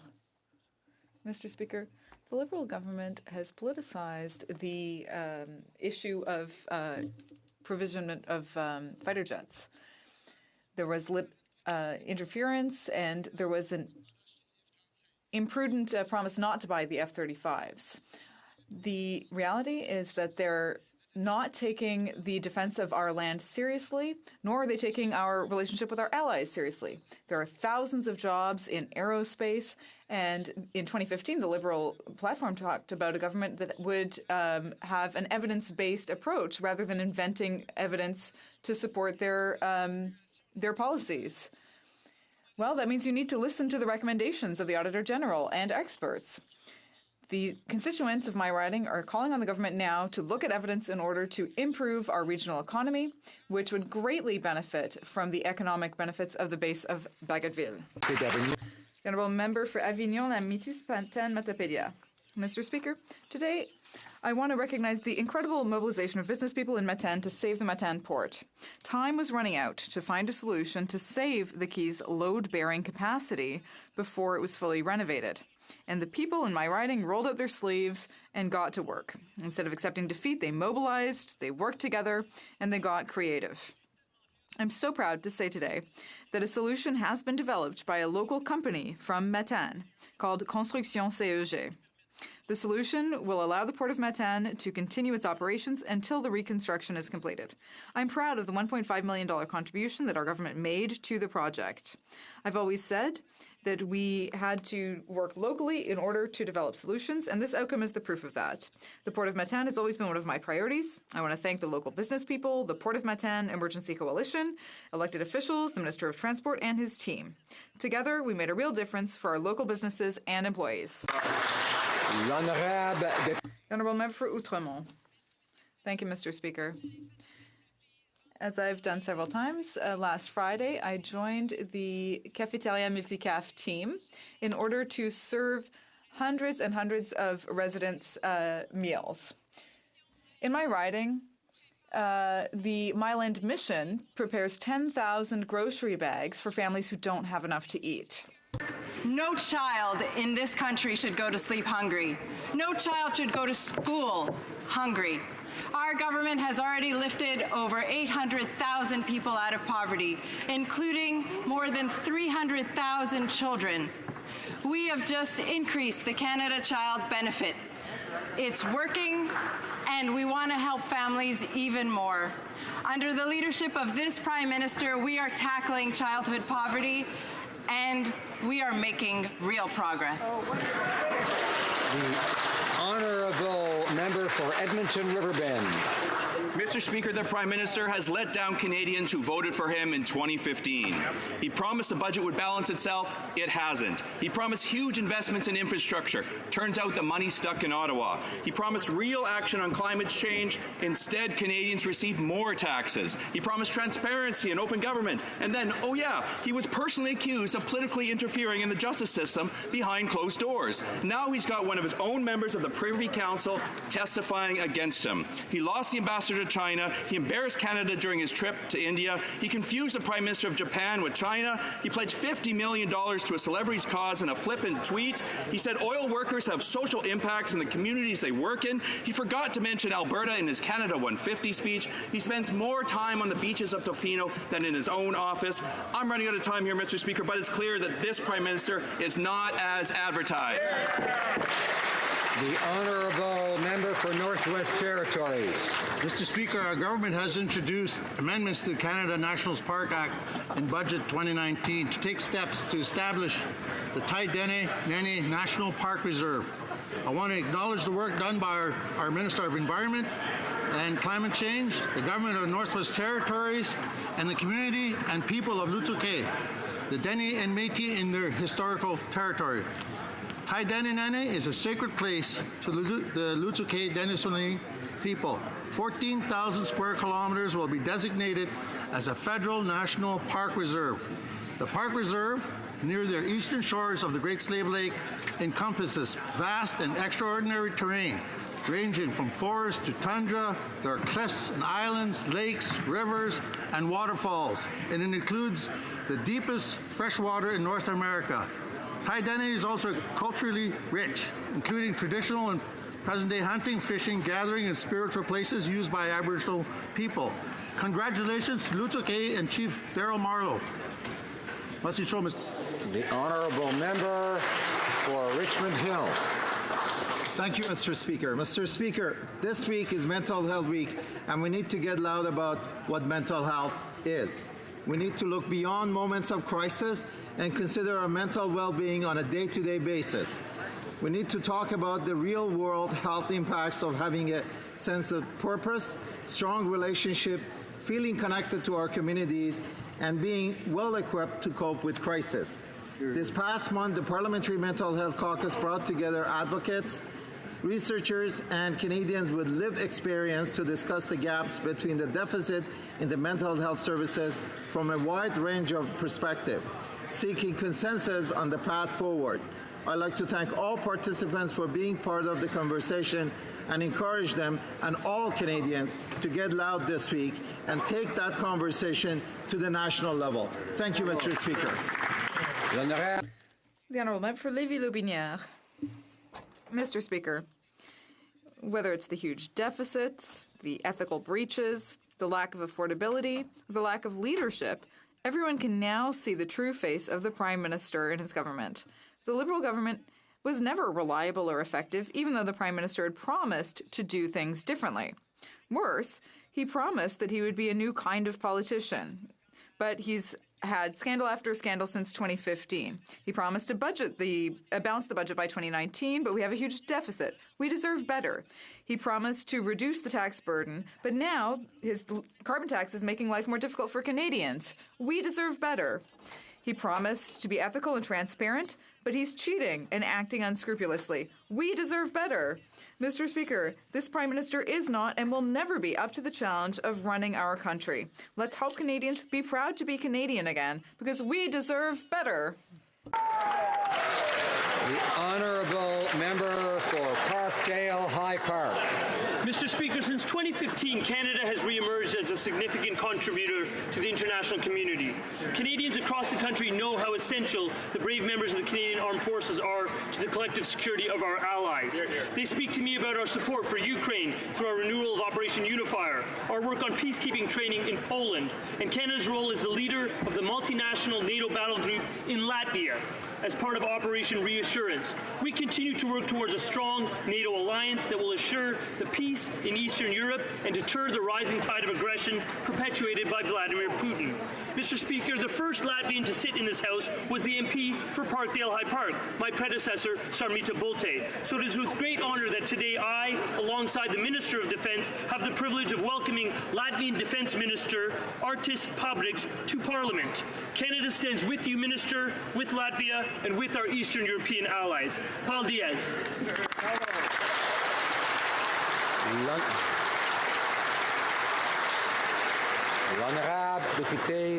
The Honourable Member for Trois-Rivières. Mr. Speaker, In my statement today, I want to give a voice to Eloise, Maude, and Etienne, and the other members of the Environmental Committee from the Pionnier Secondary School. They have a message about climate change for the members of this House, and I quote, "As young people who are aware of the crisis of climate change, we don't understand why you're hesitant to take action. Know that your decisions are putting our lives in danger. You're not listening to the warnings of scientists who have been calling for a green transition for years. Our concerns have been brushed off, but they are legitimate. What good are your departments if the planet becomes uninhabitable? At this point, the economy is far from being our priority. We believe that without nature, the future has no value. We hope that you will finally start listening to us today. We want the government to be at the heart of every decision that you make. We want you to stop putting everything off until tomorrow. We want to have the right to a future. Mr. Prime Minister, whether you do it for Canadians or for your own children, please take action." End quote. And I want to... I would just remind the honourable member that he needs to direct his comments. I would just remind him that he needs to direct his comments to the chair. The honourable member for Barrie Innisfil. Sometimes politics can feel like online dating. In 2015, many Canadians were wooed by the Liberal leader. He had a convincing profile. He looked hip. He wore nice clothes, hung out with all the cool kids, went to all the best parties, and that hair, Mr. Speaker. But the guy who showed up to the date wasn't quite who he thought he would be. The guy in the profile turned out to be arrogant, self-involved, and out of touch. He stood us up to take an illegal vacation. Order. Members know that the rules do not permit language that is insulting, and that's very clear, and I've made that very clear. And I would be more than happy to refer members to the page in the book on procedure that says so. The honourable member will not have the Honourable member for Acadie Bathurst.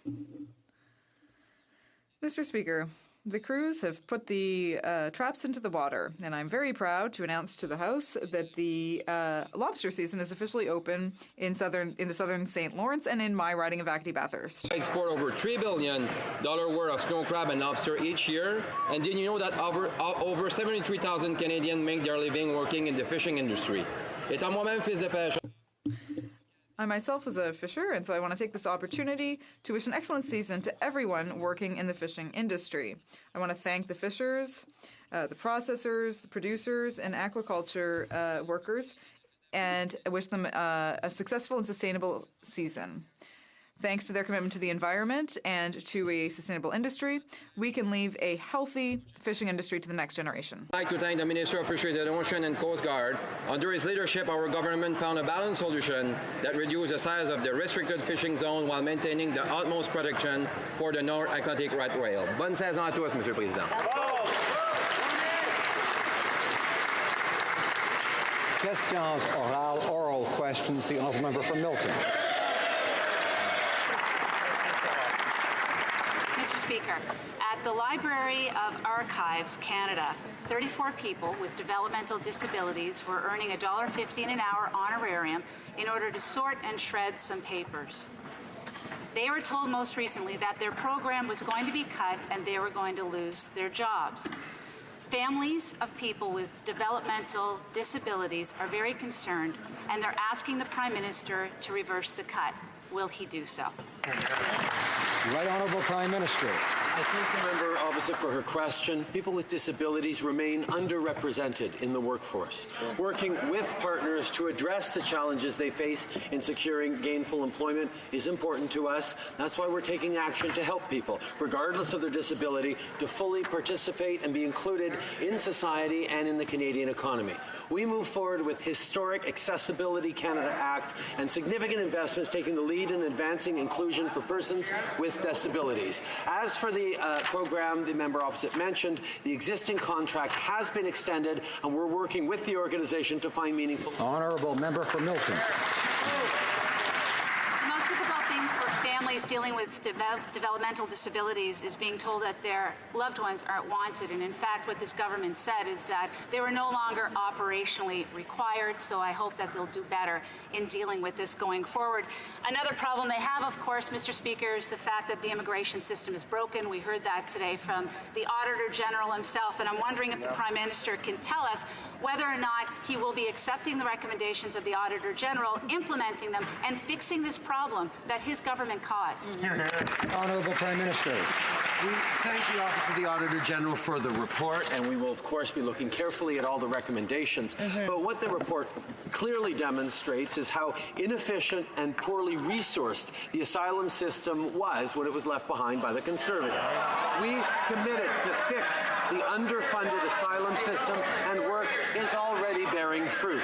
Budget 2019 includes the largest investment in the history of the IRB to help it make fast, fair, and final decisions. We've also cleared the legacy backlogs where Conservatives had people waiting up to 8 years for a final hearing. Member for Milton. Well, Mr. Speaker, on February 21st, 2017, the official opposition started asking questions about the Roxham Road illegal express entry that this government had opened up through Twitter. Mr. Speaker, it's taken them over 2.5 years to actually admit to the fact and be told by the Auditor General that there is indeed a problem. What do? In a complete lack of leadership, they blame something from somebody else's regime 5 years ago. They take no responsibility themselves, and it lies at their feet. What will they do to fix this system? Honourable Prime Minister. Once again, Mr. Speaker, we see the Conservatives attempting to stir up fears amongst Canadians about things that they don't need to be worried about. We have made sure that every single person crossing our borders, whether it's legally or illegally, gets processed according to all our rules. We have seen over the past years all around the world an increase in migrations, in asylum seekers happening everywhere, and Canada is not immune to that, but we have a strong immigration system that continues to apply all its steps to everyone crossing the border. The Honourable Member for Charlebourg-Saint-Charles. Mr. Speaker, today the Auditor General was scathing in his description of how the Prime Minister allowed abuse of our Canadian immigration system, a system that used to be fair and compassionate. The Auditor General's findings are damning and clearly prove that the system is broken because of the Prime Minister's illegal border crossing program at Roxham Road. When will the Prime Minister apologize to Canadians and the whole world for having normalized the abuse of our immigration system? The Right Honourable the Prime Minister. Mr. Speaker, I'd like to thank the Auditor General for their report. The report shows clearly how the asylum-seeking system was inefficient and poorly resourced by the previous government. We were committed to resolving the problem, and our work is already giving fruit. Budget 2019 include the highest investments in history in the IRB so that they can make final additions quickly and fairly.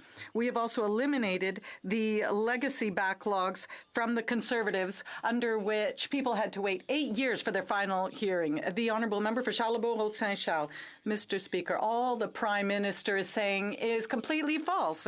In 2012, the Harper government put measures in place to accelerate this system. But who was it who sent out a tweet inviting the whole world to Canada? 40,000 people since then have crossed the border. The system is broken. The Auditor General confirmed that. Will the Prime Minister stop just speaking foolishness and do something to fix the problem? The Right Honourable the Prime Minister.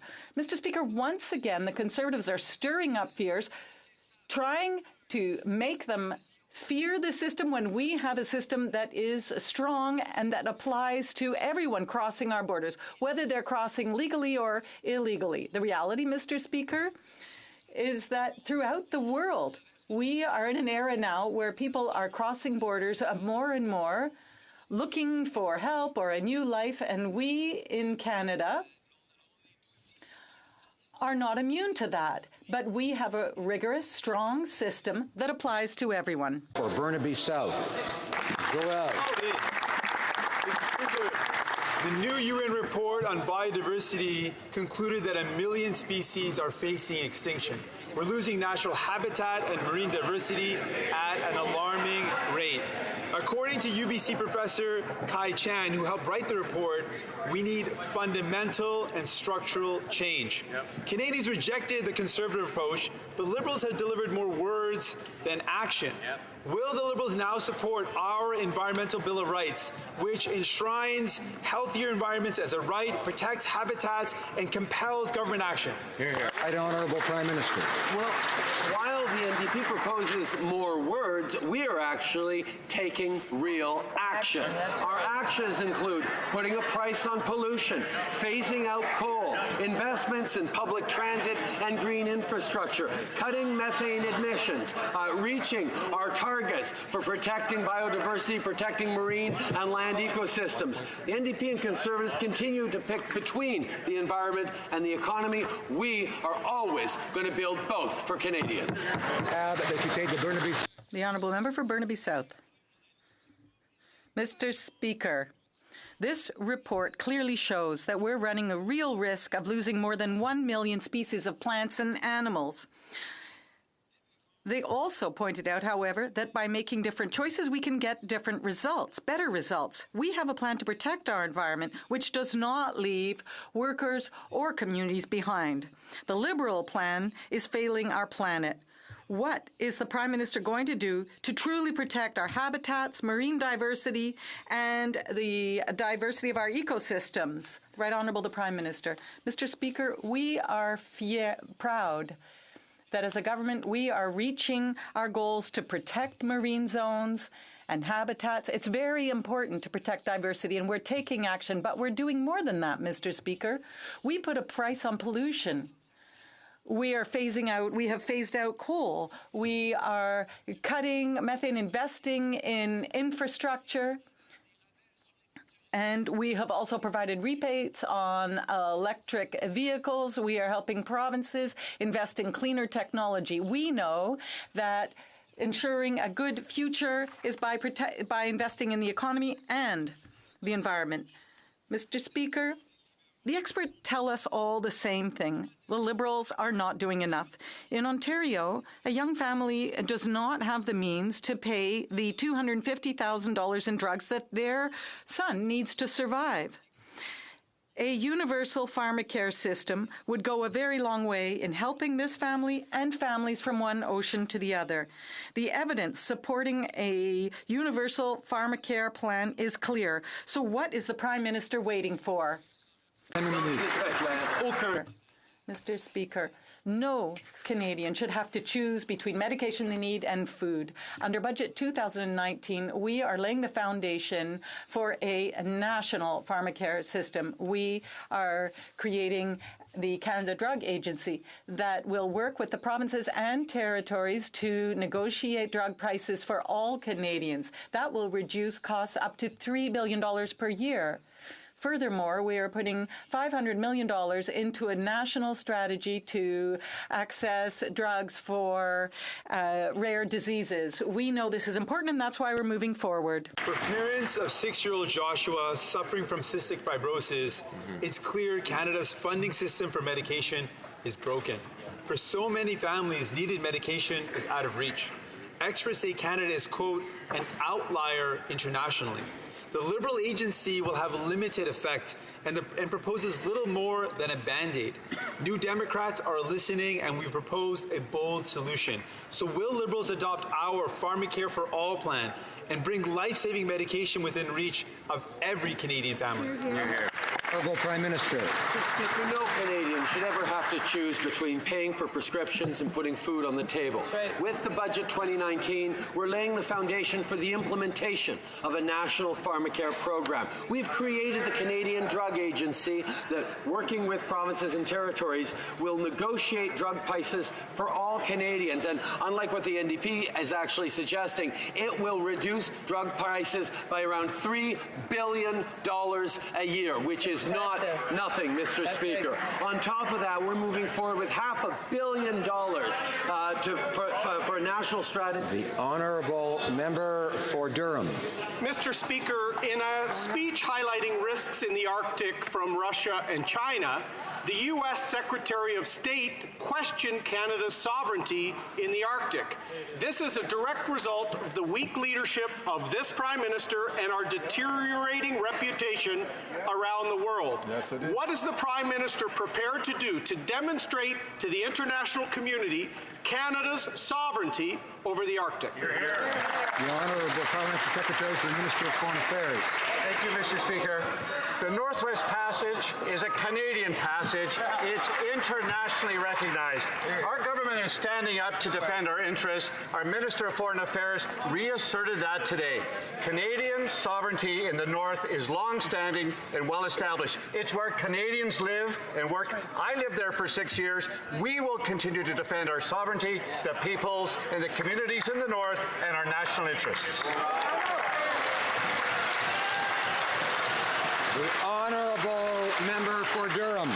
Mr. Speaker, it's been long-standing until this Prime Minister. He's hurt our reputation around the world, and they claim to be calling other countries for help in our dispute with China. But as this Arctic slight shows, friends and foes alike don't take this Prime Minister seriously. He's too weak to appoint an ambassador. He's too weak to bring a WTO trade challenge. He's too weak to even pick up the damn phone, Mr. Speaker.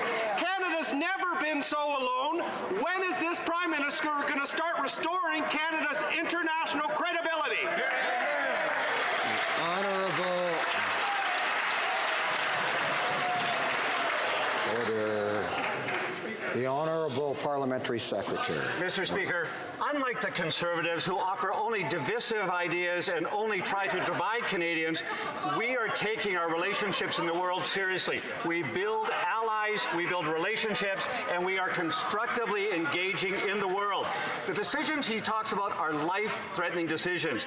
These are arbitrary decisions by a Chinese government. We're working hard in a very concerted and organized way to address these deeply concerning decisions. We want to thank our allies like Australia, the EU, France, Germany for standing with us.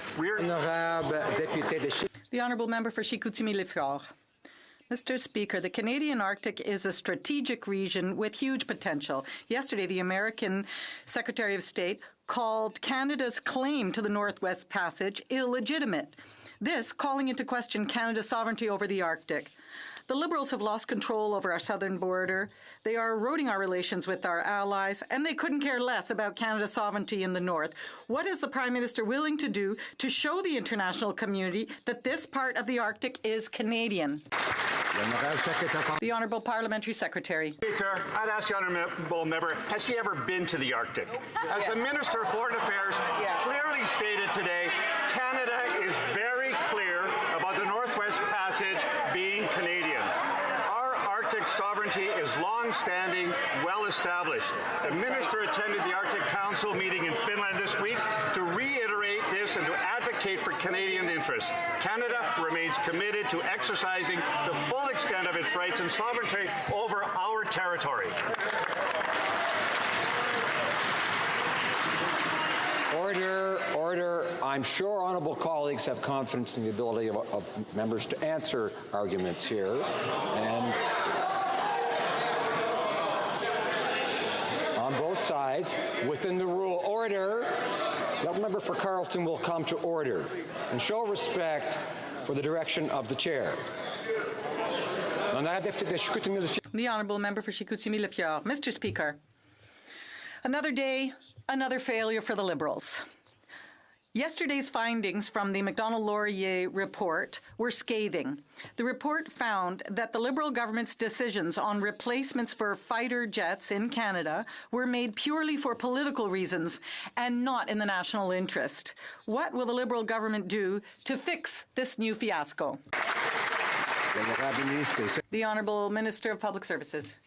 Assure all members in this House, and indeed all Canadians, that our process to procure 88 fighter jets will be open, fair and transparent, and indeed competitive. Unlike the previous Conservative government who couldn't even sole source a jet, we are destined and determined to deliver for the men and women in the Air Force to ensure they have the equipment they need to do the hard job we ask of them. Thank you, Mr. Speaker.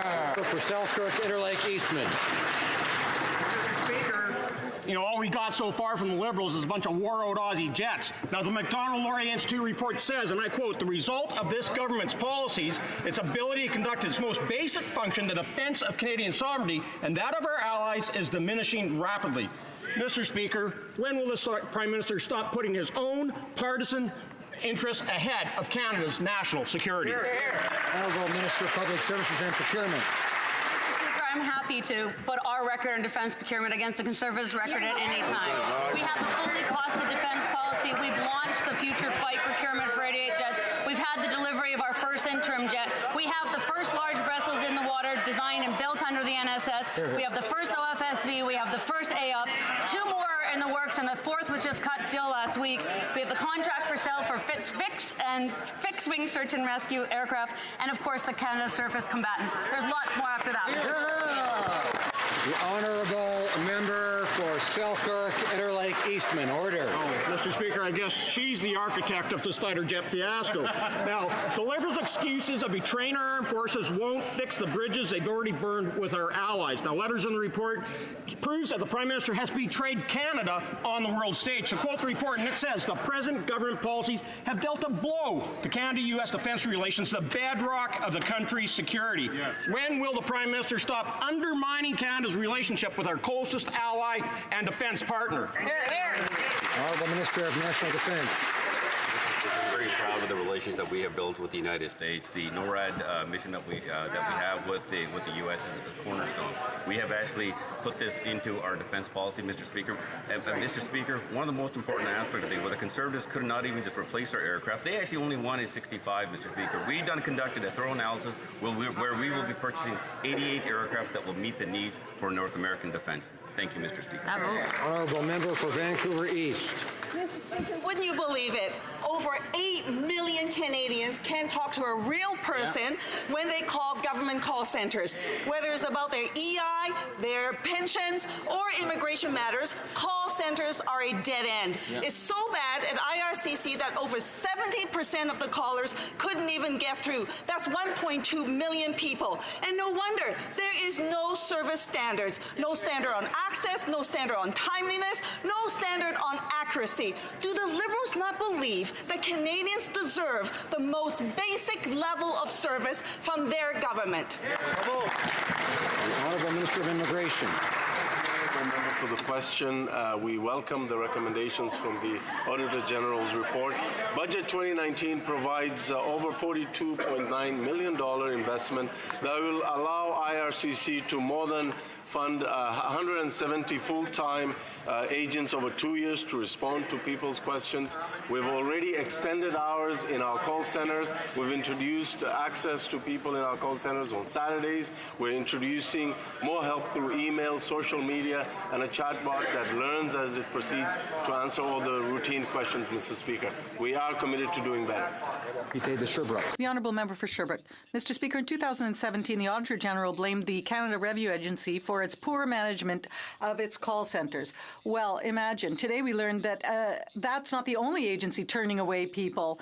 It's happening at all levels and all services. Really, why is it that when Mr. Bronfman or some other wealthy company calls the government, they listen right away. But when ordinary people call, they're just turned away.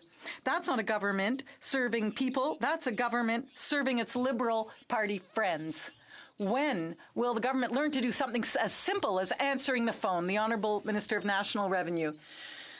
Mr. Speaker, our government is determined to improve services so that they meet the needs of Canadians, contrary to Harper's Conservatives, who decided to reduce the amount of money, the number of hours being spent on call centers. This government decided to invest in infrastructure, and I'm very pleased to say that we are migrating to a new phone platform that is modern and that has been implemented over the past few months. The results are encouraging, and I will have more to tell you in a few weeks. For Kamloops, Thompson, Caribou. Mr. Speaker, high gas prices are hurting the most vulnerable across British Columbia. This week we learned that cancer patients are having services cut, and that's because volunteer drivers can't afford to drive them anymore. Wow. In my riding of British Columbia, people have to drive sometimes 6 hours for their radiation therapy. Canadians suffering with cancer are paying the full price of this Prime Minister's carbon tax and failure to get the Trans Mountain Pipeline built. When he said he wanted high gas prices, is this what he meant? The Honourable Parliamentary Secretary to the Minister of Environment. Thank the honourable member for her question, and I'd like to direct her to the Parliamentary Budget Officer's recent report, which confirmed exactly what we have been saying the entire time. Our plan to put a price on pollution is not only going to reduce emissions, it's going to make life more affordable for 8 out of 10 Canadian households.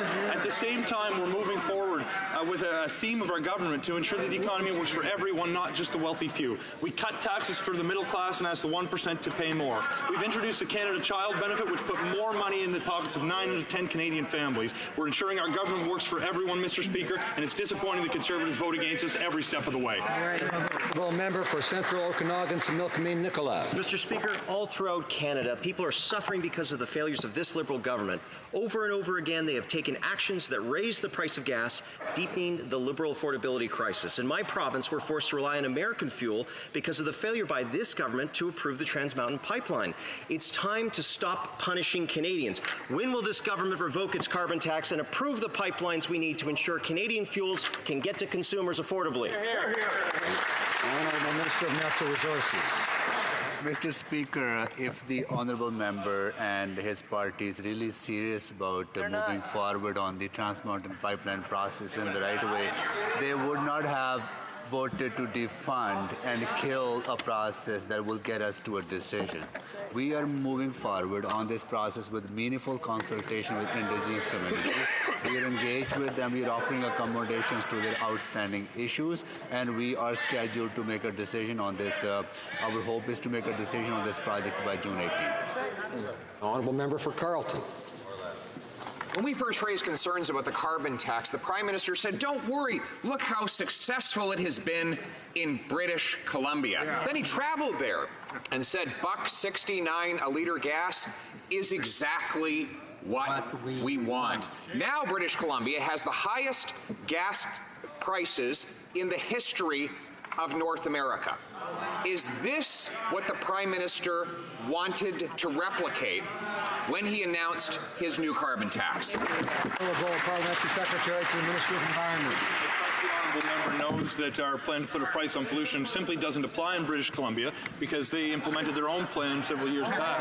Mr. Speaker, what I'm curious is whether the honourable member, like his Conservative colleagues, is misleading Canadians by refusing to advise them that in fact they can claim the climate action incentive. I'm also curious whether the honourable member will be claiming his own climate action incentive that's going to put $307 in the pockets of an average family for in Ontario. The fact is, Mr. Speaker, for 80% of Canadians, they can expect to have more money in their pockets after this plan is implemented. I don't know why he's campaigning on a promise to take that money away. Honourable member for Carleton. Well, actually, the federal carbon tax rules do apply in British Columbia, because if the province wanted to cancel its carbon tax, this Prime Minister would reimpose it. Furthermore, he has used the Liberal carbon tax from BC as the model for the whole country, where the tax will rise another 250%. Why won't he admit the consequence will be the same right across the country as it's been in BC? $1.80 a litre taxes on your gas and higher prices for Canadian families. The Honourable Parliamentary Secretary. The honourable member is using twisted logic in an attempt to mislead Canadians, which should not be surprising, because that is the only climate plan the Conservative put forward, has been to misrepresent our plan because they simply do not have one of their own. The fact of the matter is, Mr. Speaker, you don't have to take my word for it. The Parliamentary Budget Officer confirmed that 8 out of 10 Canadian families who are subjected to the federal backstop will have more money in their pockets after the climate action incentive. It's disappointing in the extreme that the Conservatives won't put forward a plan of their own and instead are on campaigning on a commitment to take money away from their constituents. The honourable member for Jonquière. Mr. Speaker, last year the Prime Minister was in the Saguenay region to reassure workers about aluminum in the face of Trump's protectionism. 1 year later, the tariffs still stand, and the new Canada-US-Mexico agreement does not provide for their elimination. Yesterday, the Municipal Council of the City of Saguenay passed a motion calling for the lifting of these tariffs. The NDP's position is clear. The agreement should not be ratified until the tariffs are lifted. Will the government confirm today in this House that they will not ratify the agreement until the tariffs are lifted? The Honourable Parliamentary Secretary to the Minister of Foreign Affairs. The illegal and unjustified U.S. tariffs on Canadian steel and aluminum have to be lifted. That's a message we're delivering to the U.S. constantly, and it's working. Both Republicans and Democrats in the U.S. Congress have called for the removal of these tariffs. As Senator Chuck Grassley, the Republican chairman of the Senate Finance Committee, said recently in the Wall Street Journal, the U.S. administration should, and I quote, take the lead by promptly lifting tariffs on steel and aluminum from Canada and Mexico. The member for Essex. I don't know, Mr. Speaker, what the Liberals' definition of working is. The Liberals promised to defend the Canadian steel industry when they signed the new NAFTA, but the numbers of layoffs we've seen over the past 6 months tell a different story. 12 layoffs at Novatube in Montreal, 50 layoffs at Ivaco Rolling Mills in Ontario, 228 layoffs at Evraz in Calgary, 230 layoffs at Tenaris in Sault Ste. Marie. These are not just numbers, these are real people, and they're struggling to make ends meet. How many more Canadians will have to lose their jobs before the Liberals take action to end Trump's tariffs on steel? Honourable Minister of Innovation. Mr. Speaker, we've been very clear in supporting the steel and aluminum workers. We took immediate action when those tariffs were imposed. Those unjust, unfair tariffs were imposed by the Americans for dollar retaliation. We also introduced safeguards. And above and beyond that, Mr. Speaker, we introduced a $2 billion support package for our steel and aluminum workers. We're going to continue to support the sector for years to come, Mr. Speaker, and we have their back. The Honourable Member for Avalon. Mr. Speaker, by introducing Canada's first ever national housing strategy, this government has demonstrated an unprecedented commitment to giving more Canadians a place to call home. Since taking office in 2015, we've invested more than $7 billion in housing and helped more than 1 million Canadians find safe, affordable places to call home. Could the Minister responsible for housing tell the House how the recent agreement between Canada and Newfoundland and Labrador will help more people across our province have access to affordable and dignified housing? Honourable Minister. Thank you, Mr. Speaker, and thank you for the member of Avalon for his hard work and excellent question. We believe every Canadian should have access to a safe and affordable home, and that's why we were so proud in November 2017 to introduce the first ever national housing strategy, which is going to lift 500,000 Canadian families out of housing conditions that are unsafe or unaffordable. And that's why we're so proud to sign just a few weeks ago an agreement with the province of Newfoundland and Labrador, a $270 million agreement that will give the province more help to lift more people in the province out of housing needs that are unacceptable in 2019. The Honourable Member for Louis Saint Laurent. Mr. Speaker, the Liberal carbon tax that the current government has imposed has a direct impact on the cost of shipping goods. That means, Mr. Speaker, that Quebec families will have to pay more for groceries because it costs more to ship fruits and vegetables and food. And that is the reality. The Liberal carbon tax will have absolutely no impact on reducing greenhouse gas emissions.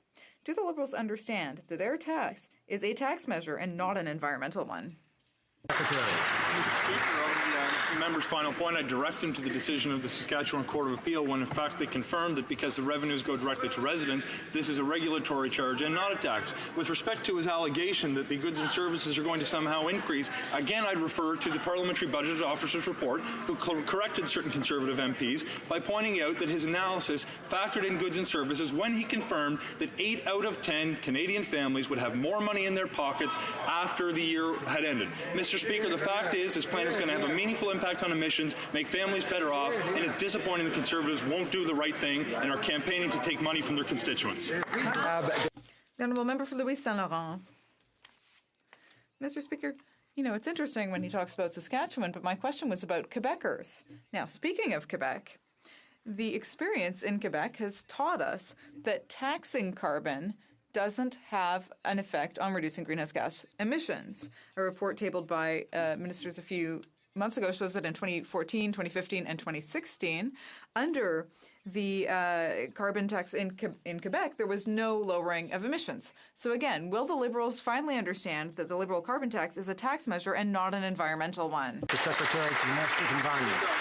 The honourable member's fascination with our plan so curious when he knows that it simply does not apply in Quebec. But one thing that I can confirm for you, Mr. Speaker, is that Quebecers know that climate change is real, and they believe that we have an obligation and an opportunity to do something about it.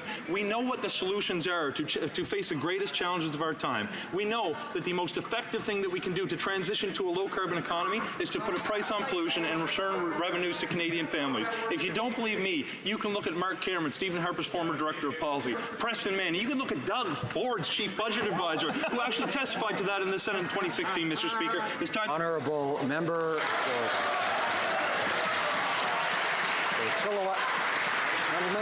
for Chilliwack Hope.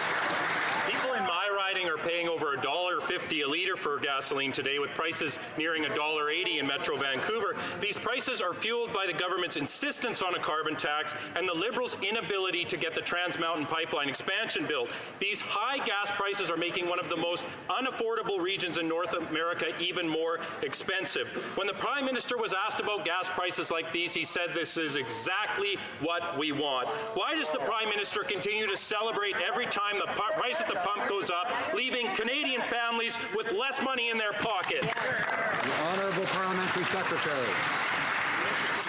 I have been taking questions in this chamber for a number of months from the Conservatives, and not once have the Conservatives asked us a question that indicated they were willing to do more to protect our environment. The fact is, climate change is an existential threat, not only to Canada, but to the entire world community. The fact is, we've put forward a plan that has 50 measures that are going to combat climate change. They're trying to grab lightning and campaign on misinformation that they think will pander to the masses, but they do not have any ideas, so they mislead Canadians about ours. It's time that they take climate change seriously, because that's Canadians want us to do. And with respect to our plan, we know it's going to leave them. Honourable member for Chilliwack Hope. Well, Mr. Speaker, that Liberal member has just made it clear. He thinks that the consumers in my riding, the people that have to drive to work, drive to school, drive their parents to doctor's appointments, they need to pay more. Well, I have news for him, Mr. Speaker. I don't work for Liberal wealthy elites who have money to just throw around at high gas prices. Every dollar that they spend extra at the pump comes out of their pockets.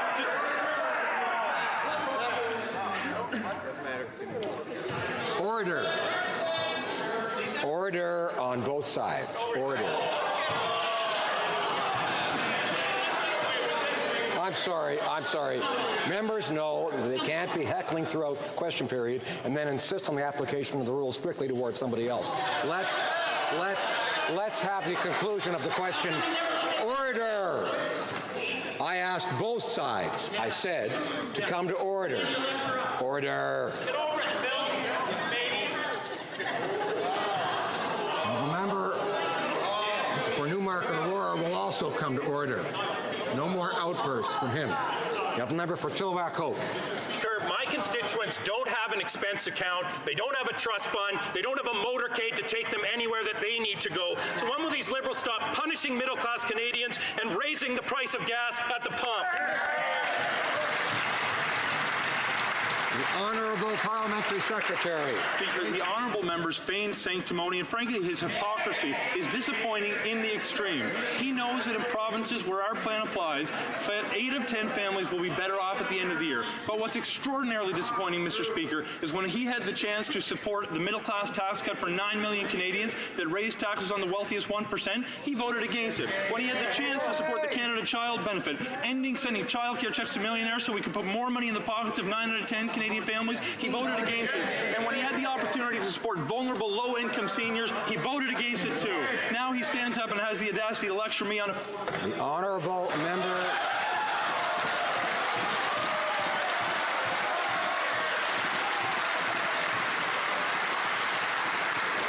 The honourable member for Windsor West. The United Nations report on endangered species hits close to home in my riding riding of Windsor West. The Ojibwe Shores, the last remaining stretch of natural shoreline on the Detroit River, is home to over 160 species, has been the center of a battle to protect our environment. We stopped the clear cutting of the trees and dumping on this pristine piece of nature. I have asked the government many times to protect this public property. All I have gotten is excuse after excuse, no real action. The UN was clear. Different choices get better results. Why won't the Prime Minister protect Ojibwe Shores? Why is it really just a real action zero? The Minister of Transport. Mr. Speaker, as you know, the Ojibwe Shores is property of the Windsor Port Authority. I would encourage the City of Windsor to speak with the Windsor Port Authority with respect to the future of Ojibwe Shores. The Honourable Member for Rosemont-la-Petite-Patrie.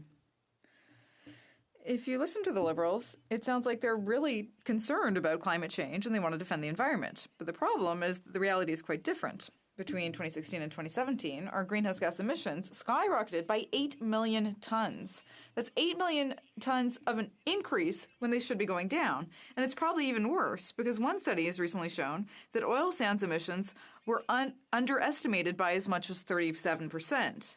When will the Liberals stop giving millions of dollars to oil companies and start forcing them to be transparent with people? Parliamentary Secretary. Mr. Speaker, with respect, I trust the honourable member knows that there was an artificial suppression in emissions level as a result of the fires in Fort McMurray. It's disappointing that we rely on these kinds of anomalies to try to make a political point. Mr. Speaker, when it comes to the issue of fossil fuel subsidies, when it comes to tax measures, we actually have phased out 8 tax measures to date, and we've launched a consultation to identify further ineffective non-tax fossil fuel subsidies by 2025. We are going to move forward in that direction, Mr. Speaker. Our climate plan has over 50 measures that are going to help reduce emissions. We have become a global leader when it comes to protecting the environment because we know that climate change is real and that we have an obligation to do something about it.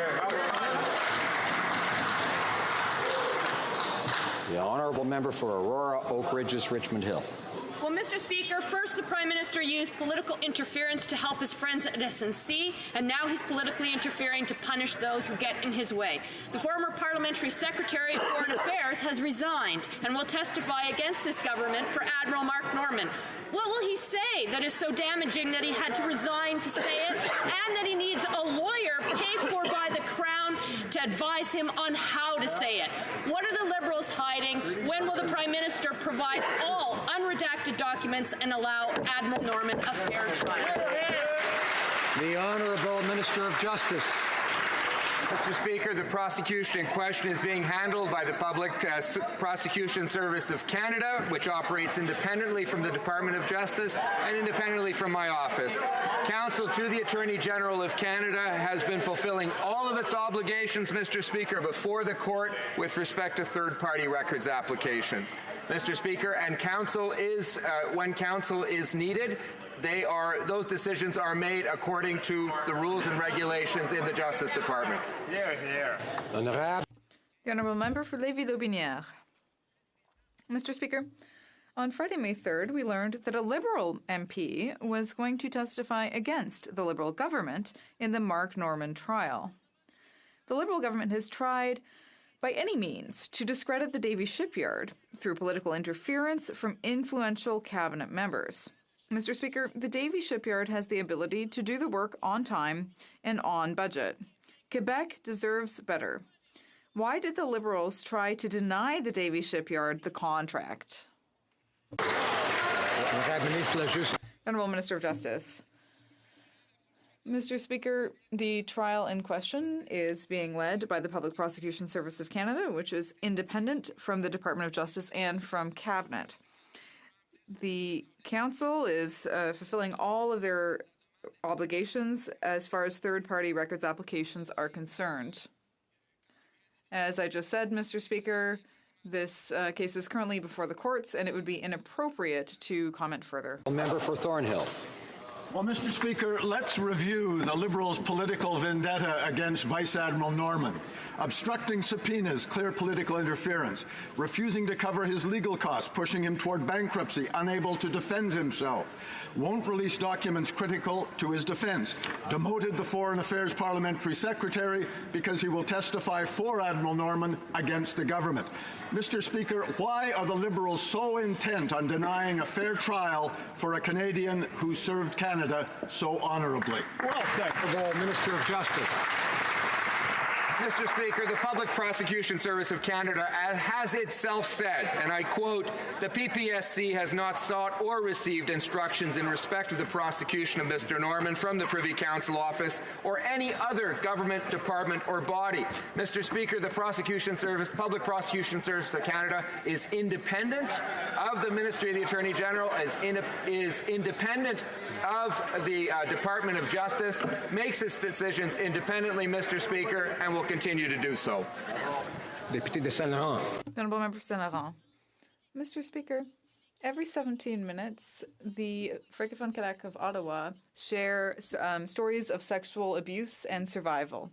And we should remember that a woman is sexually assaulted every 17 minutes in Canada. To renewed commitment to end gender-based violence.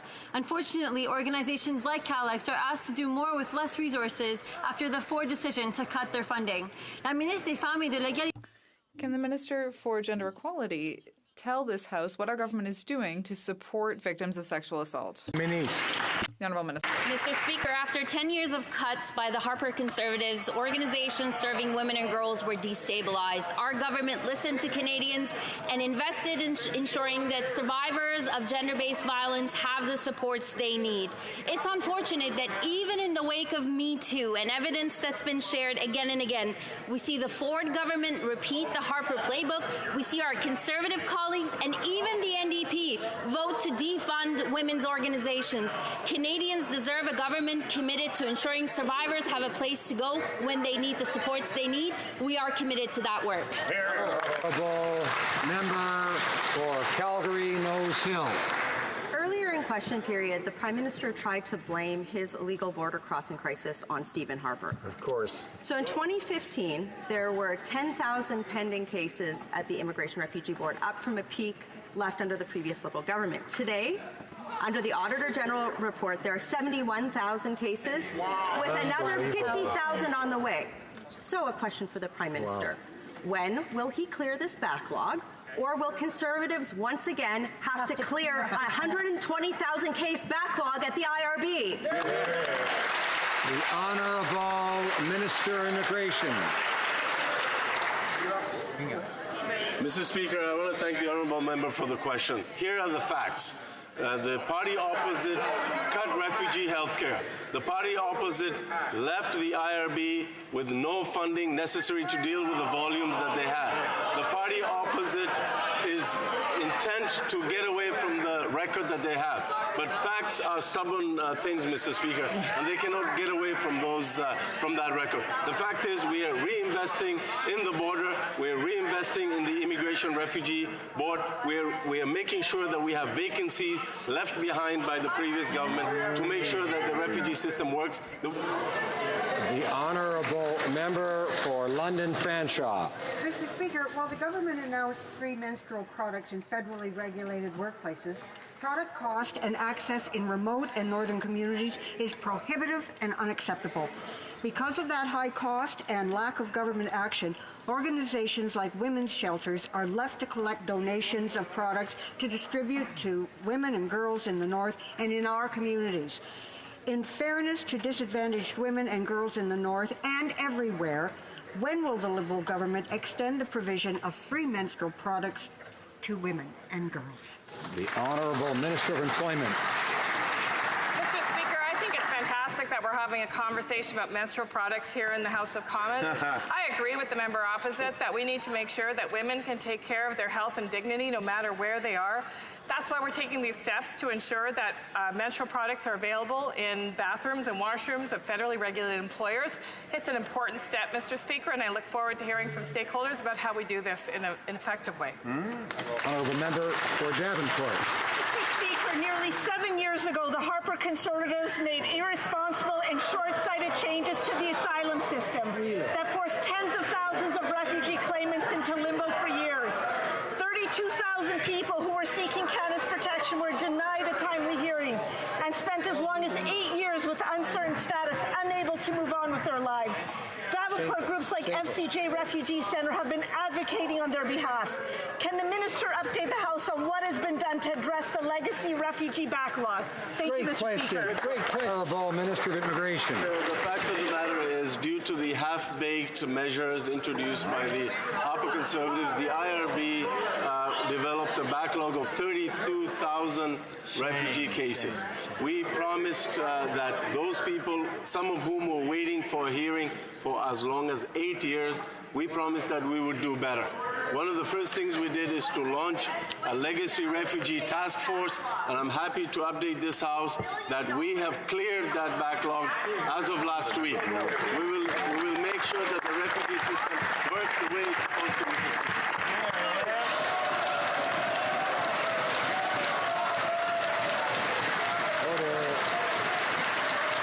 The honourable member for Flamborough-Glanbrook. Mr. Speaker, Iran's Revolutionary Guard has a long record of torturing, jailing, and murdering their own citizens and exporting terror throughout the Middle East and across the world. The threat to Canada and our allies is crystal clear. Last year, the Liberals voted in favour of our motion to hold the Iranian Khomeini regime accountable and list the IRGC as a terrorist entity.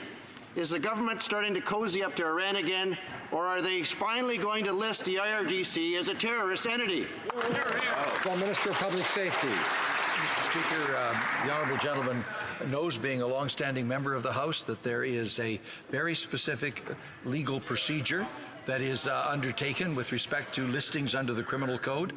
The system in Canada is strong and credible because of the integrity of that system. The government is pursuing all of the steps that are laid out in law to make the appropriate decision. And in the meantime, he will know that a number of the surrogates of this organization have already been listed. Right. The honourable member for La Pointe-de-Lille. Mr. Speaker, the government's management of the migration crisis has been a disaster, as the Auditor General's report has shown.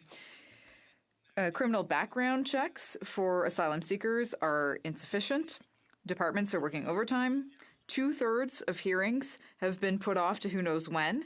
And if Ottawa doesn't wake up and smell the coffee, it could take 5 years for asylum seekers to find out if they can stay in Canada or Quebec or not.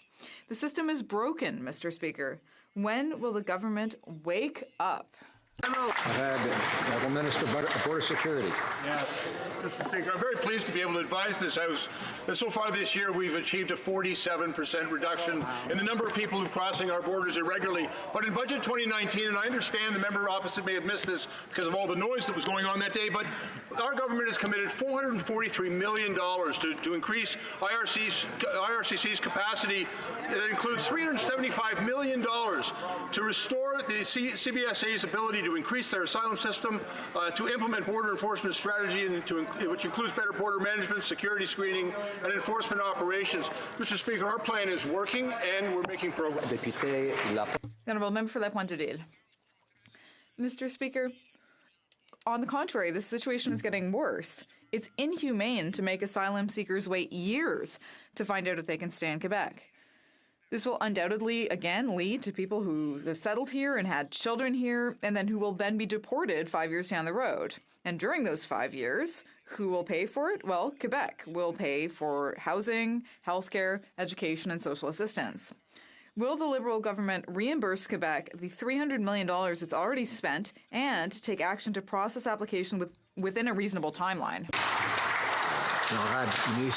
The Honourable Minister for Social Development. Mr. Speaker, I'm thrilled to be able to answer this question because, as you know well, Quebec has a remarkable history of openness and welcoming immigrants. That started in my own riding in 1535 when Jacques Cartier arrived and was welcomed by the Huron chief at the time, where he found that Canada was a country of openness and solidarity. We are proud in Quebec to be part of that great tradition. The Honourable Member for Regina Louvain. Mr. Speaker, as the independent whip, it falls to me to congratulate Paul Manley on last night's by-election win in Nanaimo-Ladysmith. Including him, we will have 21 independent MPs sharing only 14 weekly spots in question period. Would the Prime Minister support reallocating more questions to independents so that Mr. Manley and all of us can better represent our constituents? The Honourable Government House Leader. All MPs are elected to this place to represent their constituents, and question period is 45 minutes of the day to do so.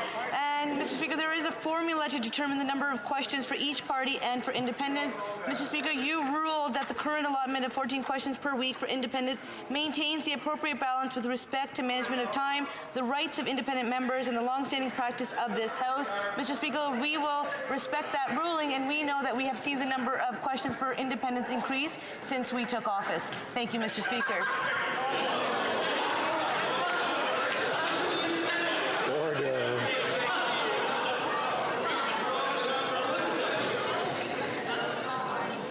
I would like to draw to the attention of honourable members the presence in the gallery of His Excellency Dr. Artis Pabriks, Deputy Prime Minister and Minister of Defence of the Republic of Latvia.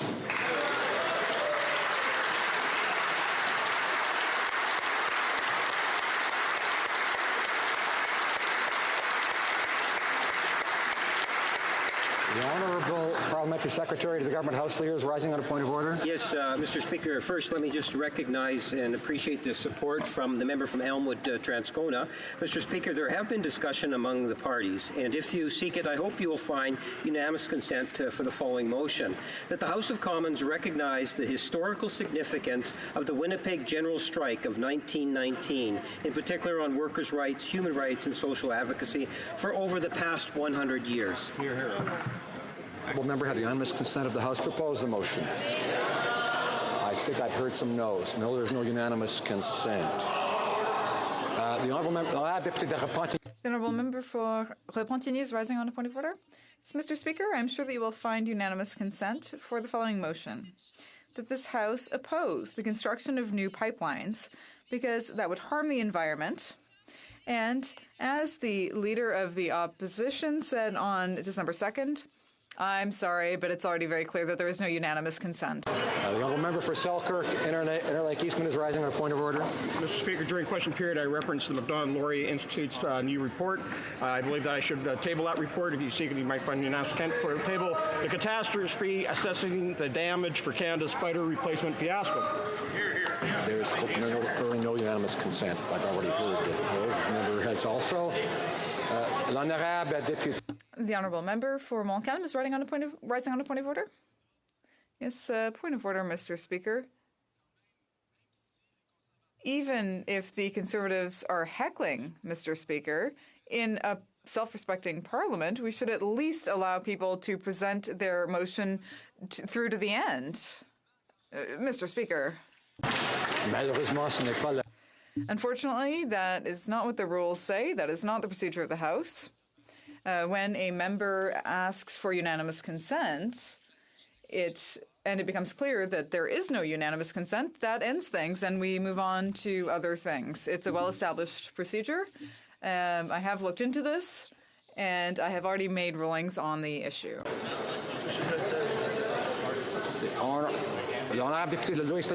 The Honourable Member for Louis Saint-Laurent is rising on a point of order. Yes, Mr. Speaker. Twice during question period, I referred to a document, and this time I really would like to have unanimous consent to table it, just to table it. It is the inventory of greenhouse gas emissions. Okay, once again, unfortunately, I've already heard some no's, so there is no unanimous consent. I see that the member is very disappointed. I'm sorry.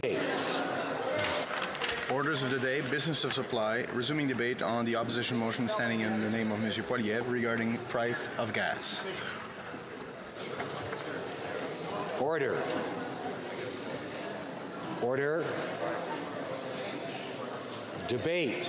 The Honourable Member for Langley Aldergrove.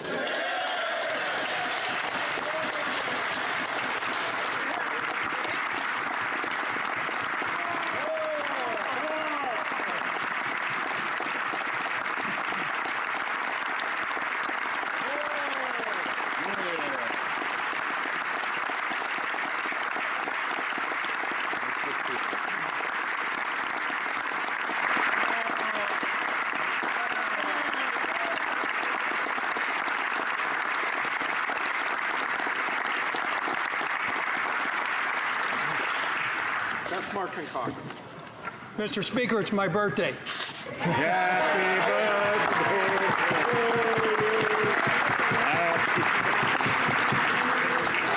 birthday to you. Happy birthday to you. Happy birthday to you.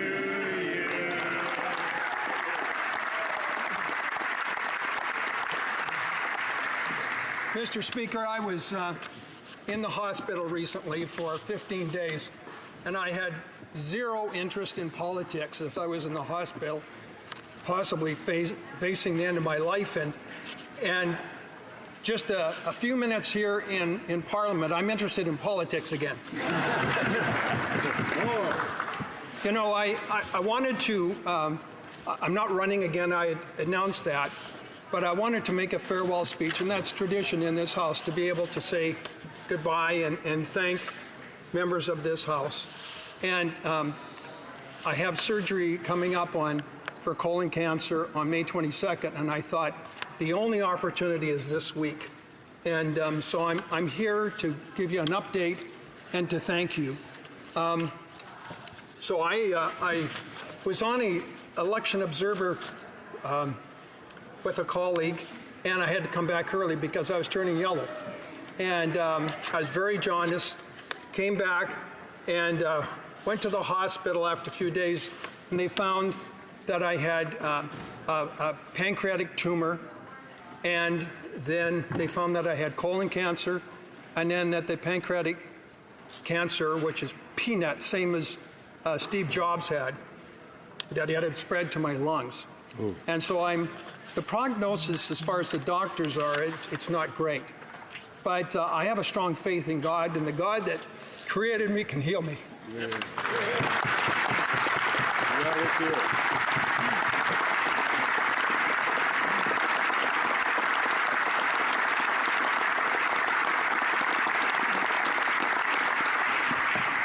I want to share just a little bit of my life, and throughout my life, it's been this wonderful little God moments, God nuggets, God interventions of guidance. People ask me, why did you get involved with politics in the first place? And it started with a dream back in 1990. I had a dream that there was an upcoming municipal election, and I had a dream that I was elected out of the blue, and I had no interest in it. And then later that day, somebody came up to me and said, "Hey, Mark, I had a dream about you." And, "Oh, really? What did you dream?" "Well, you ran in the election and you got elected." Well, when those little nuggets happen, you got to listen. And so often we get busy, and so I put my name on the ballot, and surprise, I was elected. And that was in 1990, and I served on Abbotsford Council with the wonderful, intelligent, good-looking member from Abbotsford. And I served there for 14 years. And what an honor. And then there was another God moment. I was with my beautiful wife, Diane, and we were going on our anniversary. And I said, one day before I retire, I'd love to get into managing or owning an auto body shop. And I just sold the business and everything. She says, "No, don't start a new business." And I said, "Oh, I'm just speaking out loud. You know, I love cars and I'd like to do that." Well, that was on Saturday. Monday morning, the phone rang, and this fellow says, "Hi, this is Gary down at so-and-so Avenue Body Shop. I want to retire. Would you be interested in managing my auto body shop?" From that, I then went to ICBC and then brought money into Langley and fixing up things and got known. And next thing I know, I'm running for federal politics. So again, there's these little voices, little nuggets in our lives where we need to listen and follow God's leading. And that's why I'm here. I'm just an average guy that has had an incredible honor serving with you and serving our community. I want to thank God. I want to thank my family.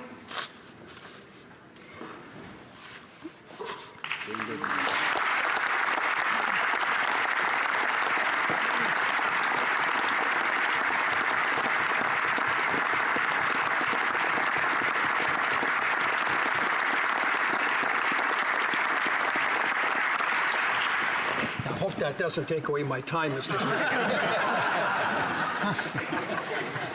So, Diane and I were married in '72, so almost 47 years ago.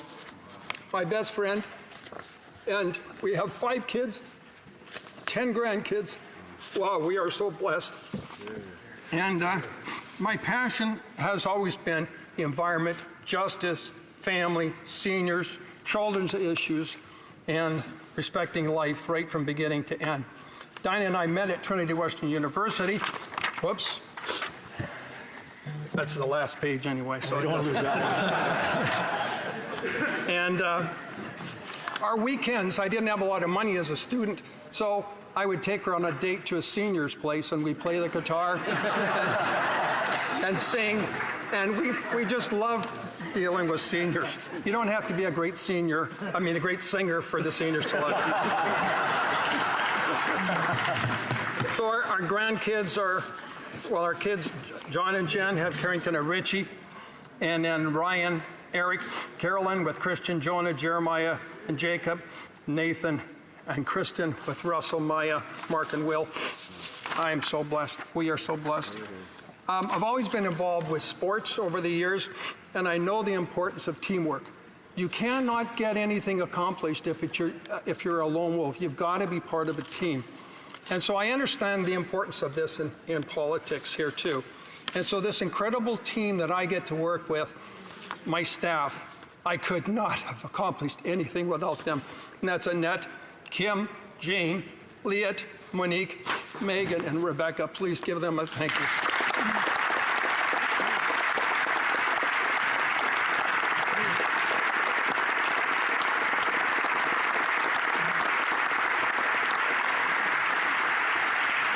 The best part of the job is, as you know, is being able to help people. And it's been such a blessing. We love our community, and it's been an incredible honor. So I had announced that I wasn't going to be running again. I felt God was creating a new chapter in my life, so I was preparing to be a chaplain, pastoral care to seniors. So I'm doing the studying and reading, and lo and behold, I got sick. And all these case studies of should you operate or should you do palliative care? And I was honored by our leader to be given the responsibility of palliative care. And so I find myself in the hospital, surprise, and I'm experiencing what it's like to face end of life. And so all that reading and preparation, maybe it wasn't for me to minister others, maybe it was to prepare me for this trial. And so I want to thank you so much. When you are first given a diagnosis that you've got some serious problems, that they're dealing with the physical person. And there's more than just physical in us. There is the spiritual and the emotional, called psychosocial. And those were left unchecked, unministered to. The doctors were looking at my physical conditions, and so that is what is being ignored and is tremendously important. Where you're given a diagnosis and they're looking at how they're going to fix you, what operation you need, what chemo. But what about the person and the family and the distress? So we need to encourage our medical system to make sure they're dealing and providing a ministry for the rest of the person. And I was at VGH, incredible hospital, incredible physicians and surgeons, but that need was left unmet. I asked for palliative care, and I was there for 15 days. And of the thousands of doctors, there's 2 palliative care physicians at VGH, and I never saw them. They came once while I was recovering, so I was all groggy and sleepy, and so that need was unmet, unfortunately. So I've experienced firsthand the difficulty of accessing palliative care. We know in statistics that it's not available to 70 to 84% of Canadians. And why is that? It's a tragic number. It's because our system isn't designed to meet that need. You know, we're trying to fix the body. But in some cases, it's better not to do the heroic things, not to remove the organs and chemo and stuff. Science has shown us that you can live longer and a better quality of life in some cases if you're given palliative care. But in that was not provided to me, those options.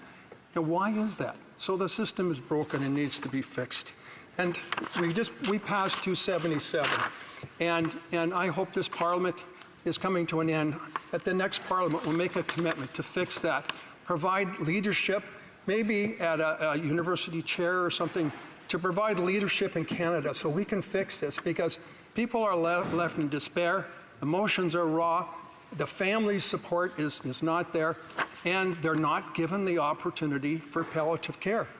And so what is the only remaining option is, if it's not surgery, it's, well, maybe we should consider MAID. And I was on the legislative committee when we discussed that, we passed that, and we had to because of the Carter decision. But we have a situation in Canada where basic needs are being not met, and people are out of desperation saying, well, I guess the easiest way is just to end my life through an injection. That would be the humane thing to do. But we cannot force people into that kind of a choice. We have to provide palliative care.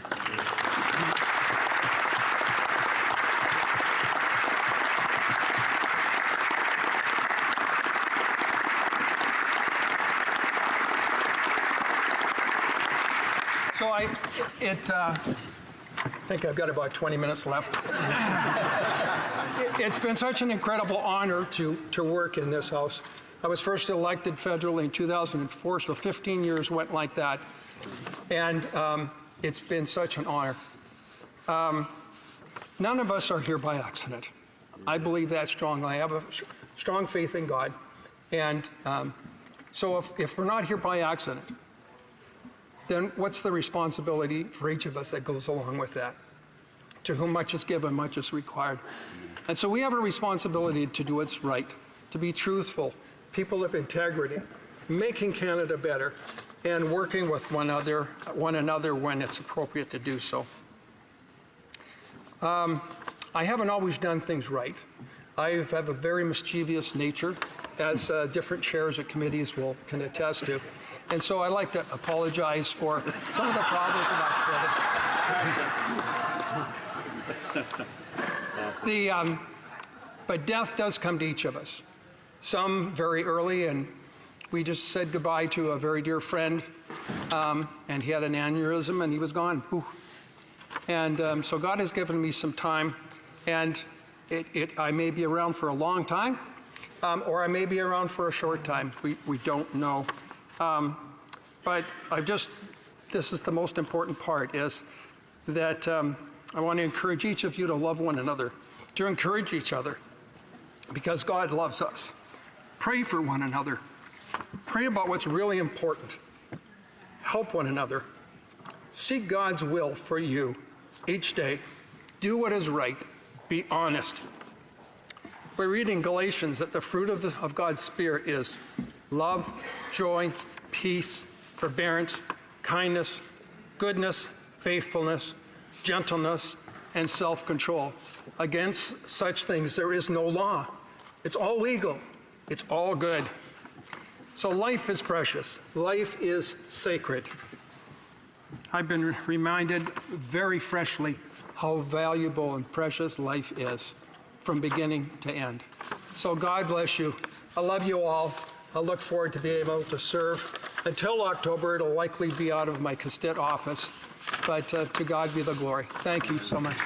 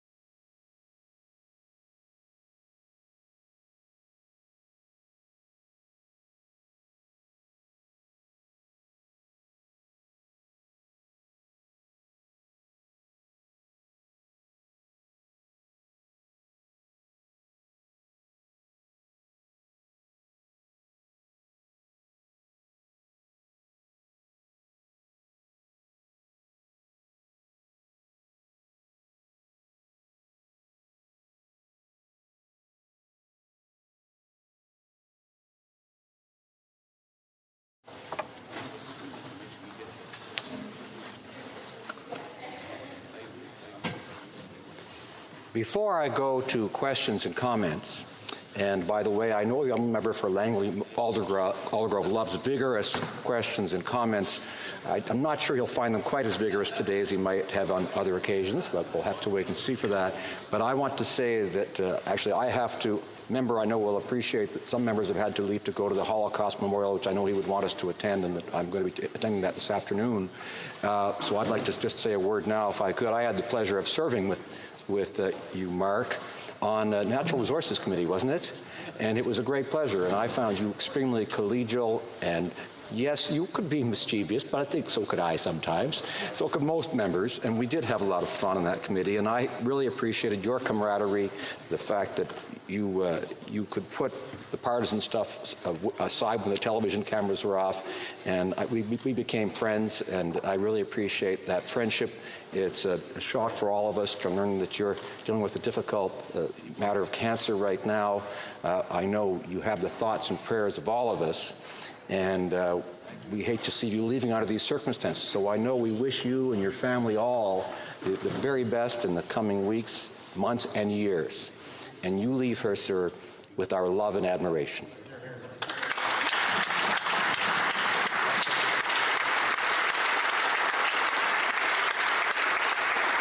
Questions and comments. The Honourable Member for Abbotsford.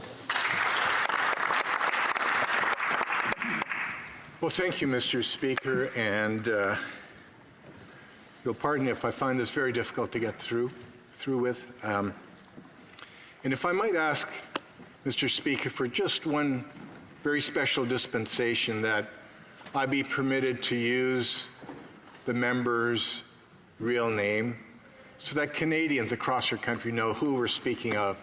It's not only the member for Langley Aldergrove, if I might. I see you nodding. Thank you. We're speaking, of course, of Mark Warawa, our dear friend Mark. And it is his birthday today, his 69th birthday, and thanks, colleagues, for singing happy birthday. I know he very much appreciated that. He's 69. I probably, of all of the members in this House, have known Mark longer than anyone, because we have both spent a lot of time in the beautiful city of Abbotsford. And I first got to know Mark when he was the proprietor of Warawa's Vacuum Shop in downtown Abbotsford.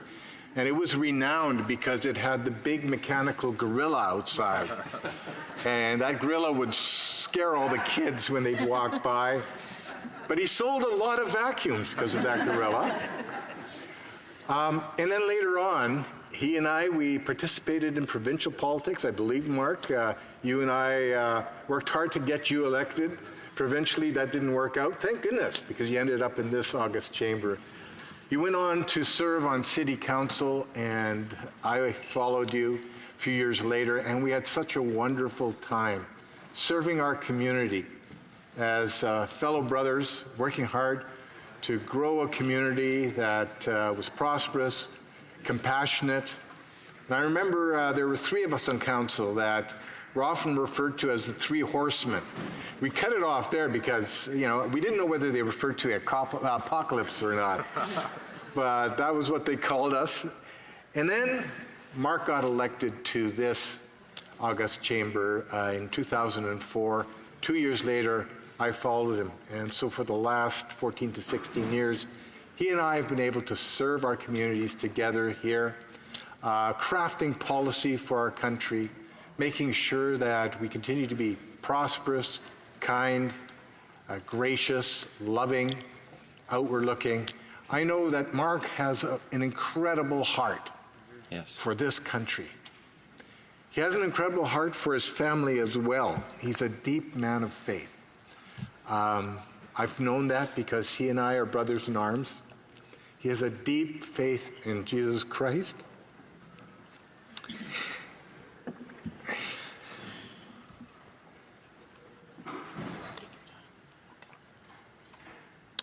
And we got to live out that faith, even here on Parliament Hill. When he and I and Chuck Strahl and Randy Camp,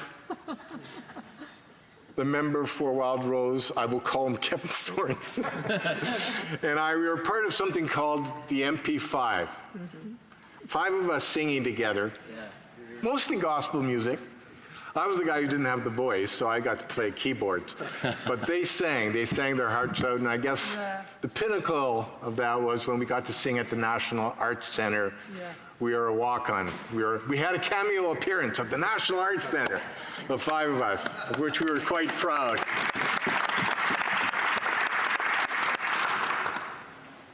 He's been a friend to all of us, but I know he's been a best friend to Diane, his wife, who's up here. I guess I'm not allowed to say that. She's up in the gallery, Mr. Speaker.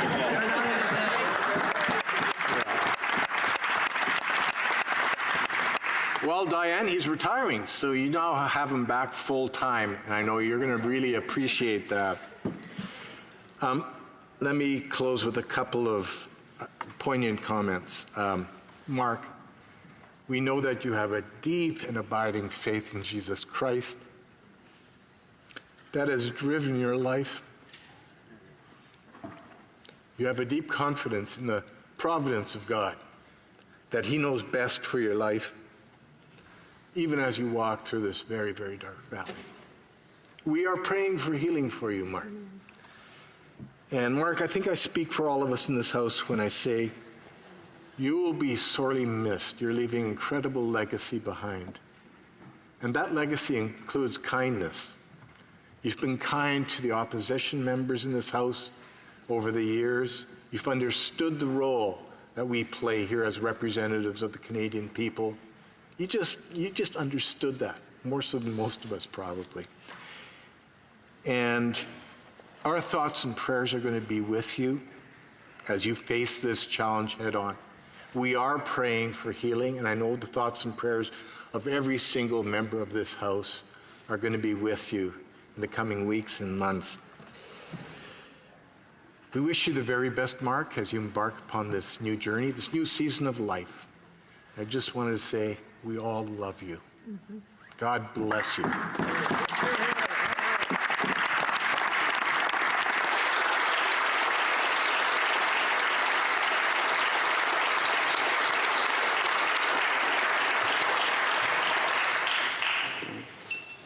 The Honourable Member for Langley Aldergrove. I want to thank the member from Abbotsford. I truly did enjoy working with him, both on the local government and federal. I went on a trip with him in the last Parliament. We went to a trade mission, and I was worried that he worked so hard. He pushed himself, and he did such an incredible job for this country as the trade minister, and I want to thank him for all his efforts. But I also want to encourage him to take care of himself. We sometimes in this place ignore the importance of taking care of our body, and sometimes our families are sometimes not given the time. It's a priority, and you don't realize this in times until you find yourself in a hospital room, and the priorities of what's important in life suddenly became very real to me when I'm in the hospital. I encourage each of us to make sure that we're taking time to take care of ourselves and spend time with our family, because when you're gone and it's over. And so make sure that's a priority in your life. And the comments have been so kind, telling me, how that all the compliments. I just, to God be the glory. If you see any good in me, hopefully you're seeing Jesus. Thank you.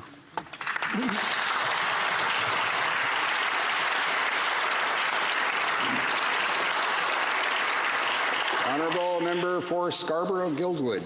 Thank you, Mr. Speaker, and I do have my Kleenex at the ready in the event that I can't get through this, but I wanted to continue the theme of the Honourable Member has spoken about, which is this is a God moment. And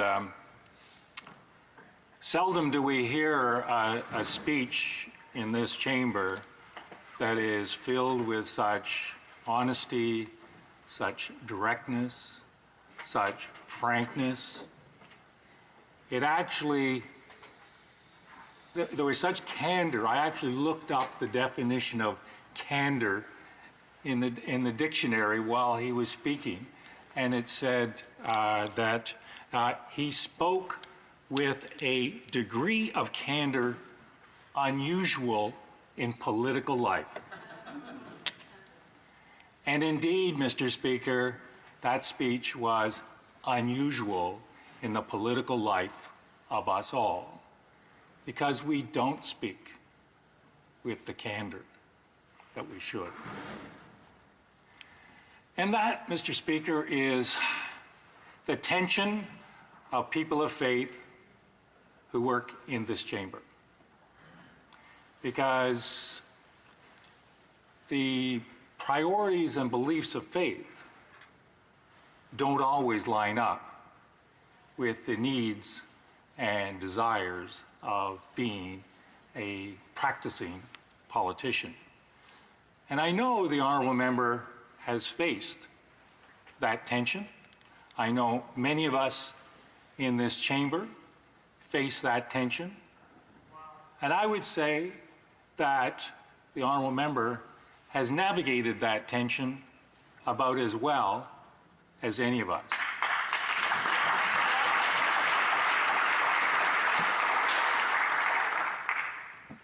Because his candor in his admission of his faith in Jesus Christ is not something you hear every day in this chamber. And in some circles, frankly, Mr. Speaker, it's frowned upon. That is not my phone, Mr. Speaker, nor is it anybody's office calling me saying I shouldn't say what I'm saying.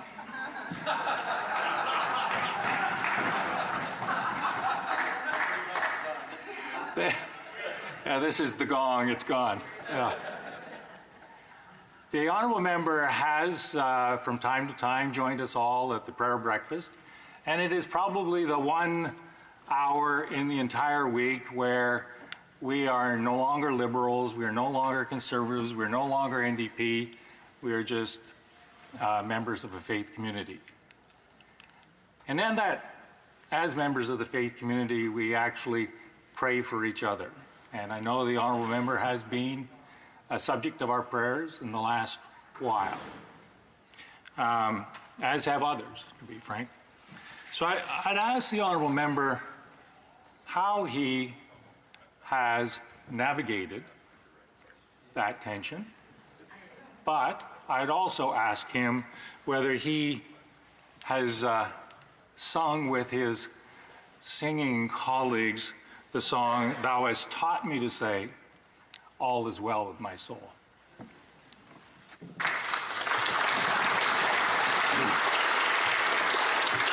The honourable member for Skeena Bulkley Valley. Thank you very much, Mr. Speaker. It is a distinct honor for me to rise today to be able to address my friend, to be able also to speak to Diane, and express just a few words. First of all, happy birthday, my friend.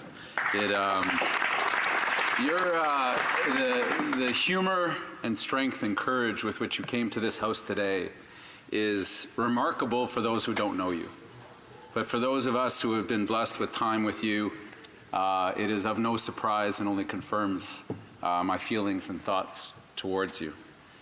You know, I'm not sure I've ever liked someone so much whom I've agreed with so little of the issues of the day, of the issues that we grapple with. We first came into knowing each other, you as the Parliamentary Secretary to the Environment under Stephen Harper, and me as the NDP's Environment Critic.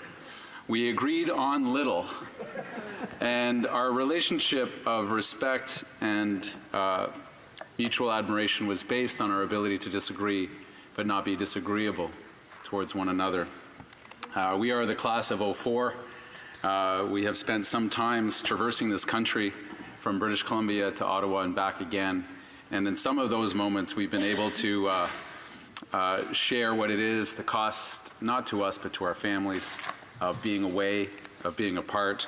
And I've taken your counsel over the years. Excuse me as well for feeling this moment. I'll reflect on a time, I'm not sure you'll remember it, Mark, but a constituent of mine, Mark Peninga, who was running ARPA at the time, invited me to an ARPA meeting on the Hill here in West Block before. We've been here a long time. We knew West Block before this. And I recall the meeting was at the end of a long hallway. And I bumped into you at the very beginning of the hallway. And we exchanged pleasantries as we were on our way to the ARPA is a very Christian group that represents Christian values.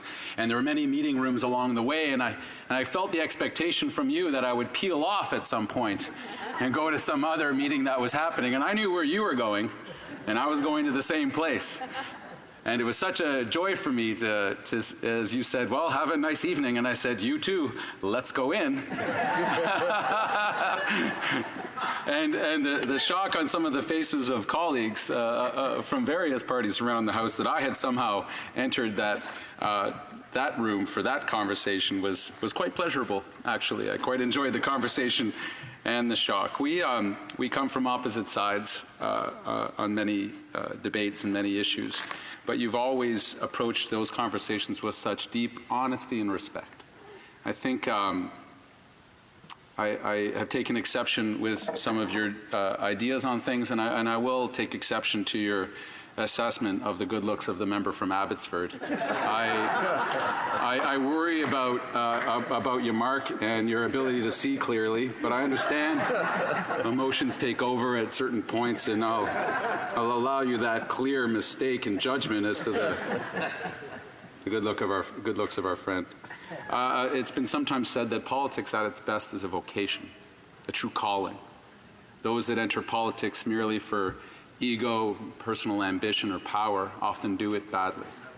Those of us that try to seek office as a calling, I think, have a better shot of doing well by the people we seek to speak on behalf of. Now, we all know Mark squeaked by in his elections, 5 of them, only with, I believe, 53% of the support of his constituents, which is incredible. And I think you represented them well. I think you represented them with integrity. And to Diane and your 5 children and 10 grandchildren, which you refuse to ever shut up about, to constantly tell us what's going on in their lives, that we owe a great debt to you for the time we've had with Mark here.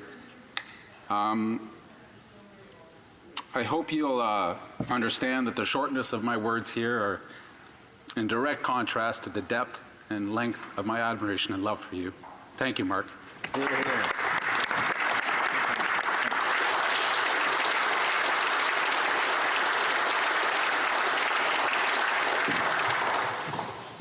thank all honorable members for their interventions. It's been a real privilege to be here today, a real privilege to serve with the honorable member for Langley Aldergrove.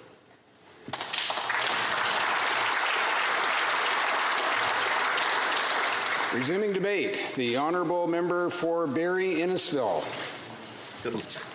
Thank you, Mr. Speaker, and I'm glad to rise today. I'm also very pleased to see the honourable member from Langley Aldergrove. He has been a mentor to all of us who were voted in 2015. His passion, his conviction, his integrity, his honesty, and certainly his faith as well has been an inspiration to us all, and I wish him all the best. I also want to advise, Mr. Speaker, that I'll be sharing my time with the member from Beauport, Lima-Lou, and I also want to remind the House that we are here today debating an Opposition Day motion that was put on by the member from Carleton, and having gone through a lot of emotion and a lot of discussion about this, to remind the House again what the motion is about, that the House call on the government to stop raising the price of gas by clearing the way for pipelines and eliminating the carbon tax on fuel. And this is an issue, Mr. Speaker, the carbon tax that has dominated, quite frankly, the House for a number of years. And I will tell you right off the bat, as the Member of Parliament, the Conservative member for Barrie Innisfil, that as I go around the riding and I talk to our constituents, I can tell you that they do want to see action. Action that the Canadian government can use to combat the issue of climate change and greenhouse gases, But I can tell you unequivocally, Mr. Speaker, that there are many, a majority, in my riding who don't believe that a carbon tax is the right method in order to achieve our goals. The other thing that they'd like to see too, Mr. Speaker, is Canada take a role in terms of global leadership on the issue of climate change. I know that it's documented, well documented, that our emissions are significantly low, and that's not to diminish the issue or the challenges with respect to this. But there are countries around the world, if this is a global problem, then it requires global leadership. And there are countries around the world, 4 combined, that make up almost 60% of global greenhouse gas emissions and impacting climate change. So it is in fact, indeed, a global problem, and we as Canadians have a role to play in mitigating the impacts of global climate change. Now, on the issue of the gas tax and the carbon tax and the fuel tax, Mr. Speaker, one of the challenges is that you know, there are many people, and I know particularly in my riding, that feel that this is not an environmental plan, a true environmental plan, and what the government and the Liberals have proposed is in fact a tax plan. There's been a lot of mention today during debate about the fact that BC has instituted a carbon tax, and that carbon tax, while was sincere in its intent in terms of being revenue neutral, the evidence suggests otherwise, that it's now a strong revenue generator for the BC government. And there's been a lot of talk around here about the potential of that happening in the future. Now, this year, it's $20 a ton. We know that through the government's own documents that they're going to be raising it up to $50 a ton. In fact, there's been some suggestion that it could be as high as $300 a ton. So make no mistake, Mr. Speaker, that it is the intention of this government to continue to raise the carbon tax and the price per ton, meaning that Canadians will pay more with respect to higher fuel prices. And they'll pay more not only for the price of gas, but for heating them home.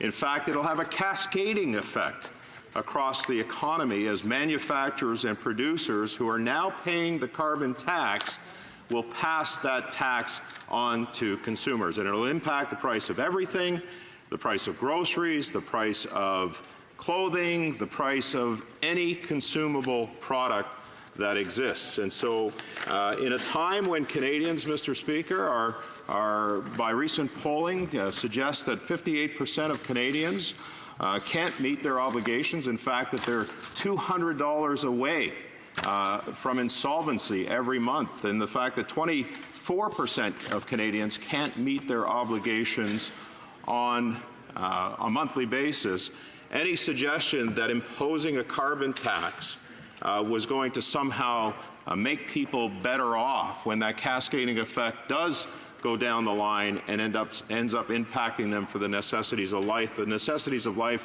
Mr. Speaker, that they can barely afford now, I think is disingenuous to Canadians. And the government, of course, has talked about a carbon tax rebate. I can use a very practical example in that regard. My parents, elderly parents who filed their taxes, recently got back $260, Mr. Speaker. But they're not going, what are they going to do with that money? They're not going to change their habits. They're not going to heat their home any less. They're not going to pull back on their obligations living in Barrie because they do have to travel to places. So that $260 rebate will get eaten up very, very quickly. And in fact, the price will, for them to survive is much greater than that.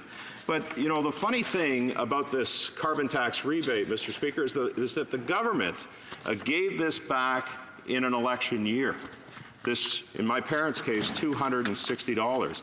And if the stated purpose of a carbon tax is to, as the Prime Minister said, and as we've heard, as Liberal members have debated today, is to change the habits of Canadians so that they become and use less carbon for their daily uses, then how is an incentive, and this is the thing I haven't been able to reconcile in my mind, and I know a lot of Canadians across the country are questioning this in terms of government policy, how is paying people back money going to change those habits?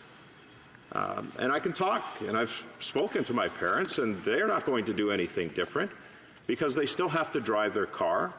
They still have to get to their doctor's appointments. And so people who live in outer areas from inner cities, and I talk specifically about the 905 all the time, these are people who are not going to have to change, they're not going to change their habits. They're still going to have to drive to work. In some cases, if you live in Oakville and you work in Mississauga, you have to drive to work. If you live in Barrie or you live in Innisfil and you work in Mississauga or Markham, there isn't a public transit system in place at this moment that will cause anybody to change their habits. And so any suggestion at all that this is going to change the habits of individuals, I think is foolhardy and not telling the truth. And so, as I said earlier, the issue here is that it is a global problem. And it does require global solutions. And it does require global leadership. And I believe, Mr. Speaker, that Canada has a role to play in that. And recently I was in Taiwan, and Taiwan has held a referendum. They're looking at moving away from coal-fired generating plants. They're looking to move away from nuclear because of living in the region that they do. And there was a company, Northland Power, here in Canada that provided an $8 billion contract, that was awarded an $8 billion contract to provide offshore wind turbines. So Canada does have a role to play with our technology, with our ingenuity, with our innovation on the global stage. But we also have an obligation, Mr. Speaker, to build pipelines. And I think that is the basis of the debate today. And my worry, Mr. Speaker, and I've said this publicly, I stated this to my colleagues, when that Trans Mountain pipeline was built, having lived through the experience in Ontario where gas plants were canceled and $2 billion were wasted, my fear on the Trans Mountain pipeline, Mr. Speaker, is that this Liberal government bought that pipeline in order to control it and eventually kill it. And I say that because, Mr. Speaker, as I've said publicly before, that the Liberal government playbook for Ontario is the same Liberal government playbook that's being used at the federal level. We saw it with the gas plant scandal, and I fear, Mr. Speaker, that we're going to see it with the Trans Mountain pipeline. I look forward, Mr. Speaker, to our leader presenting an environmental plan to Canadians, an environmental plan that will be presented well in advance of the next election. But what I look forward to the most is Canada's role, not only to address the situation here domestically, and there will be a strong emphasis on that, but also to initiate global leadership on the part of Canada to work with those who are the biggest emitters in the world, Mr. Speaker. The Prime Minister himself said that even if Canada was to shut down everything tomorrow, we would have no impact on global greenhouse gas emissions. I suggest, Mr. Speaker, that we do have an opportunity and that Canada's Conservatives will present that in advance of the next election. Thank you, Mr. Speaker. Questions and comments. The Honourable Member for Hastings, Lennox and Addington. I'd like to thank the member for his speech. In his speech, he talked about a price on pollution not making a difference in lowering our GHG emissions. But yet we have an example right here in Canada and British Columbia where British Columbia has not only had the fastest growing economy, one of the fastest growing economies in the country, it's had one of the fastest growing populations in the country, but yet since it's brought about its price on pollution in 2008, it has lowered its GHG emissions, but as importantly, it's lowered its GHG emission intensity substantially. And he talked about the affordability of a price on pollution, but yet I don't know if he's looked at the a report from the Parliamentary Budget Officer, actually an office that was appointed by the previous Harper government, that is stated clearly that the vast majority of Canadians will benefit from the rebate that we will be giving back to citizens that live in the provinces in which the revenue was generated. So I guess I'd like to ask him if he's aware of the rebate and if he's aware of the Parliamentary Budget Officer's report stating that it is actually going to benefit those that are the most vulnerable within our society. Thank you. Honourable Member for Barrie Innisfil. Thank you, Mr. Speaker. I think there's diverging facts with respect to British Columbia that, in fact, we now know, as I stated in my speech, that the BC government is using all of the revenue for their purpose. It's not, in fact, revenue neutral, but there's also indications as well that emissions have, in fact, started to go up in British Columbia. And the same, as we heard from the member from Louis Saint Laurent several times in this House, that that's the situation. It's marginal, but emissions are going up as well in Quebec. And so I would ask the honourable member a very simple rhetorical question, and that is that if we know the fact that these are the cases in other areas of Canada, and I used my parents' situation anecdotally as evidence that they're getting $260 back. In fact, it's going to cost them a lot more. And this is the problem, Mr. Speaker, is that those people who live outside of those main urban areas, like the member who asked the question, the difficulty is they're going to be disproportionately affected because they don't have access to mass transit. In fact, they do have to drive, and it is going to cost them more, and they're going to continue to heat their homes and buy the necessities of life. So that's the difficulty with the math and the equation on the other side, Mr. Speaker. Thank you. Questions and comments? The Honourable Member for North Okanagan, Shuswap. Thank you, Mr. Speaker, and I'd like to congratulate the member from Barrie Innisfil on this, on his intervention here. Getting back to some of the conversation over the last couple of minutes over BC and the greenhouse gas emissions, BC is in a unique situation because of our ability to generate hydroelectric power. There's been incredible investments by BC Hydro to improve the production of hydroelectric power through the hydro generating stations there. Revelstoke Dam was one example. They've made improvements in the flow systems of the turbines in multiple situations there. So that is where we can find reduction in greenhouse gas emissions. It's not going to come from a carbon tax. Everyone in BC still needs to drive to get to work. There are a few in certain areas that have access to public transit. So I'd like to ask the member from Barrie Innisfil if he feels would make much more sense to get fuel to our markets, keep our prices low so that we can be competitive, and also drive those incentives of lower emissions through hydro generation and so on. Thank you. For Barrie Innisfil. Thank you, Mr. Speaker. I'd like to thank the honourable member for his question. And there's no question on our side that we believe getting our product to refineries, getting our products to market will certainly help in the reduction of the price of fuel. He also brings up an interesting point, the fact that Canadian ingenuity, technology and innovation is world-class and world-leading. Carbon capture technology, for example. These are the things that we can do. And you know, Canadian companies are already doing a lot. Yes, they are. They're doing a lot. Canadian families are doing a lot in order because everybody recognizes that they have an obligation for a better planet and a better world that we can leave our children. But we as Canadians also have an obligation and understanding that this is a global problem. And sometimes we feel guilty for not doing enough when we are doing a large part. And the challenge for us as Canadians as we go forward is to make sure that we encourage through our technology, our interventions, bilateral, multilateral arrangements with other countries to ensure that they do their part, Mr. Speaker. We have a role to play on the global stage, and Canada's Conservatives will make sure that we do. Thank you. Resuming debate, the Honourable Member for Beauport, Limoilou. Saskatchewan on a point of order. Point of order. Yes, Mr. Speaker, I didn't think the time was opportune earlier, but just a point of order coming out of question period. A number of members had commented that recognition of speakers is dependent on some kind of a formula.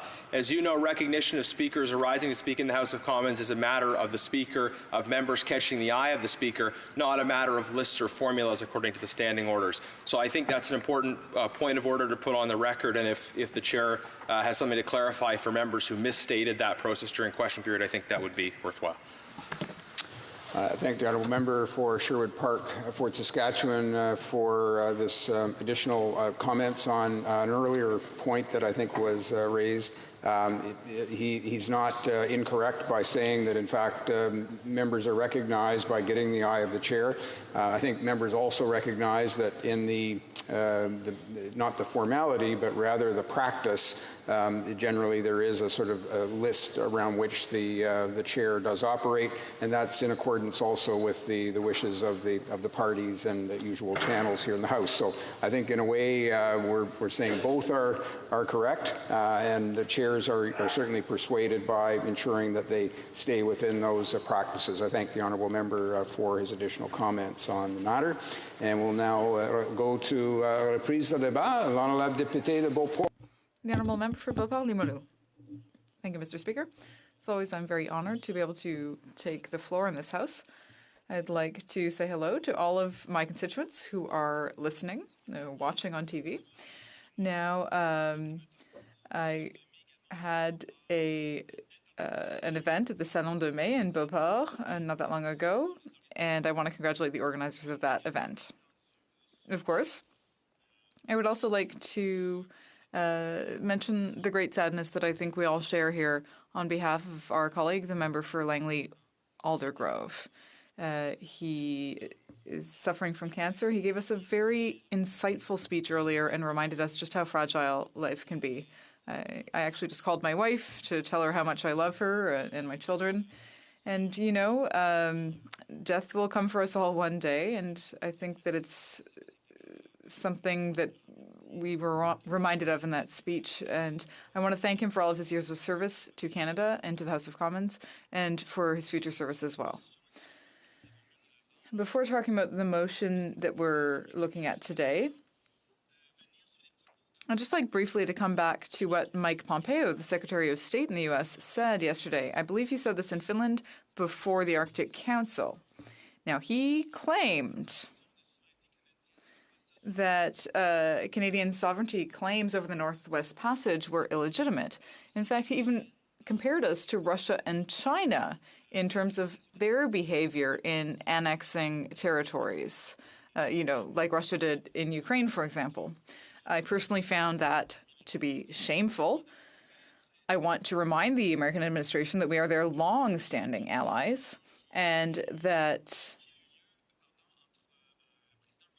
since the agreement between Mulroney and Reagan, we have had an agreement saying that the Northwest Passage is under Canadian sovereignty. And there were many expeditions under the British Crown there, which mean that Canadian sovereignty is entirely legitimate there. Now, since we are discussing the importance of the oil industry today, and the importance of climate change as well, I think these two issues go together.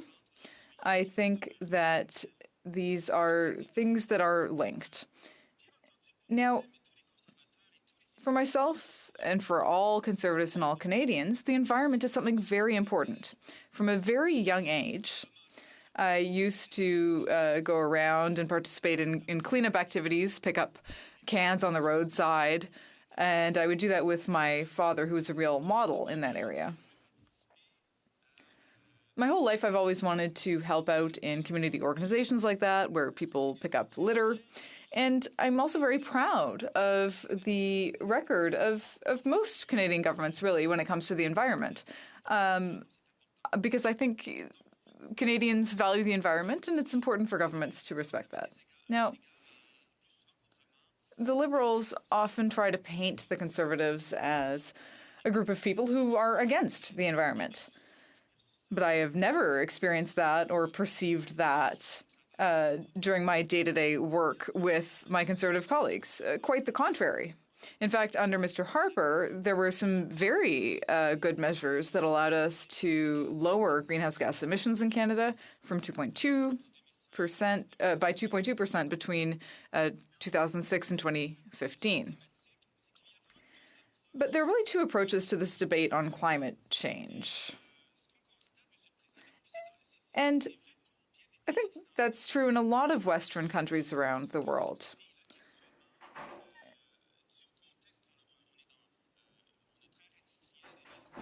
You know, we're in a country where we've had the Industrial Revolution a long time ago. We've been industrialized for a long time. We have made a lot of progress. And we're at a point in our history now where we've noticed that humans do affect climate change through the emission of greenhouse gases. So yes, we need to take action, but there are two different approaches. The approach proposed by the Liberal government is to tax Canadians even further, to place the burden on Canadians of trying to lower greenhouse gas emissions in Canada. Whereas our approach as Conservatives is not to create new taxes or to tax Canadians further on the gas that they put in their cars every day. Rather, we want to help Canadians in their daily lives and help provinces in their respective environmental plans. Mr. Speaker, as an example, for the Canadians who are watching today, I just want to remind them and remind all environmentalists that in 2007-2008, we did something that helps Canadians. We set up an eco-trust program that aimed to inject money in the provinces so that they could deal with this issue in their own way, and they could react to climate change in their own way and try to lower their own greenhouse gas emissions. For example, Quebec, under Mr. Charest at the time, in order to lower greenhouse gas emissions, had $300 million from us, and a joint press conference was given with Mr. Charest and Mr. Harper. And even a Greenpeace representative at the time said that Eco-Trust was a good program for these kinds of initiatives. Ontario as well was a part of this. And with their share in Ontario, they were able to set up their own program. They were able, for example, to phase out their coal plants. And if you look at all this together, you can see, Mr. Speaker, that under Harper's Conservative government, greenhouse gases diminished by 2.3%. And it's important to say this because now, under our leader, we will be announcing our plan in a few weeks, and everyone is looking forward to hearing about that plan. It's a serious plan with environmental targets that aim to help us achieve excellence in tackling climate change. And we are going to continue with our approach that was a healthy approach to help the provinces rather than engage in constitutional debates with them by imposing taxes on Canadians that really are divisive at the jurisdictional level. Let's take Quebec as an example. My colleague for Louis Saint-Laurent alluded to this in his remarks this morning. I have before me a report on greenhouse gas emissions in 2016 in Quebec. That report was tabled by the new ACAC government, at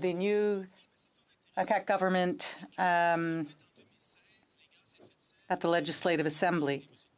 Now, greenhouse gas emissions have increased in Quebec, and yet there was a cap and trade program implemented in 2013. So isn't that interesting that there's a tax on gas to reduce consumption and therefore to reduce greenhouse gas emissions, and yet despite that tax in 2016, greenhouse gas emissions increased in Quebec.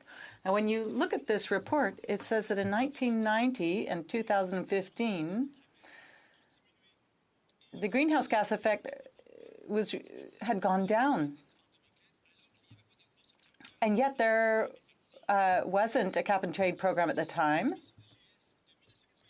And so from 1990 to 2016, it says that decrease is due to the industrial sector thanks to the improvement of certain processes, energy efficiency, and replacing fuels. And that is what we are aiming at, Mr. Speaker. Rather than imposing new taxes on Canadians, we plan to continue with an approach that decentralizes, where provinces will be able to stimulate greener economic growth, stimulate deindustrialization, implement new technologies, and contribute to innovation in the Canadian economy. That is a conservative approach, a conservative environmental approach, not to impose new taxes on Canadians, impose our way on provinces, and we can see that didn't work in Quebec. Our purpose is to help while ensuring that our oil industry can grow in a healthy way, as it has in Norway. And if I had more time, I would expand on that country that, while increasing its oil production, at the same time has one of the greenest and fairest societies in the world. Questions and comments. The Honourable Member for Châteauguay-Lacolle. Thank you, Mr. Speaker. I'd like to thank my colleague from the opposition for his very interesting remarks. And I'm very pleased to hear a general acknowledgement from the Conservative Party that climate change is a real issue, an important issue, and that we have to find a way to tackle this issue.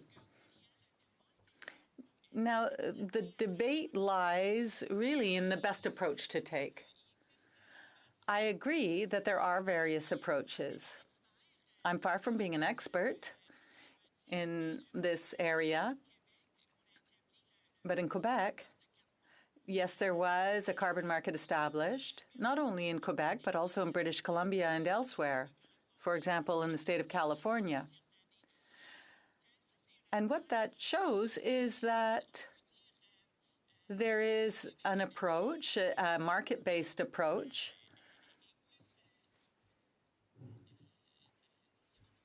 that is more in line with the conservative ideology, and that's all well and good. But there is another approach, and that is to put a price on pollution. Regardless, we have to find a way to deal with this. People want us to find a solution, so I would ask my colleague to tell me what he thinks the best solution would be to combat climate change.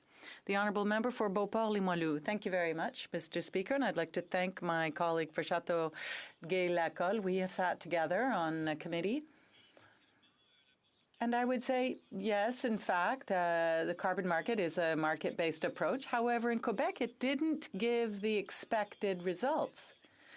And when you look at the Eco-Trust under Mr. Harper, that idea was to provide provinces with funds so that they themselves could develop their own plan to respond to climate change. And what we saw was a true decrease, 2.2%, a real decrease in greenhouse gas emissions.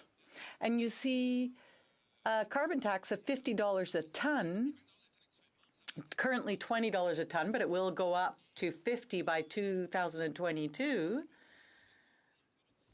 So with the carbon tax, one can only expect that it will go up over time. And what's unfortunate is that the large emitters, the big cement and coal industries, will not be affected by that tax because they'll only be paying 8% of the total revenue on that, whereas small businesses will have to pay 92% of that increase. Now, I'll continue to say that that approach wouldn't necessarily be applied in Quebec because they already have that approach. However, what have we seen? We've seen gas prices increase throughout the country, including in Quebec and British Columbia, where there are cap-and-trade systems. The Honourable Member for Drummond. Thank you very much, Mr. Speaker, and I've listened very closely to my colleague's remarks. I've had the honour of sitting on the Official Languages Committee with him. And the only thing that I find unfortunate is that he hasn't read the Environment Commissioner's report in any detail. What he said was that under the Harper government, the only reason greenhouse gas emissions diminished was because of the province's efforts and because of the recession, not because of what the federal government. On the contrary, the federal government did nothing of what they were supposed to do. And scientists throughout the world have said that we have to tackle climate change. And in order to do that, we have to put a price on carbon. In his remarks, he also didn't refer to something else that's very important. In their motion, there's a word. It's pipelines. The Conservatives want more pipelines everywhere, and what they're claiming is that this is an environmental plan. You know, they want Energy East in Quebec. Well, how will that pipeline help tackle climate change? The Honourable Member for Beauport-Limoilou. Mr. Speaker, this is exactly what I was trying to say, not with respect to Energy East. Energy East is dead. It'll never happen. So it's false to say that it's going to happen. However, he said that the Commissioner of the Environment's report said, if the member of Drummond wants to listen to me, he said that it was due to the provincial work. Well, exactly, Mr. Speaker.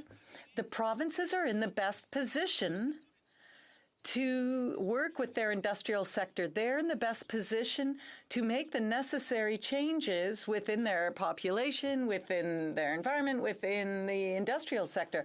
And that's exactly what we did through the EcoTrust program. We provided envelopes to the provinces at various rates so that they could develop their own programs to tackle climate change. So yes, it's true what he said. It is thanks to the provinces, but also thanks to the Conservative government that enabled them to do that. Resuming debate, the Honourable Parliamentary Secretary to the Government House Leader. And I wanted to pick up on a couple of comments that were made from the previous speaker, Mr. Speaker, a little bit earlier this afternoon, when he talked about the importance of global solutions and global leadership. And I'd like to cite a couple of very specific examples that I think that a good number of my constituents, and I would ultimately argue Canadians, can really sympathize with. When we think of global solutions and leadership, and you look around in terms of what's happening around the world, here are the two examples that come to my mind right offhand, Mr. Speaker. Members would be familiar with the Canadian garbage that was sent to the Philippines. That is something that occurred a number of years ago.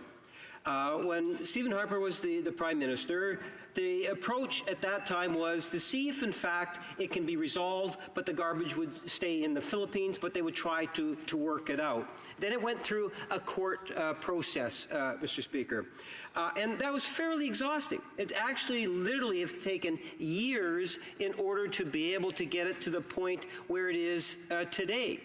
Then you get a proclamation from President Duterte of the Philippines, a proclamation that I thought was quite fitting, given the importance of our environment, and he made a very powerful statement, and a statement that this garbage from Canada needs to go back to Canada, Mr. Speaker.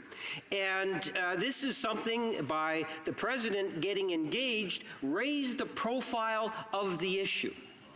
I believe, Mr. Speaker, what you have seen is that we have responded to that call for action as a government, because we do believe that those 69 containers of garbage should, in fact, be here in Canada. And we will work to facilitate that, Mr. Speaker. So when we talk about the issue of global solutions and global leadership, it is recognizing the important role that Canada has to play and how important it is around the world in terms of how it is that we are perceived. I can tell you that the perception was not positive for Canada having Canadian garbage in a place where it ought not have been, Mr. Speaker. So I am glad that we are working that issue through, and that those 69 containers will in fact be coming back to Canada. When you think of that leadership, look around what the world is actually saying. We can see it from the Paris conference when we were first elected, when we had the Prime Minister and Minister of Environment, and actually many different provincial governments participated in that Paris climate change that had taken place. I believe it was back in the late 2015, Mr. Speaker. One of the leading recommendations back then was that we needed to be able to put a price on pollution. That is something in which is tangible, it's real, and it will have an impact in the world with more and more countries recognizing the value of doing so. It did not take long for Canada and this current Prime Minister to take the ideas that were flowing from there and ideas that were being talked about during the last federal election, and we know how important it is because we are being told and reminded from Canadians on a daily basis that they want to see action on the environment, Mr. Speaker. So we worked with the different provinces, we came up with a formula, and we came up with what we believe was a good national program that would ensure that not half the provinces had something in place in terms of a price on pollution, but there would be an obligation of all provinces and territories in Canada to have a price on pollution. We even afforded the opportunity for those provinces that did not have something in place a window of time to put something into place, believing at the end of the day that, like the national government, that those local governments would be listening to what the citizens want and expect of government. And let there be no doubt, Mr. Speaker, that Canadians as a whole, no matter what region they are in this beautiful country, support the need for government to take action. And I believe that the action that this government has taken, not just on the price on pollution, but I'll focus my attention on that for now, Mr. Speaker, is something that Canadians accept as a whole, Mr. Speaker. You know, it's interesting when you get the politics and how it's ramped up and the misinformation that is out there in the community. You know, when I look at the residents of Winnipeg North, the price on pollution will actually be a financial benefit for the residents that I represent. And for the Conservatives who are spreading misinformation on this issue, Mr. Speaker, I would refer Canadians to the independent office of the Parliamentary Budget Office. It is truly independent. There is no partisanship coming from that particular office. It is well respected, not only within Canada in terms of the things that it enunciates on, Mr. Speaker, but even beyond our borders. It is genuinely seen as independent. If I listen to it, as I have, Mr. Speaker, it makes it very clear. 80% of Canadians will actually financially benefit by the climate action incentive. That means at least, I would suggest to you, a vast majority of at least 80% of the residents in Winnipeg North will financially be further ahead. But putting the price on pollution is something that is needed today, Mr. Speaker. What we have in reality is some provinces that have it, other provinces that don't. Some provinces are higher than other provinces and so forth. All we are saying from a national perspective is that all provinces and territories need to get engaged on this very important file. And for those provinces that do choose not to, well, then there will be a national program. And it's important to recognize when they say it's a cash grab, that's absolute total hogwash, Mr. Speaker. Ottawa, the monies that are being generated are going back to the provinces. With the national program, actually 80% of my constituents, as I say, are going to get a net benefit. It's going right back into the pockets. But the heavier users, the ones that are causing the larger issues surrounding the pollution of our environment, are going to be paying more. The Government of Canada is not making money by this, Mr. Speaker. What we are doing is we are ensuring that there is a price on pollution in every region of our country, Mr. Speaker, because not all provinces have implemented it. The province of BC, and the Conservatives talk a lot about the province of British Columbia today, Mr. Speaker, and they attribute it to the price of gas. Well, the Ottawa National Program is not being applied in the province of BC, Mr. Speaker. Yet that makes up 85% of the criticisms that are being leveled at this government. And when you really start to question them on that particular issue, what is their response? Well, the Conservatives will say, well, we'll get rid of this government here in Ottawa, and then we'll work at getting rid of any other progressive government in the different provinces, Mr. Speaker. So what, are they going to penalize provinces that are doing good for Canada's environment, Mr. Speaker? The old Progressive Conservative Party of Brian Mulroney and many of the players from there had advocated, even some of the Conservatives, the Conservatives under Stephen Harper advocated for a price on pollution. It's this Conservative Party. It's the Doug Ford, and I can't say the current leader, it's Doug Ford's influence within the National Conservative Caucus, Mr. Speaker. Canadians should be concerned that Doug Ford seems to have more influence in the Conservative Caucus across the way than their own leader, Mr. Speaker. Canadians should be concerned about that. Take a look at what's taking place in the province of Ontario and the backward stepping in terms of the environment, Mr. Speaker. It's being put onto the back burner. For over a year, Conservatives have been saying, well, we have a plan. We have a plan, but we'll share it with Canadians in due course. Mr. Speaker, that's over a year ago. The days and the weeks and the months have gone by. Even though the environment is an important issue to Canadians, and the Conservative Party continues to ignore what is a very important issue. Rather, what they choose to do is to take a look at our plan, one aspect of it, Mr. Speaker, and they're critical of it.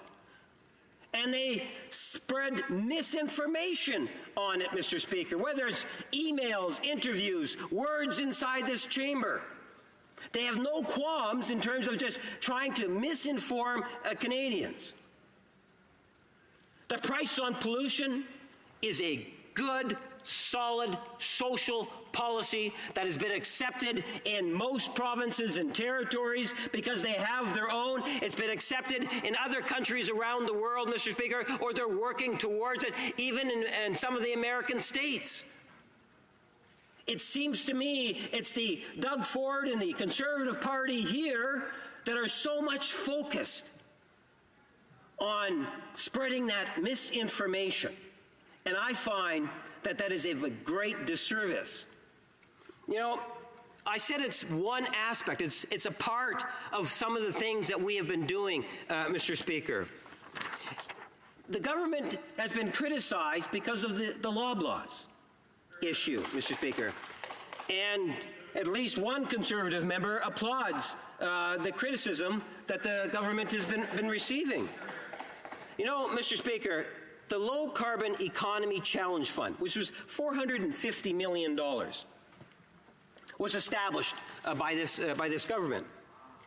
And it supports and funds actions by provinces, territories, municipalities, Indigenous communities, and organizations such as businesses and nonprofit organizations all over the country.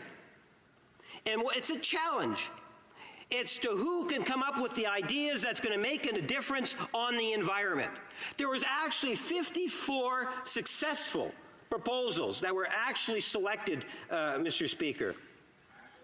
Now, when you take a look at it, they've singled out one of those examples, and that being the Loblaws example, where the Government of Canada is contributing 25% of a $48 million project that's going to, in essence, have a huge impact on the refrigeration industry here in Canada, Mr. Speaker. Whether it's the manufacturers and the IT people in Mississauga, where jobs are going to be created, or more importantly, I would argue, Mr. Speaker, the actual impact of saying yes to this proposal. It is the equivalent of taking 50,000 vehicles annually off the roads here in Canada as a direct result of that one proposal. That's like the city of Brandon, which happens to be Manitoba's second largest city, Mr. Speaker. And the Conservatives and the NDP say, oh no, heaven forbid you're working with the private sector. But no, they take an extreme. Well, there's a billionaire or a multi-millionaire that owns the company and this and this and this, and you shouldn't have given it that contract out to it, Mr. Speaker. They shouldn't have been eligible, possibly. It seems to me that they're being selective. Are they trying to say that the Government of Canada should not work with the private sector? That we should not provide and promote and encourage and at times provide the incentives that are necessary to have the impact? Are they going to exclude the private sector? Is that really what part of the policy whenever the Conservatives come out with? Someday, hopefully, someday before October the 21st, we will hear something in regards to the Conservative environmental plan. Are they dropping a hint by saying on this particular policy that no, government has no role to work with the private sector and shouldn't be investing it all to public tax dollars with the private sector? Is that really going to be the official opposition's plan going forward? So by process of elimination, we can maybe narrow it down. We know they don't support the price on pollution. They think that pollution should be free. And now I'm beginning to believe they don't believe government should actually be able to work with the private sector on it, Mr. Speaker. You know, I really think that the Conservative Party is selling Canadians short. At the end of the day, if you were to start listening to what constituents are saying, that there are initiatives that we can do as a government that will have a positive impact, a positive outcome. The price on pollution, programs like I just finished listing off by working with different nonprofits, governments, and private sector, those type of initiatives can make a difference, a tangible difference. You know, the Conservatives are very critical, and it's always interesting to contrast how we're criticized by the New Democrats and the Conservatives when it comes to pipelines. You know, for many years I sat in opposition, and I'm hoping to spend just as many days on the government side as I did on the opposition benches, I must say, Mr. Speaker. And I can tell you that when I was in opposition, Stephen Harper never built one pipeline that went to market waters, Mr. Speaker, or to our coast, so that we could actually sell our commodity to different markets. In fact, when Stephen Harper first became the Prime Minister, 99%, I believe it is, Mr. Speaker, of our product actually went to the States. Fast forward it, 10 years later, still 99%. You know, what Stephen Harper did wrong, Mr. Speaker, I believe, and that's one of the reasons why Alberta's been hit as hard as it has over the last couple of years in that industry, is because Stephen Harper didn't get it right. At the end of the day, Stephen Harper did not work with Indigenous people, was not sensitive to the needs of the environment. And our courts have clearly demonstrated that to be the case, Mr. Speaker. Contrast that in terms of what it is that we have been able to accomplish, Mr. Speaker. They criticize us because of a pipeline purchase where we have made a solid commitment to do what we can, Mr. Speaker, to try to move things forward on the issue, Mr. Speaker. We can't do any worse than Stephen Harper, I can assure you of that. All you have to do is take a look in terms of what it is that he accomplished on that particular file in those 10 years, Mr. Speaker. I have no problem in terms of doing the comparison with respect to that. The Conservatives are saying in their motion it's taxes. Well, again, I would challenge, here, number one, let's talk about Winnipeg North. In Winnipeg North, the price on pollution, as I said, 80%, according to the independent office of the parliamentary budget officer, says that 80% plus of my constituents are going to be further ahead financially. My constituents are also going to be further ahead because we gave a tax break to Canada's middle class, Mr. Speaker, something in which the Conservatives voted against. My constituents are going to be further ahead because we instituted a Canada Child Benefit Program that is pumping over $9 million a month in Winnipeg North alone, Mr. Speaker. My constituents are going to be further ahead because we revised and upgraded, and we upped the amount of money going to our most poorest seniors in the country. Again, looking at Winnipeg North, we're talking in the neighborhood of up to $900 a year, Mr. Speaker, to the poorest seniors in our country, many of which live in Winnipeg North. So when the opposition says that we need to give more of a break to Canadians, time and time through budgets, through legislation, that's exactly what we have done, and that is something that we will continue to do going forward into the next election. And I anxiously await doing the comparison between the Liberal Party and the Conservative Party because of our record. Thank you, Mr. Speaker. Before we go to questions and comments, it's my duty, pursuant to Standing Order 38, to inform the House that the questions to be raised tonight at the time of adjournment are as follows.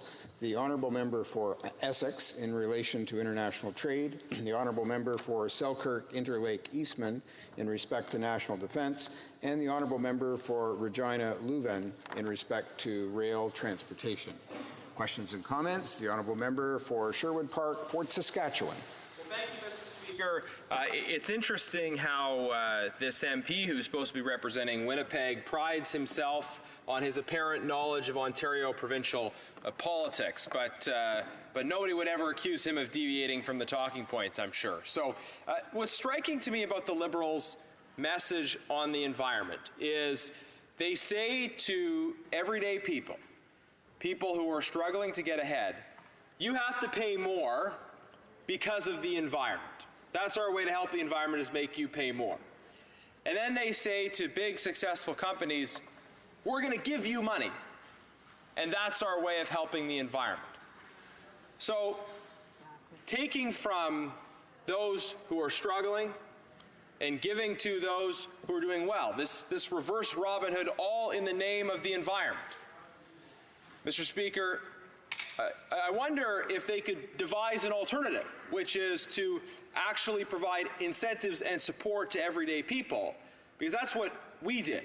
We had things like the home renovation tax credit. We didn't use the environment as an excuse to take money from everyday people. We actually provided support in the context of environmental incentives. Why won't the member consider that policy and stop using the environment as an excuse to take more money out of the pockets of hardworking Canadians? Well, Parliamentary Secretary to the Government House Leader. Thank you, Mr. Speaker. And, you know, the price on pollution is one aspect of good social policy that's going to be making our environment healthier at the end of the day. There are other initiatives that the government has in fact taken. You know, we have invested literally hundreds of millions into infrastructure that's looking at public transit and improving public transit. We're also, through that funding, seeing more everything from bus shelters, which does help, Mr. Speaker, because you have more people that will use and access buses, to having more efficient buses being purchased, Mr. Speaker. There's many different aspects. I believe the parliamentary secretary responsible for the environment made reference to about 45, 50 different actions that this government has actually taken. And I would suggest to the member opposite that what he might want to do is take a look in terms of what other countries are actually doing and focus the attention, at least for this particular debate, on the price of pollution and why it is. And this is the real challenge. Why is the Conservative Party working along with individuals like Doug Ford to try to say no to a price on pollution when so many other countries around the world are recognizing it as...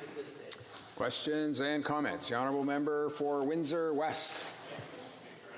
Ask a question with regards to the start of the Parliamentary Secretary's intervention. He mentioned the good news story of the Philippines raising the fact that they've called his government out for not acting on environmental contaminants and containers that were shipped to the Philippines. And I'd like them to explain that, because here's what happened, Mr. Speaker, is dozens of containers of used diapers, other types of contaminants were sent to the Philippines, and they were sent in shipping containers, and they were left there, and there's been massive protests, there's been civil disruption, a number of things. President Duterte threatened to take Canada to war because the Minister of Environment promised to clean it up and did nothing for a year and a half. So how is it a good news story that it took the Philippines threatening to go to war with Canada because of another Liberal broken promise? It's embarrassing. It's not a moment of pride. Well, Parliamentary Secretary to the Government House Leader. Yes, thank you, Mr. Speaker. You know, this is it's a private company that brought trash and dropped it off in the Philippines many years ago, just so that the member is aware of it. And there is a thing called a court process. There are a number of things that were at play. I believe that President Duterte did a big favor, no doubt, in raising the profile of the issue.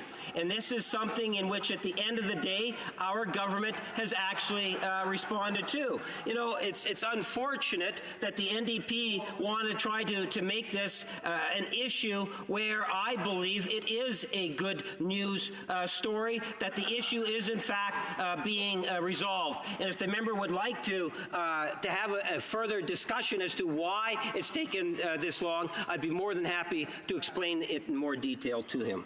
Questions and comments. The Honourable Member for North Okanagan, Shuswap. Thank you, Mr. Speaker, for the opportunity to question the Parliamentary Secretary on this. I was really glad to hear him bring up the gift to Loblaws to upgrade their refrigerators, a company that makes billions in profit, and yet here's a Liberal government giving them a handout to upgrade their refrigerators.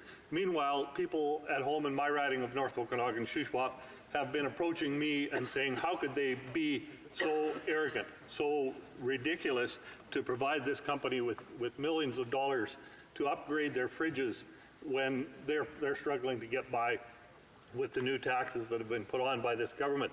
And I know we're not supposed to use props, Mr. Speaker, so I won't, but the latest budget book called Investing in the Middle Class, there are a couple of pages in there that describe the I believe it's the carbon tax, but they've hidden the name under fuel charge proceeds.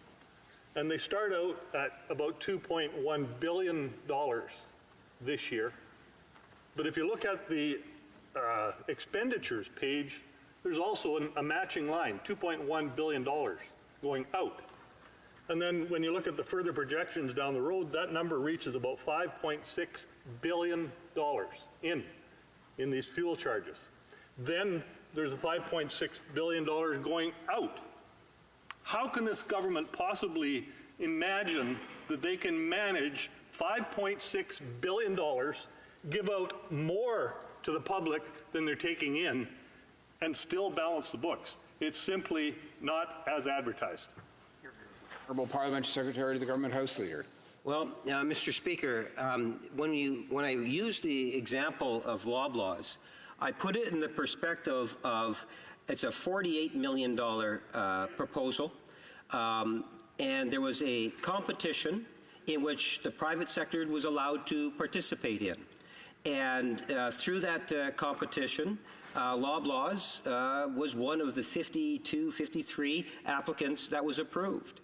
And as a result of that particular $48 million investment into refrigeration, you are seeing, I believe, incredible work that's going to be done on IT. You have a company, I believe it's located in Mississauga, that's going to benefit. But more importantly, through that one program, we are seeing over 50,000, the equivalent of 50,000 vehicles being taken off the road. This is a program that's open to provinces, territories, Indigenous people, nonprofits, corporations, Mr. Speaker. And that's why I say the real question is, are the Conservatives, part of their future plan, whenever it comes out, are they going to allow for the private sector to be able to participate in Order. We're going to try and get one more question in here before we finish up the remaining 10 minutes. Questions and comments. The Honourable Member for Châteauguay-Lacal. Monsieur le Président. Thank you, Mr. Speaker. Québec, on est très fiers de... In Quebec, we're very proud of our leadership in the fight against climate change. We have carbon pricing there, but people ask me to do a lot more. We have a program for electric vehicles that we're very proud of. Could my colleague talk a little bit more about that, which is now available to all Canadians?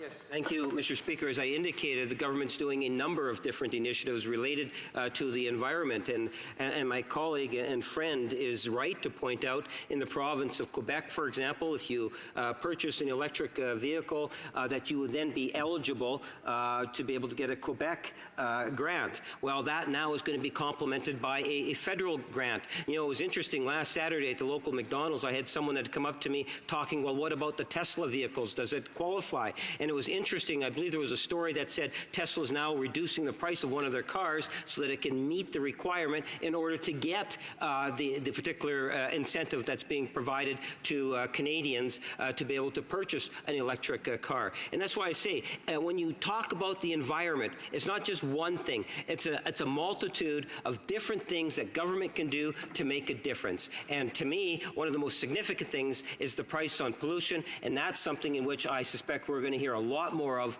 in the months and weeks ahead.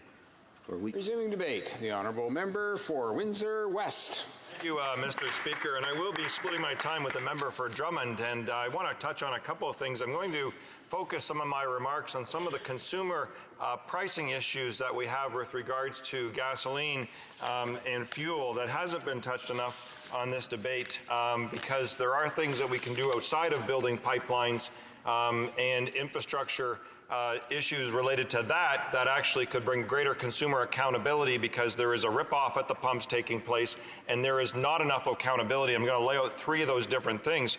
A couple of things I do want to talk, though, in terms of concluding some remarks, though, about the previous discussion that we had with the Philippines and the fact that it's a so-called good news story from the parliamentary secretary that a nation where we have a strong historic relationship with us actually had to threaten to go to war with us because over 100 contaminated filled containers of human waste and other trash was sent to their shores and stayed there, and his Minister of Environment in the Philippines promised to take care of it, never did anything like another broken Liberal promise, but instead they decided finally to act on it.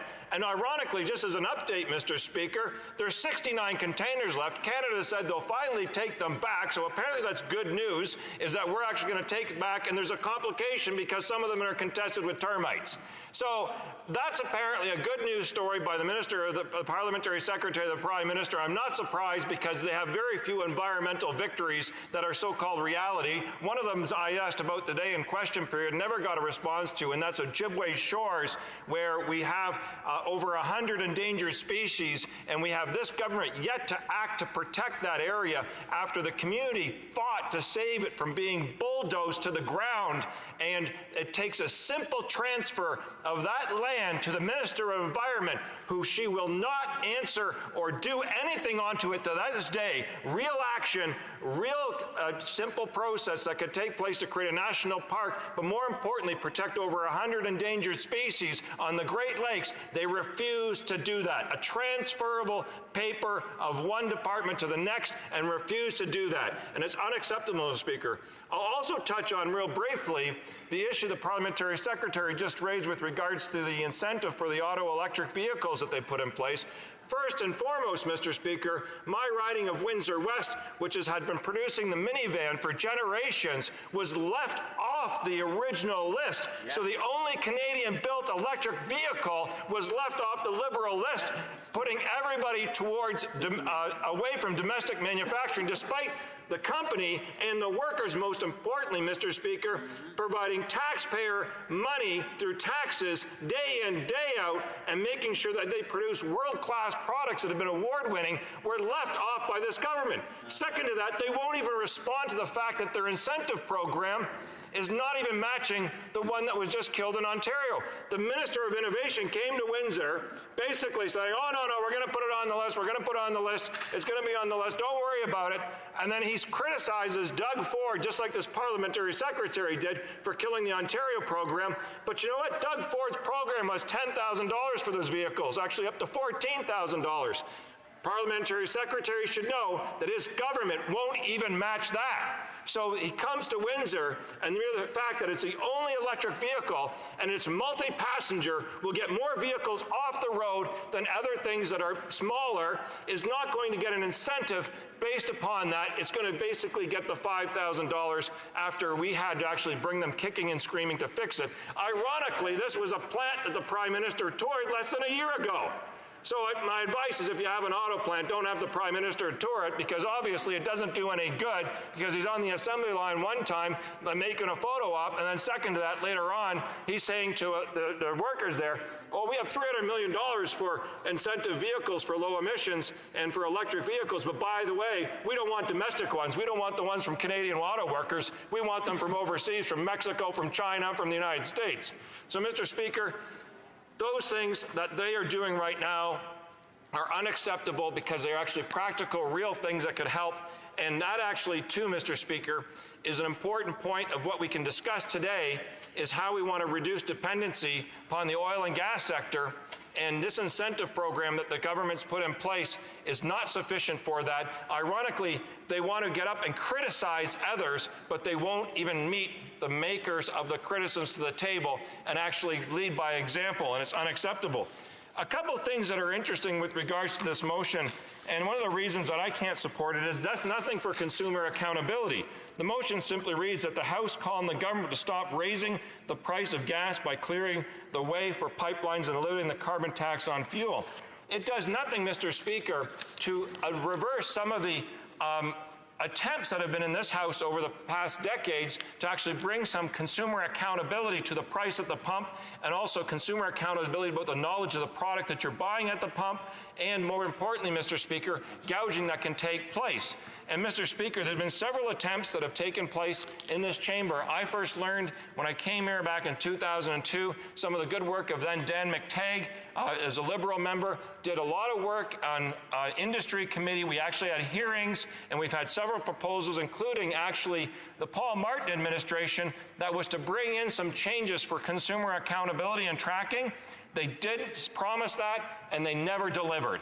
It's another broken promise, and I want to highlight a couple ones, Mr. Speaker, that are important because they're out there that are still happening today that are not resolved. So as we're talking about the debate and we're stuck with this kind of, I guess, future-driven process of evaluating pipelines and trying to see if that's somehow going to affect the price of gasoline or not, but we can do some of those things right today by actually bringing greater accountability to the pump. The first one that took place that was in the most recent, I guess, backtracking for consumers was a Conservative bill, C-14. It was an act to amend the Electricity and Gas Inspection Act and the Weights and Measures Act. Now, Mr. Speaker, there was a question by the late Jack Layton, who looked into this, and I would give credit to them at that time to the late Minister of Jim Prentice, aside that I'm talking about two individuals who have passed this place and also have passed our country. But what they did do in this exchange is it came to basically light that Canadians are overcharged at the pump, and they are doing so in the tens of millions of dollars. In fact, at one point, there was actually, from 1999, when they looked at some of those things, back up to a decade later, was basically $240 million of so-called phantom gas. This is gas that you pay for at the pump, and it's not measured by the flow meter correctly, or the flow control valve doesn't work, and so you get charged for that. Now, on any given time, Mr. Speaker, with regards to you at the pump, there is an average of 4% of these pumps do not work properly at any given time. And then there's a whole series of them. Those are the ones that are ruled out in terms of when they do the inspections and they do the analysis. They are normally not working around 4% of them at that time. Now, if you include the 14 days that they're allowed to fix it, they have to fix it if they're in 0.5% to 1.5% off with regards to those charges, Mr. Speaker.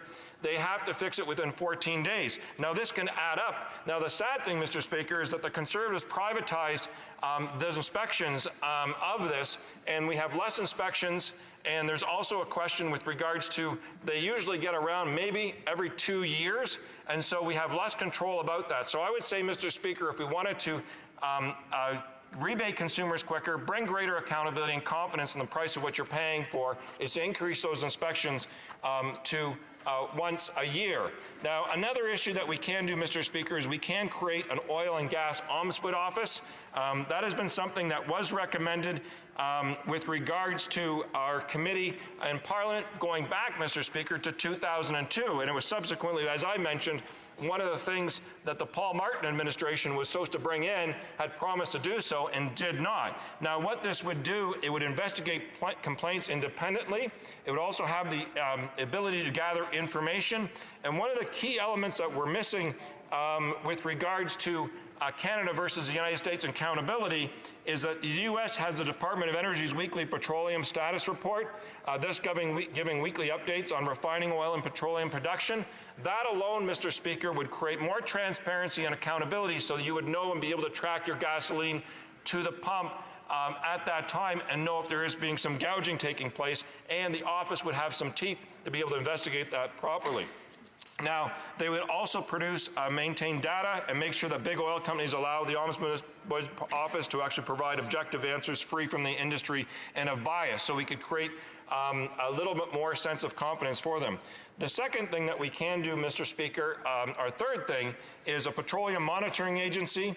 And when we look at the price spikes with regards to Katrina and other types of natural disasters and some human disasters, and then trade issues, and then we have a number of different production problems, we could, Mr. Speaker, have some greater impact there. So in conclusion, Mr. Speaker, there's more than just about what's in the big future with regards to these things. There's also things that we can enact right now to ensure consumer accountability and more money in your pocket right now. Right on.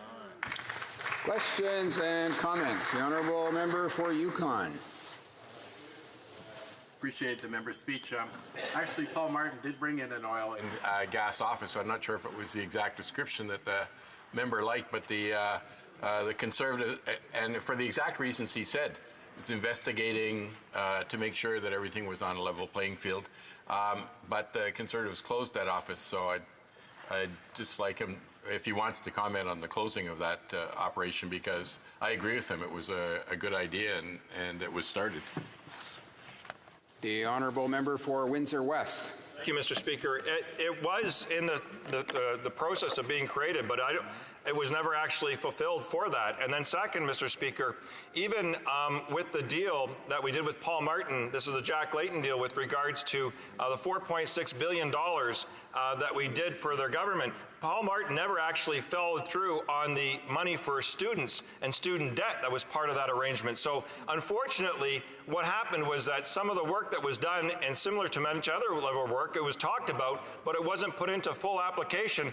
And that's why Paul Martin was known as the ditherer, I think, in terms of the Prime Minister, is because it never actually came to fruition or took too long to do so.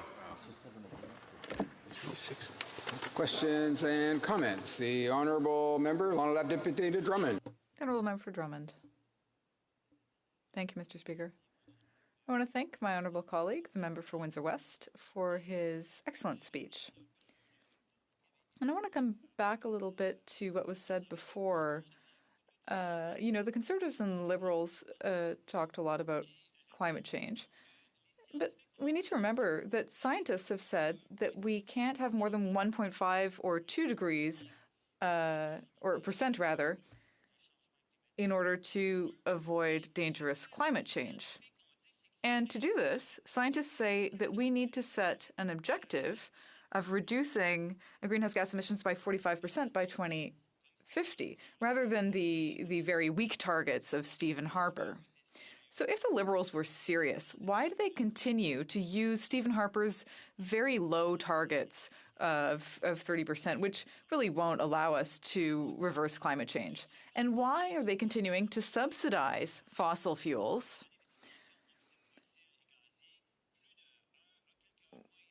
to the tune of $1.5 or $1.7 billion per year? And why did they buy a $4.3 billion pipeline? How does that help fight climate change? I don't think that helps at all. On the contrary, I think it harms the fight against climate change. Member for Windsor West. They acted on many things. I quite frankly, from the governments I've seen over the last year, this pretty much lazy. They have a significant majority in this House the last 4 years, and what we've seen now is a rush to get legislation that would be more routine through this chamber, through omnibus bills and larger pieces of legislation that wasn't even necessary, even when they had support in working groups that from all parties on different things. And I think it's just unfortunate because it's a missed opportunity in many respects. And as far as goes the subsidies are concerned, it's a good example of the lack of political will that's necessary to redirect those funds to better, greener opportunities. And Mr. Speaker, I would say that it's even worse than the buying the pipeline and the continued subsidies is the fact that we're in massive deficits right now. The Liberals have done so, and so we're borrowing money and paying interest on that. It was one of the concerns that I had in criticism of the previous Conservative government when they brought in the HST, which shouldn't be forgotten, is because that actually was an issue with gas pricing before, is that the fact of the matter is, until we pay that off, that borrowed money incurs interest. And I had the Library of Parliament, which is independent of Parliament, do an economic analysis of the situation, and it's billions and billions of dollars of more of borrowed money. So the actual real cost of the pipeline is quite more significant than what we've actually purchased price. So it's a mere fact is that we borrowed it on a credit card. That credit card has significant rates. Before I recognize the honourable member for Drummond to resume the debate, I want to let him know that there are only around 4 minutes left for his comments. Resuming debate, the honourable member for Drummond. Thank you, Mr. Speaker. It's an honour and a pleasure for me to rise in this House to talk about the motion. Now, this afternoon we heard a lot about climate change in relation to this motion as well. The motion talks mainly about pipelines and oil or gas. So it's interesting that the Conservatives brought forward this motion. They want more pipelines. In fact, They want to have an Energy East type pipeline in Quebec, even though it's been demonstrated that it's not financially viable, it's not environmentally viable, and it doesn't have the approval of the population. But they still want to do that. So, you know, the Conservatives are kind of like firemen who set fires and then come to put them out. So it's a little bit strange here. They say that they're going to present a plan to fight climate change, but all we're hearing them talk about today is pipelines and more pipelines. So I don't know how that's going to help us fight climate change. Mr. Speaker, you know, most members of Parliament are not scientists.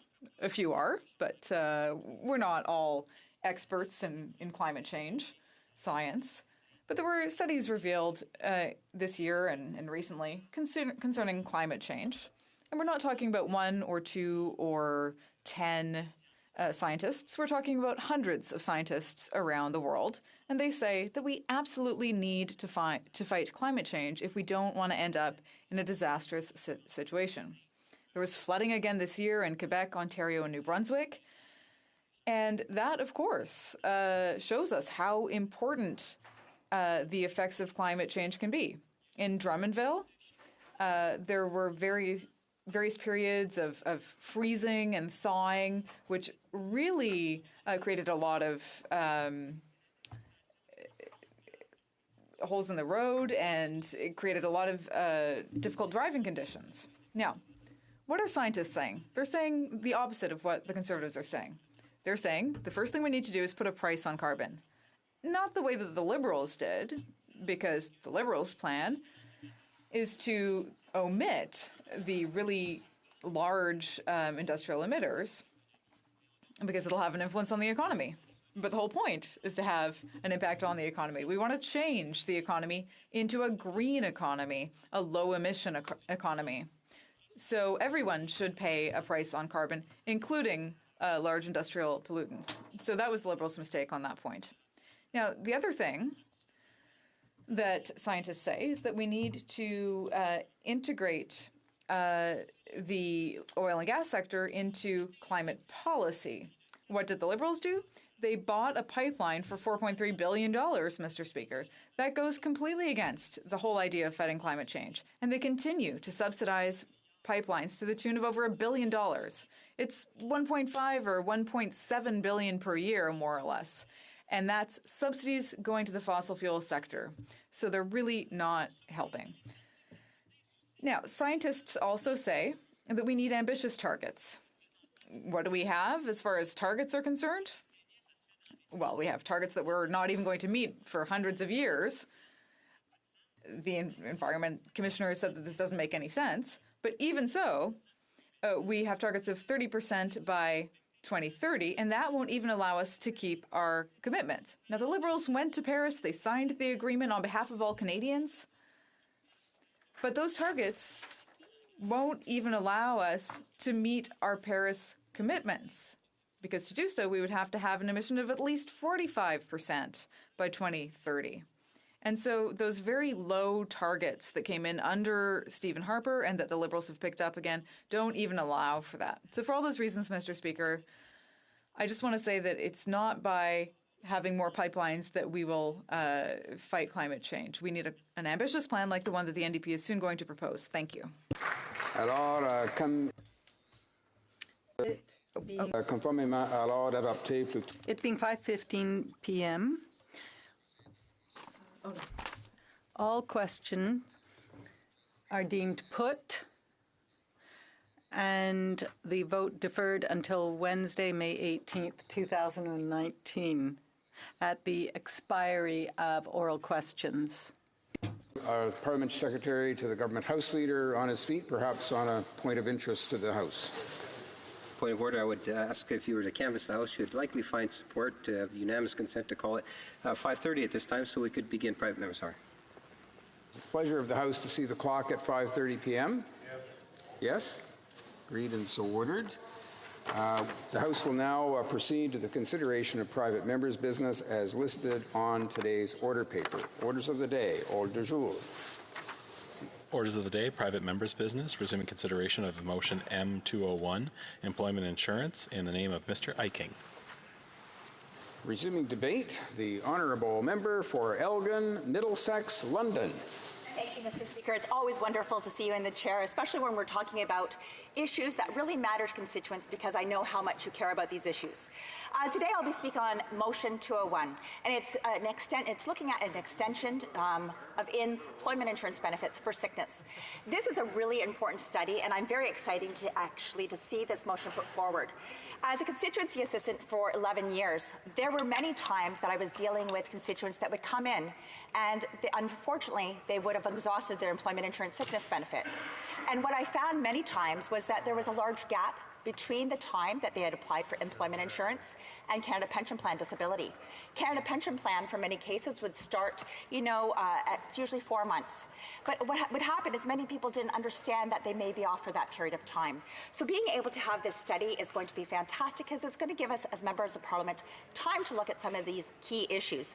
And so today I'll be discussing some of the things that are really important, including why we need to study this, as well as some of the costing that needs to look at this. It needs to be looked at by 2 prongs. First of all, this study, I would really like to thank the member from Sydney for putting this forward. I know that this had been debated in the House back in 2011 and 2012, but since that period of time, we have seen a large increase in the number of persons in Canada taking employment insurance sick benefits. And many times, I think it's 38% of people who have been on EI benefits for the sickness have exhausted their benefits. I think it's 38.9% or so of those persons. Over this time, I have also had the honor to serve as the Conservative Shadow Minister for Families, Children and Social Development. So with that, I've had the opportunity to meet with many different organizations, not-for-profits, health organizations that are coming to us, discussing with us the needs of their patients and the clients that they're representing. One that first comes to mind is the MS Society. And for a number of years, we've talked about some of the issues that they, as patients, have had to consider. A lot of times they are episodic. So although this employment insurance study that we're looking at may be looking at whether we should be extending it, we also will have the opportunity to discuss more than that. This motion is looking at extending EI benefits to up to 50 weeks for sickness. But I think within this conversation, we'll be able to discuss some of the things that are needed for people who have MS, who have cancer, who have hip replacements and knee replacements. Because of that, I took some time last night and I looked over some of the rehabilitation times. I was looking at what happens if somebody has a hip replacement or a knee replacement. What is the opportunity for them to return to work? I found in many of my findings that the average time was many times 4 to 6 weeks before they could return to a desk job. And sometimes that amount of time is much greater. But we also have to understand that in some jobs, you're not able to just return to work at a desk job. For instance, if you were a truck driver and having to get in and out, if you're a person working on a farm or in food processing or anything like that seems to have a lot of, that's physically straining, the opportunity to take more time off is not just as a necessity, but it is the doctor's orders. So a lot of times we'll see where some patients are told that they have to have 6 months off for up to 6 months. And we have to realize that within the first 15 weeks, people would only be able to receive the sickness benefits, but unfortunately at that time, there would be nothing else. Now, many people at that time would say, well, can they not apply for Canada Pension Plan disability? And understanding how Canada Pension Plan disability works, you need to be seen as deemed unable to work. And that has to be over a 1-year period of time as well. So if somebody has come and said to our office, I'm sick, or I've hurt myself, or I have a broken bone, and I won't be able to return for 8 months, Canada Pension Plan is not going to be an option for those persons. And sometimes the sick benefits would be the only option for them. Now, looking at that, there are many things that we also need to look at. It just cannot be the government benefits. We also have to recognize that there are short-term and long-term disability plans that are available through private planners, and that also through workplace, there's many other pensions that are available there. So a lot of times these benefits will work together in conjunction. But I think it's very important that we look at why this needs to be studied. The last time that this had been changed from 15 weeks was back in 1971, and I believe that's probably when it was introduced, was the EI benefits for sick benefits. So 15 weeks since 1971. Well, being 48 and born in 1971 myself, I think there's been a lot of changes in 48 years. So I think this is a great time for the Human Resources and Skills Development Committee to study these things. Now, I recognize recognize that in the there has been a lot of studies that have been done, and there has been requests. And recently, there was a response to the HUMA Committee from the Minister of Families, Children and Social Development, and he indicated that they need to explore impacts to employers and cost implications that are relating to the increase in sickness benefits. So we already have this discussion starting at the HUMA Committee, and we've heard from many of the different parties what we're looking at. Now, back to the MS Society. When they come into our office, many times they'll explain to us, you know, Ms. Vecchio, one day I am able to work, and the next day I'm not. So we also have to have the opportunity to talk about what their needs are as well. They too need to have some sort of financial planning. And for many of them, they are able to work, it just may not be all the time. So when we're looking at issues like that, we need to make sure what's the impact to the employer going to be, what's the impact going to be to the employee, and what is the cost of this program going to be as well. So luckily earlier this spring, we had received a PBO report, and information was received by the PBO knowing that the study was going to be done. And on April 2019, it shows that the cost of this program would be $1.1 billion in 2020 and expected to grow by $1.3 billion by 2025. So I find those statistics really important, and we have to look at, if we're going to be extending this, what is the cost to the taxpayer and what is the cost to the employer going to be? So when looking at that, we think that it would probably be about $1.62 per every $100 earned through employment. We have to see at the end of the day, is this what's best for the bottom line of Canada? And more importantly, is this what's best on the bottom line on a family budget of somebody who is sick? Now, comparing benefits, if we're looking at benefits that are currently available through the employment insurance programs, there are many different benefits that are available. The first one I can think of is the family caregiver benefit. There is a family caregiver benefit that's available to parents or anyone who has a child under the age of 18. And those are some weeks that you're able to take off to care for your children if they're in critical or serious need. There's also the caregiver for adults, and that's for family members to assist their family members for people over 18. And the one that I think is very important, and I was really proud when our government changed this and expanded the weeks, it was the compassionate care benefits, recognizing that 26 weeks was very appropriate when you are losing a loved one, and giving the opportunity for that loved one to have the psychological and mental support from their family members during a time of need.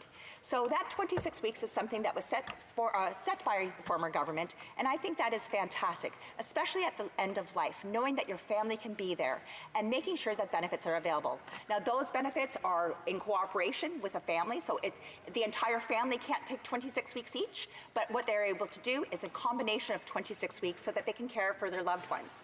I know personally I would like to see some changes with this, but I think it does need to be a whole of government approach. We need to look at it, what 338 members of parliament are thinking on this, and we also need to hear from physicians. We need to hear from them. What are they thinking when it comes to people going back to work? We have to look at stress loads. What is a person who has just recently had a massive heart attack or open heart surgery? What is the best for them? At the end of the day, when we're looking at somebody to return to work, we need to make sure that they're going to return in good health and not to need to take time off because they return too soon. We also have to look at if somebody has had a knee replacement or has had a hip replacement, what are some of the things that we should be considering? Are they able to go back to full-time work? Are they able to go back to part-time work? Is there work there that we could say kind of like a work-sharing project? There's lots of different opportunities that we have to discuss in this, and so that's, by having the members come to the HUMA Committee and to discuss some of these issues, that is what's important here. I think it's also great to have the not-for-profit organizations and many of the health organizations come along as well. Hearing from members of the Cancer Society, the MS Society, the Diabetes Society, a variety of these organizations to say what works best for Canadians, what do families need? And so this is a conversation that I fully support having, and I think everybody needs to be at the table. We recognize that coming back from surgery can be very, very difficult. I know I recently had surgery back in January, and I wanted to come back to work immediately. Unfortunately, my body, my mind, and my family said absolutely not. And when I did come back to work a little too soon, I paid the piper, is what my father would say, but I didn't feel so well. So we need to make sure that everybody has that opportunity to make sure that their health is taken care of first. I'm really excited about the opportunity to study this in the Human Resources and Skills Development Committee, and I think that this is a great opportunity for all Canadians to say, What have we done in the last 48 years, and how can we improve the system? Mr. Speaker, thank you very much for the time, and to the member of Sydney, thank you very much for putting this motion forward. Thank you. Good here. Resuming debate, the Honourable Member for Drummond. Thank you very much, Mr. Speaker. And of course, it is also an honour for me to rise in this House and speak to this motion.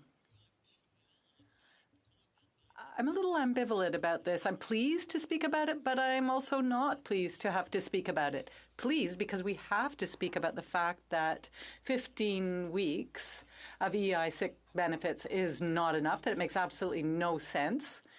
If someone falls ill, Mr. Speaker, and they have to go back to work, or if they end up with no money at all because they're still ill, that makes no sense. Now, at the same time, I'm very disappointed to have to speak to this motion that is calling for another study. This government has been in office for 4 years and has done absolutely nothing on this matter. And it makes me very upset. Very upset. Why? Because the human face to this motion is people. People who are suffering, people who have experienced these kinds of situations, people who have ended up with cancer, with a mental health issue, with an operation, like a knee operation, for example, a neck operation. And these people have had to leave their place of work for up to a year. Employment insurance, sick benefits are provided for 15 weeks. What happens after those 15 weeks? These people have ended up with nothing. And when they asked for assistance and knocked on every possible door, they ended up with nothing. They came to see me in my office. Many constituents have come to ask me, how is it that this is the situation? There's one constituent who has been working on this for a very long time now. She even worked with Jack Layton, Mr. Speaker, our deceased leader of the NDP. She worked with him. The person's name is Marie-Hélène Dubé. She herself has experienced this situation. And she began a campaign. It's called 15 semaines pour guérir, ce n'est pas assez. 15 weeks is not enough. She worked so hard, and she made people aware of this issue. She collected, imagine, 600,000 signatures on a petition over 10 years. So this didn't start yesterday. And now, today, we have a motion to call on a committee to consider the situation. Mr. Speaker, I can't tell you how upset it makes me. We shouldn't have a motion to examine this. We need a bill to fix this. This has been happening since 1971. 600,000 people signed that petition. And I've continued to work with constituents. Many constituents raised this issue with me, so I'm going to give you another example, Mr. Speaker. Cynthia Lafontaine from Drummond, a young mother, and her life was turned upside down after she was given a bone marrow cancer diagnosis. She had to be operated, and she had to actually relearn to do everything she had been able to do before. She had to relearn to speak, to walk, to get back her motor skills. And that took much longer than 15 weeks, Mr. Speaker. But after 15 weeks, her EI sick benefits ran out. She had nothing. She had absolutely nothing. She had this illness, and then she had this financial stress on top of it. You don't need that kind of stress when you're ill. And that's why one would have expected something to be done. We've been fighting for this for 10 years. It dates back to 1971. you would think that something would have been done. And it's not as if all of a sudden, after 4 years, the Liberals have just discovered that this is a problem. No. For years, my colleague from Churchill, my colleague from Saint-Hyacinthe-Bagotte have been saying loudly and clearly in this House, in committee, that something has to be done. And what happens? Well, it's just brushed under the carpet in committee. It's put off, and it's put off again. Here we are 4 years later. We're soon going to be heading into election. And the government's saying, well, we'll do a study. So disappointing, Mr. Speaker. So when, I think of people like Marie-Hélène Dubé and Cynthia Lafontaine, it's very hard. I held a conference a while ago to speak to people about how inhumane this is. This is a human situation. This isn't just an administrative EI issue. These are people who are experiencing unacceptable situations, and this situation has to be fixed. 15 weeks? Well, there are several weeks provided for EI insurance, and the same should be done for EI sickness benefits. So there are people come and see me. They want to sign petitions. And I say, come and see me. This is very important to me. There is a human face to this situation, and we have to fix it. Now, speaking about Liberals waking up, this didn't just happen yesterday. The Minister of Family, Children and Social Development didn't just learn about this yesterday. In 2016, when he was interviewed on Radio-Canada, he said that he was aware of this issue and he was sensitive to the fact that it was important. He said, we're going to continue to make sure that our system serves those who need it the most. We will be reviewing this timeline. Well, here we are in 2019. He said that in 2016, and nothing has been done. And the best they can do is bring forward a motion to examine the issue? Really? Really, that's the best they can do? It's not as if nothing has been done in the past either. In 2017, November 2017, a report was tabled, and it called on the Liberal government, or recommended to the Liberal government, to repair the social safety net for Canadians who were dealing with an illness. That was one of the findings, one of the outcomes of the report. In other words, that solutions had to be found quickly for those people whose 15 weeks had run out. And this study was done in 2017. There was another study done by the government, a survey amongst beneficiaries. 48.6% of people who were benefiting from federal sickness benefits were not able to go back to work after those benefits ran out after 15 weeks. So here are people actually using the system, but they're not able to go back to work after 15 weeks. And the Standing Committee on Social Affairs, Science and Technology of the Senate recommended that the maximum number of weeks for sickness benefits be 50 weeks. So since 1971, this issue has been around. The program has been around, and there's been no progress since then. Over the past 10 years, Marie-Hélène Dubé has spoken in all the media, everyone, all the morning shows. She has traveled around Quebec to talk about it. She has gone into many ridings. And she has met so many members here in the House. Even she's had her photo even taken with these members. A report was tabled in 2017, another Senate study. And all that's happening after 4 years in office is a recommendation to study this? Mr. Speaker, as I was saying, it's not enough. 15 weeks is not enough to get better. We need more like 50. And almost half of those people who have needed sickness benefits are not able to go back to work after 15 weeks. And unfortunately, Mr. Speaker, many people have received a diagnosis of cancer. 1 Canadian out of 2, half of Canadians will be affected by cancer. And unfortunately, this is a disease that requires treatment, and that can go up to 52 weeks. So for all those reasons, Mr. Speaker, I'm telling the government that this motion is not enough. Bring forward a bill so that we can tackle this before we head into an election. Resuming debate, the honourable member for Vimy. Mr. Speaker, I am pleased to rise today to speak on motion 201 and its fundamental importance to Canadians.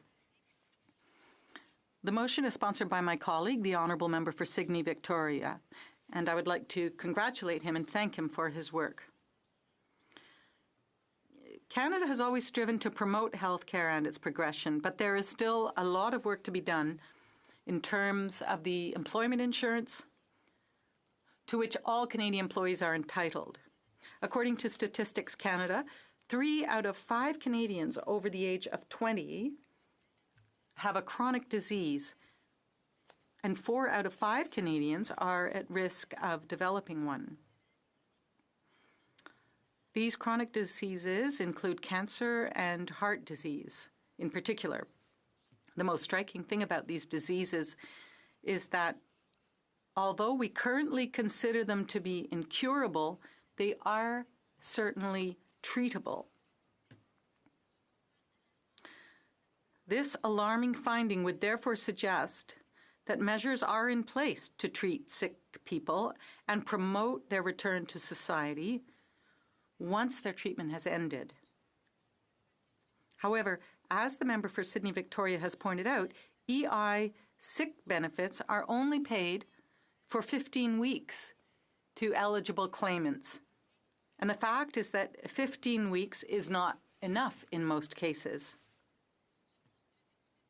I think the member for Sydney Victoria has a vision for an even better Canada, and the answers are there. This motion reaffirms that vision by urging the government to act. Since 2009, there have been 7 different bills seeking to extend these 15 weeks of benefits, and some of those bills got as far as second reading, but none were ever passed. I share the member's vision, and I believe that we can make a difference by adopting this perspective. Approving the motion on employment insurance will result in important and necessary changes that will allow Canadians to return to their workplaces and resume their activities after receiving treatment and having had enough time to recover, because most interventions to treat long-term illnesses can be invasive and require a longer recovery period. I would like to add that before immigrating to Canada and completing my studies in translation, I worked as a registered nurse in Lebanon during the Civil War. I witnessed horrific scenes. I treated many patients who, in addition to dealing with the common ills that afflict us in Western countries, had to live in an environment where they were under constant threat of violence. I saw everything from the most debilitating infections to the unimaginable suffering of victims of physical and psychological violence. But these people had one thing in common: the time they needed to recover. Based on what I have seen and my personal experience, recovery is not about the time it takes for a wound to heal. Rather, it's about the time it takes for a person to regain enough physical and mental strength to return to the work they were doing before their diagnosis or treatment.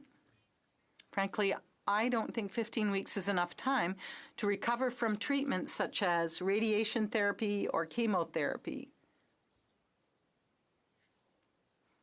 Patients may need several months or even a year to regain enough strength to carry out their daily activities. Mr. Speaker, I can tell you, I worked for 5 years in a cancer unit at the hospital in Lebanon, so I saw that for myself. And while EI sick benefits provide adequate coverage for most claimants, about 35% exhaust their benefits before returning to work. This means that these claimants need more than 15 weeks to recover, but they simply couldn't afford it. That's the sad reality of the EI sick benefit program. First of all, I believe that when they are not given the time they need to recover, people may relapse. For example, depression and psychological stress can significantly affect a patient's ability to recover from cardiovascular disease. According to the Mental Health Commission of Canada, about 25% to 50% of people with chronic conditions who do not receive specific support will also experience depression. People who suffer from depression following a heart attack are at greater risk of having a second heart attack. Indeed, people with depression are more likely to develop poor lifestyle habits, such as excessive alcohol consumption, poor nutrition, and lack of physical activity, which can affect their recovery from the original illness. In fact, depression can undermine the motivation and determination that patients need to complete their treatment. Second, it is important to point out that these are not people on the cusp of retirement. Most of them are young adults who still have a lot to offer Canadian society in terms of productivity and progress. According to the Health Partners Chronic Disease and Mental Health Report, 21.4% of Canada's working population has a mental illness, with our youth being the hardest hit. One study found that in any given year, 28% of people aged 20 to 29 will experience a mental illness. 1 in 2 workers has a mental illness by the age of 40. In addition, 500,000 Canadians are absent from work every day due to depression. This absenteeism is a major problem because it costs our national economy more than $51 billion annually. So our government must invest in these young Canadians. They will give back to Canada by being active in the job market and thereby contributing to the country's economy. It's well known that most people living with chronic disease receive care outside of hospitals, relying on family and community for their medical needs. A Statistics Canada survey shows that 20% of caregivers looking after someone with a chronic illness reported depression as a result of their responsibilities. Furthermore, not all claimants will necessarily be eligible for the extended benefit period for their recovery and treatment. Since decisions will be made on a case-by-case basis, this will be a subjective procedure, and claimants will therefore only receive benefits for the number of weeks required for their recovery.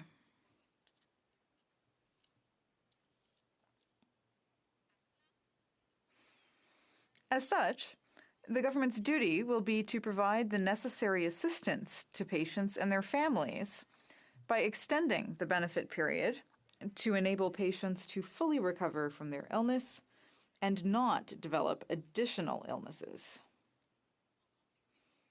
In conclusion, I strongly support this motion because I recognize and understand the impact it can have on helping Canadians who may need a longer recovery period than the current 15 weeks.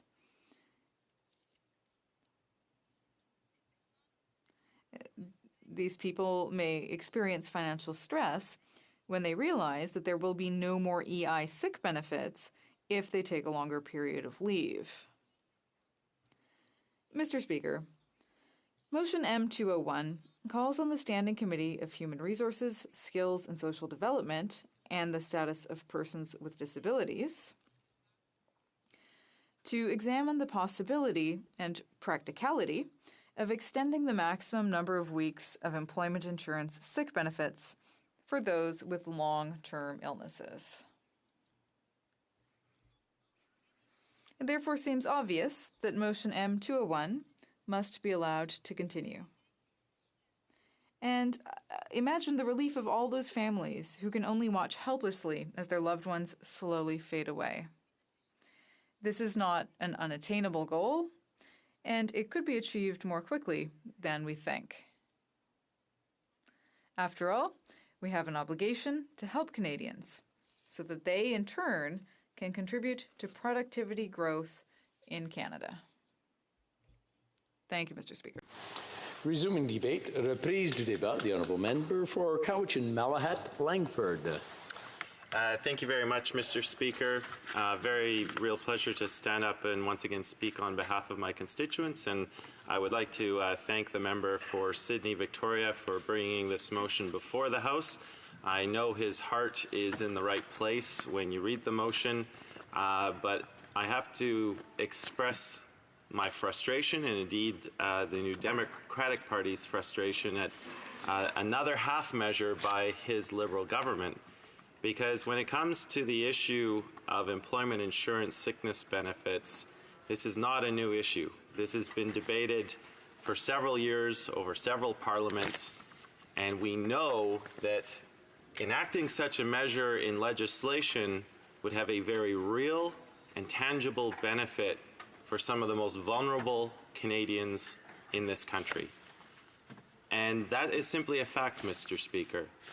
Now, for the benefit of my constituents back home, I'm just going to take some time to read the motion out. So M201 reads as follows: that in the opinion of the House, the Standing Committee on Human Resources, Skills and Social Development and the Status of Persons with Disabilities should examine the possibility and practicality of extending the maximum number of weeks of employment insurance sick benefits for those with long-term illnesses, and that the committee report its findings and recommendations to the House no later than 6 months from the adoption of this motion. So, Mr. Speaker, once again, even though the member for Sydney Victoria has the right idea with this motion, once again, instead of a practical action from this Liberal government, we are again left with a motion for study. And it's problematic in two elements. First of all, the Liberals have had a majority government. They're now 3.5 years into this 42nd Parliament. We're rapidly running out of runway.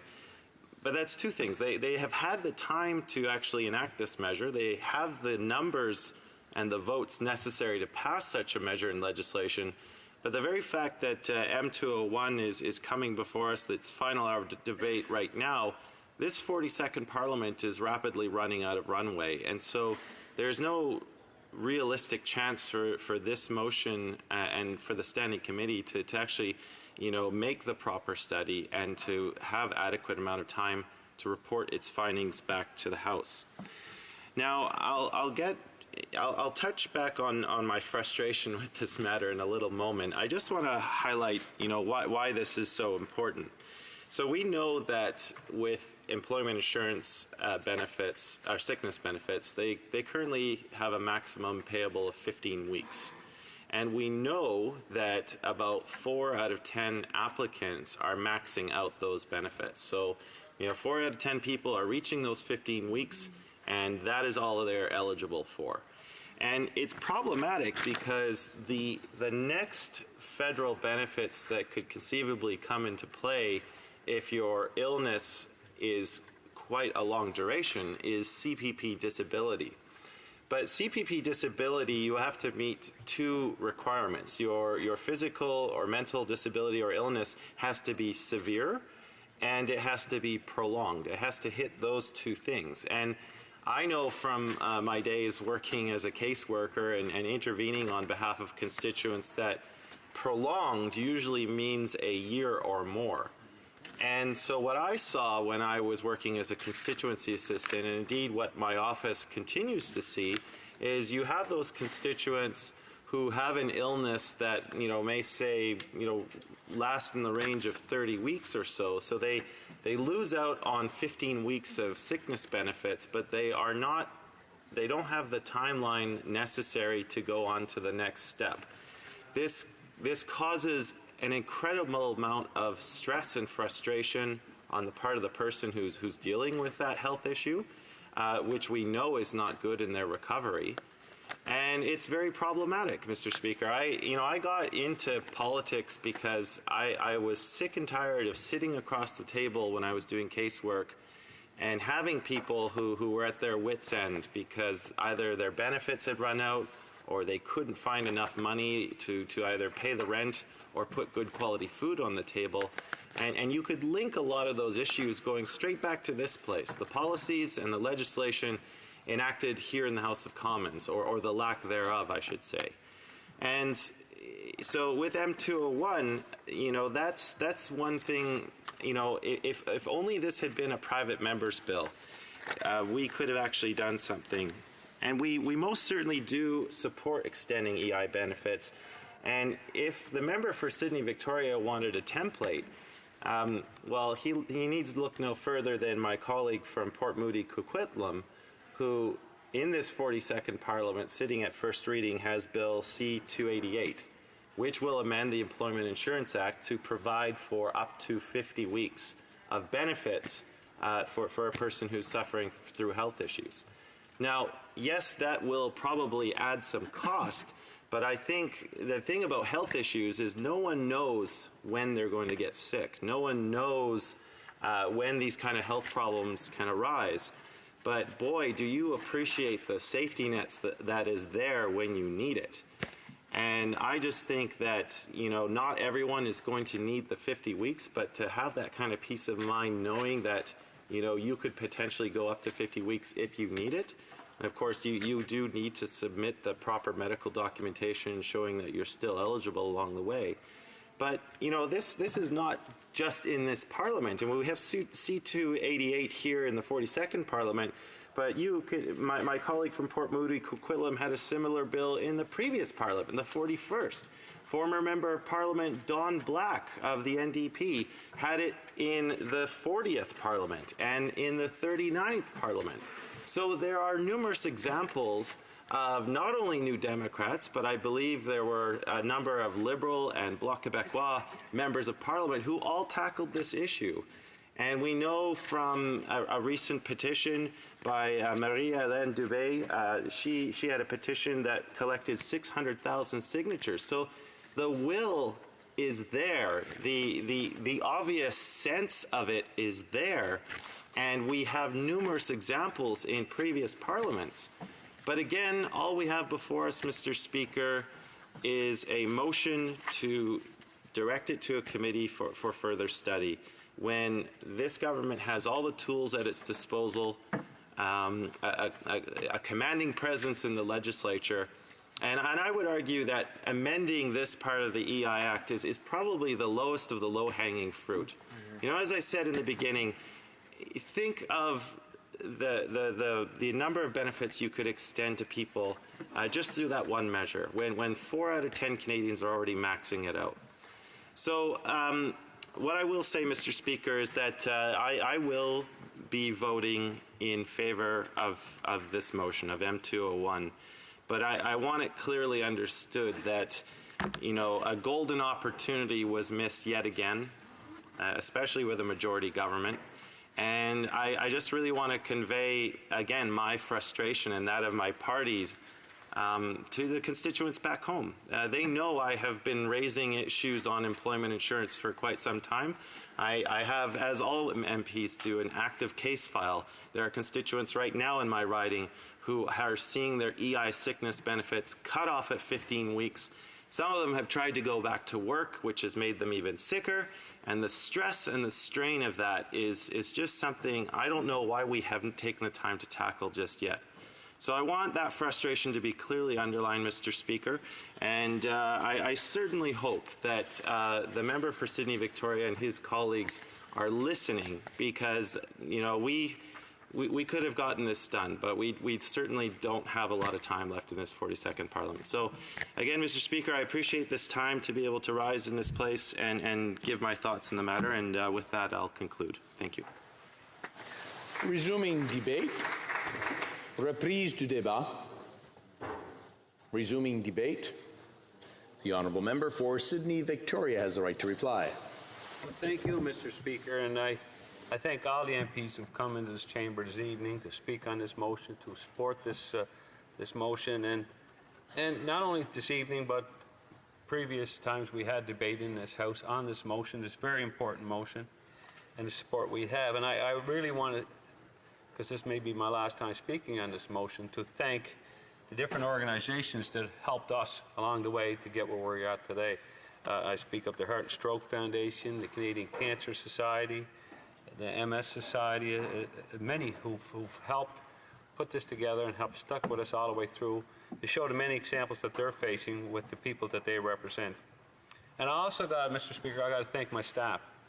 I've been elected 19 years, and I remember talking to one of my first staffers, Darlene Morrison, and I said, Darlene, what is the thing that you see the most disturbing in our office? And she said, is when people get sick and they don't have enough EI to help them get through.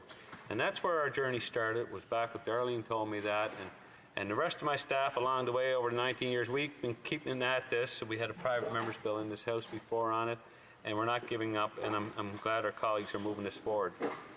Now, since 2015, our government has done a lot for EI changes, and we see them in our communities. We have done updates and more help with the regular unemployment insurance benefits. We have the parental benefits now, and we have the compassionate care benefits, all that help regular citizens in this country through tough times.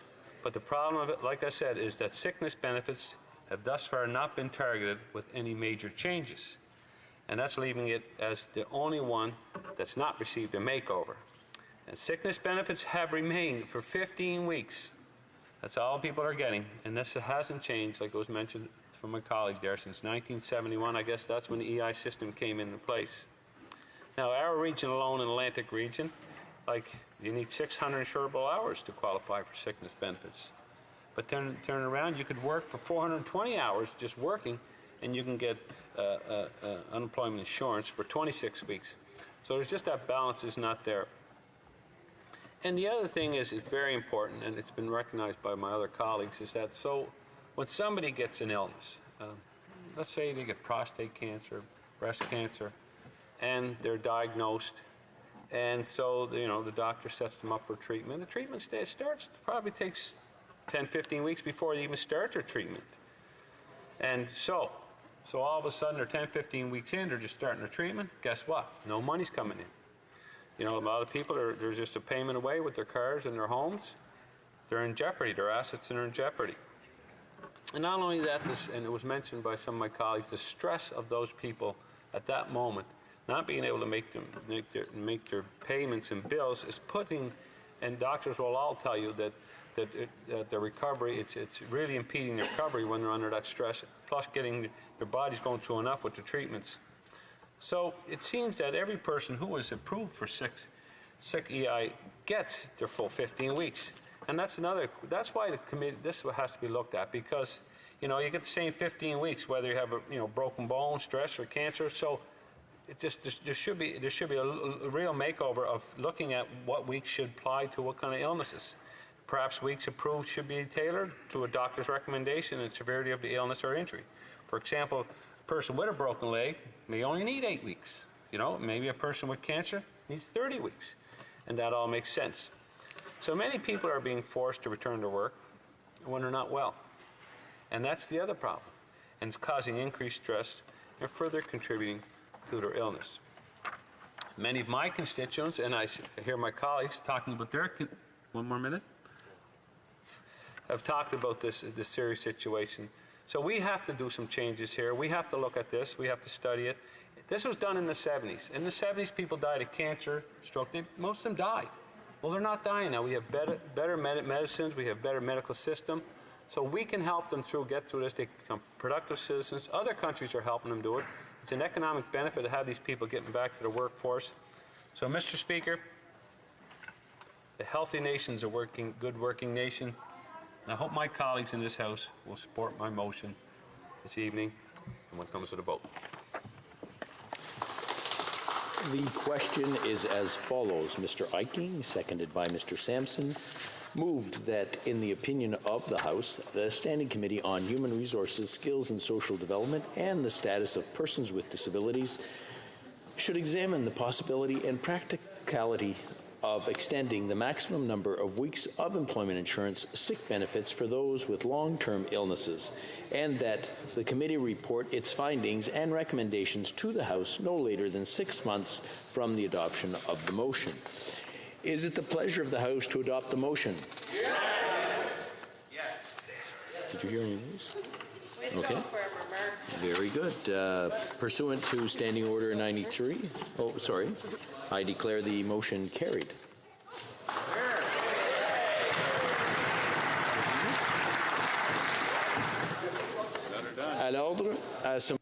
Order. At this time, pursuant to Standing Order 38, a motion to adjourn the House is deemed to have been made and seconded at this time. Accordingly, the question is as follows, that this House do now adjourn. The Honourable Member for Essex. Thank you, Mr. Speaker. You know, I rose months ago to ask the question about the Liberals' decision when they signed the new NAFTA to give up a percentage of our supply management, and in specific talking about dairy. We know that we've given access to the U.S. that compromises our supply management and quite frankly hurts farmers, and that's something we've heard consistently. I have dairy farmers in my riding of Essex. It's something as New Democrats that we've stood against and believe strongly that we should not be giving up supply management and certainly our dairy in agreement after agreement after agreement. So the question really is, you know, why have Liberals betrayed farm families and our food security in Canada, which that day I posed the question to the Prime Minister. The NDP strongly believes that we should be defending our supply managed sectors, not sacrificing them in trade deal after trade deal. Mr. Speaker, I don't know how much more our dairy farm families in this country can bear. They are continually thrown under the bus in every trade agreement, and enough is enough. CETA, CPTPP, and now the new NAFTA. In these three agreements alone, Mr. Speaker, we've conceded 8.4% of our dairy production in Canada. And to put that into perspective for Canadians who are watching at home, that's 800 million litres of milk that will be permanently removed from our farms. And that will have a very serious impact on farm families across our country. We know that this is an erosion of our supply managed dairy farm families, their livelihood, and the communities that they live in. And the Liberals, Mr. Speaker, have the nerve to stand in this House, and the Prime Minister actually on this day repeated the line that we've heard over and over, which is just a complete and utter falsehood, and that's saying that they, of course, will protect supply managed, that they will defend supply manage in some way, and nothing could be further from the truth. And Mr. Speaker, I'm not sure, do Liberals not understand, you know, that dairy farmers are not falling for their claims, that they're protected in any of these agreements? When the agreement comes out at the end, Mr. Speaker, dairy farmers can see in black and white that they were sacrificed in that agreement. And in fact, the previous Minister of Agriculture himself admitted to that after. Yes, we had to give it up. We had to do something. So I'm not sure how this goes along with this rhetoric that we will protect supply management and that they have somehow in the USMCA, because nothing could be further from the truth. And, you know, it's very disrespectful, I have to say, to our farm families. And my farm families locally are tired of hearing it. It's Liberal spin. It doesn't make any sense. It is not the truth. And I think that Liberals have to start being honest about that. I want to talk about supply management and what protecting it means. There are three pillars of supply management. There's import control, pricing mechanisms, and production. So in the production, we have a quota system in Canada. We make sure that we're only making as much as the market demands. The pricing, what's being thrown away in every single trade agreement is the pillar of import control. when we start to have, in this case, American milk, which is not the same standard as Canadian milk, and we can certainly talk about health standards, bovine growth hormones, antibiotics, the fact that Canadians will not know if their milk is 100% Canadian with the little blue cow now. You know, we know that the U.S. system isn't working, and they're looking for a place to dump their milk. And quite honestly, Mr. Speaker, Canada should not be that place. I live in a border city, I live in a border area down in Essex County, and I can tell you that Canadians are not going across and purchasing the milk because they're aware of the different standards, the different health impacts that the milk in the U.S. has compared to Canada. So my question again is, why have Liberals betrayed farm families and our food security in Canada? The Honourable Parliamentary Secretary to the Minister of Agriculture. Thank you, Mr. Speaker. I want to thank the member for Essex for having raised this important question. The Government of Canada fully supports Canadian dairy, egg, and poultry farmers and our supply management system. Dairy, egg, and poultry producers and processors contribute to many other industries. They help support local economies, and they create prosperous and dynamic rural communities. Promoting trade and maintaining our supply management system are not incompatible goals. We recently signed two of the biggest and most important trade agreements in the history of Canada. So the new NAFTA, or CUSMA, and the TPTPP. And we've seen our agreement with the EU come into force as well. All of this benefits the Canadian economy, the agricultural sector, and farmers.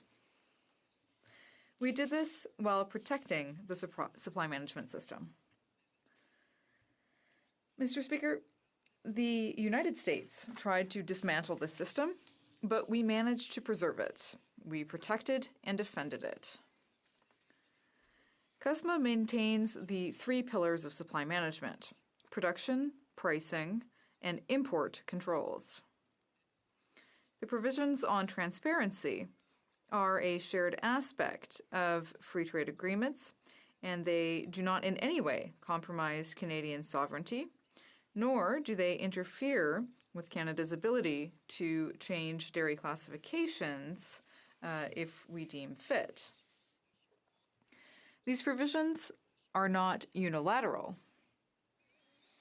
CUSMA would force both Canada and the United States to publish, notify, and consult on various aspects of dairy tariffication. The government fully supports our dairy, egg, and poultry sectors, and we are working together to evaluate the impacts that CUSMA will have on these sectors.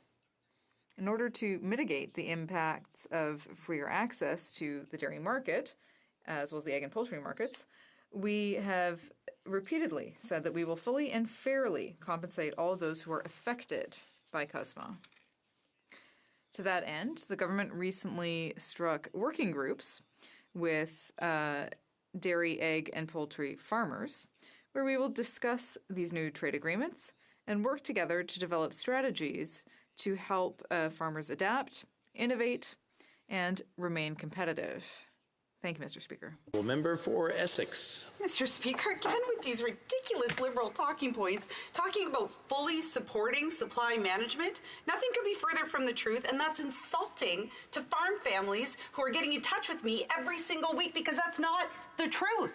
No matter how many times you repeat something, it doesn't make it true, Mr. Speaker, and you're hurting farm families. I want to talk about U.S. oversight, which was given up in the new NAFTA. The Dairy Farmers of Canada have asked the Prime Minister not to sign the USMCA until the U.S. oversight clause has been removed. Do you know what they say? And I'll quote it on their press release. Canadians' sovereignty is at stake. Basically, they're giving power to the United States in this agreement, where the United States will be able to determine and dictate how Canadian dairy is operated in our country. How on earth can you say that's protecting supply management? How on earth can you say you're maintaining our sovereignty? The dairy farmers themselves are telling you that is not the case, and they are telling you, do not sign this agreement with this provision in place. You've given up the tariffs, and that's bad enough. But this provision alone... The Honourable Parliamentary Secretary. Thank you, Mr. Speaker. I'll repeat it. The Canada-U.S. trade agreement maintains the 3 pillars of supply management. The government understands the importance of agricultural trade for our economy and our jobs. Our negotiators worked hard to make sure that Canada's agriculture industry's interests were defended. Defending supply management has not prevented Canada from concluding free trade agreements or pursuing significant new trading partners. The supply management system that our farmers chose has been working well for several years. It benefits the Canadian economy, and I can assure you that we have protected and defended it, and that we will continue to protect and defend it. The government has committed to working with the dairy, egg, and poultry sectors to determine the best path to follow in order to ensure that these sectors remain strong and that they are properly compensated and that they remain dynamic all throughout the supply chain. Thank you. Kirk Interlake Eastman. Well, thank you, Mr. Speaker. I'm proud to be able to rise on a question that I originally asked back in December about the Liberals' continued investment in the F-35 program. Although they promised in the last campaign, the Prime Minister promised that he wouldn't be buying the F-35. So just felt it kind of strange at that point in time why the Liberals would be investing in a program that they don't believe in. Well, we get down to the truth now, Mr. Speaker. Just yesterday, the Macdonald-Laurier Institute, a very well-respected independent think tank right here in Ottawa, came out with a new report called The Catastrophe: Assessing the Damage from Canada's Fighter Replacement Fiasco. This report is very condemning of the government on the way that they've handled this file in trying to find a replacement of our fighter jets. Now, I don't think I have to remind Canadians that the idea that the government has in actually replacing fighter jets is by replacing our CF-18s with even older, more wore-out F-18s from the Australian Air Force. And so they're taking position of these used F-18s now. But let's be clear that the reason that we have this fiasco is that the Prime Minister made an ill-informed campaign promise in 2015 that he wouldn't buy the F-35.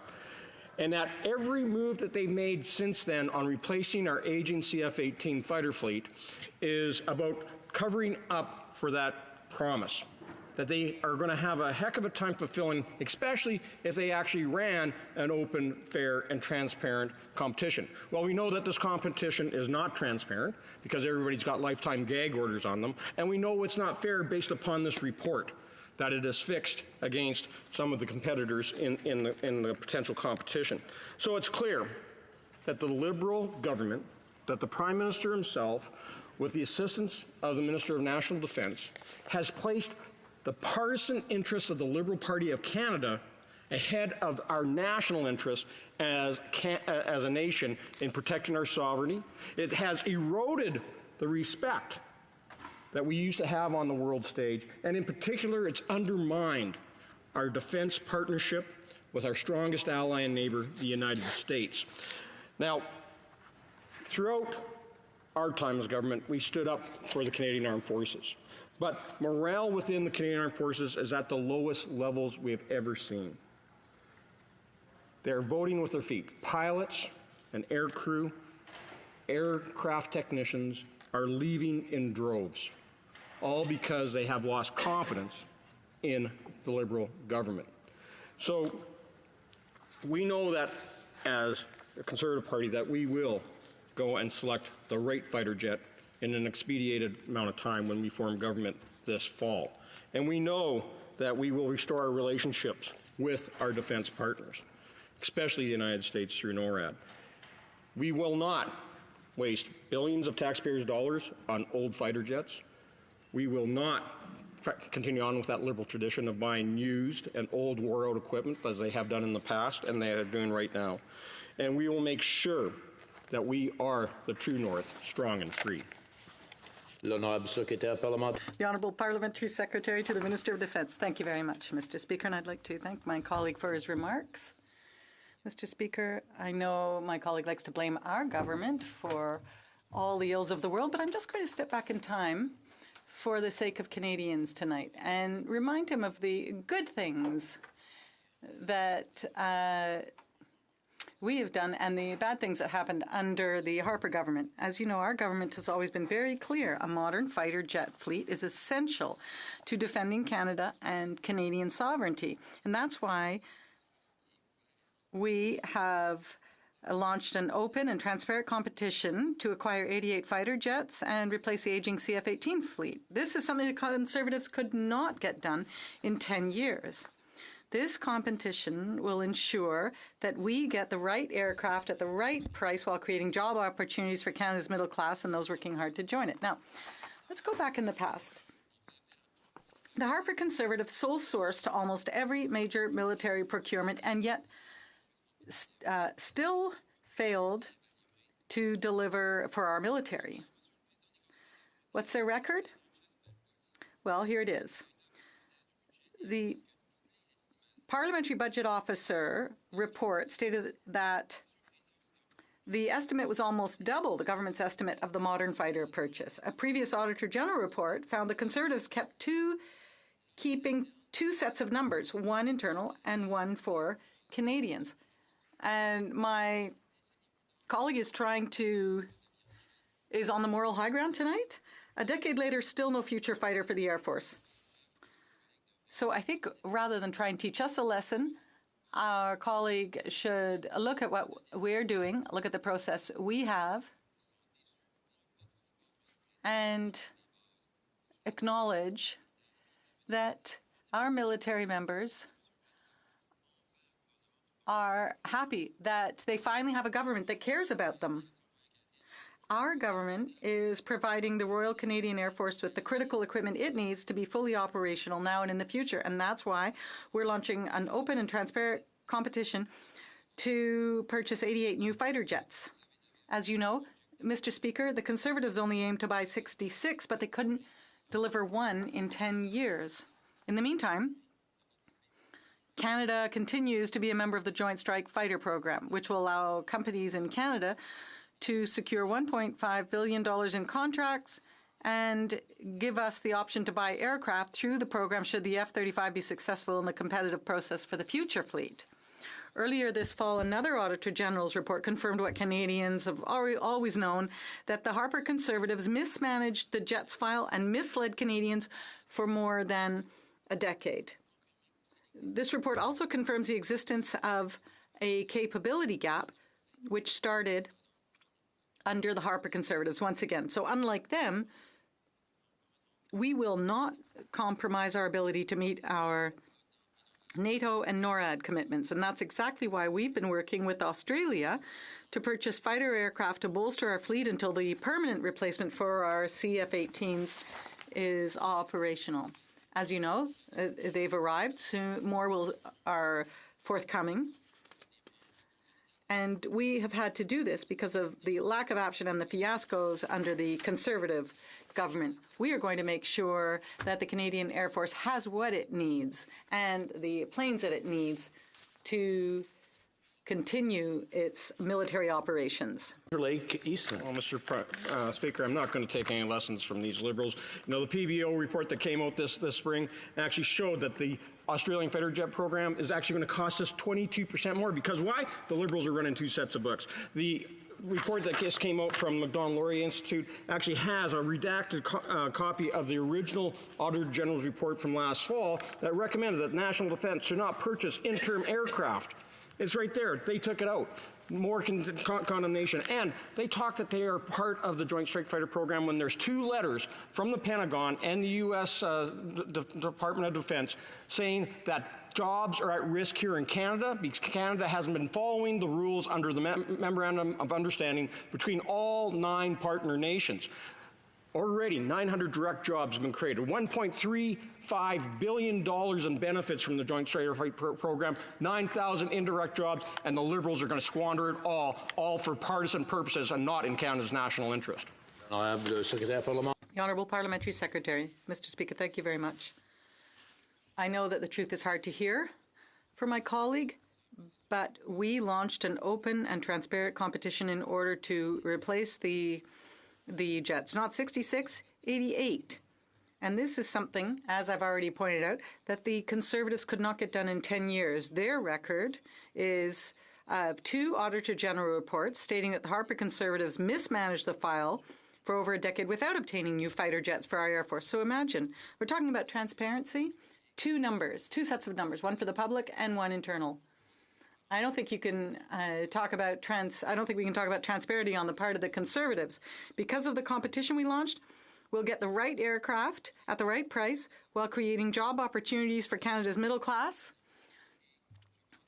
And I think that the members of the Canadian military are very pleased with our record.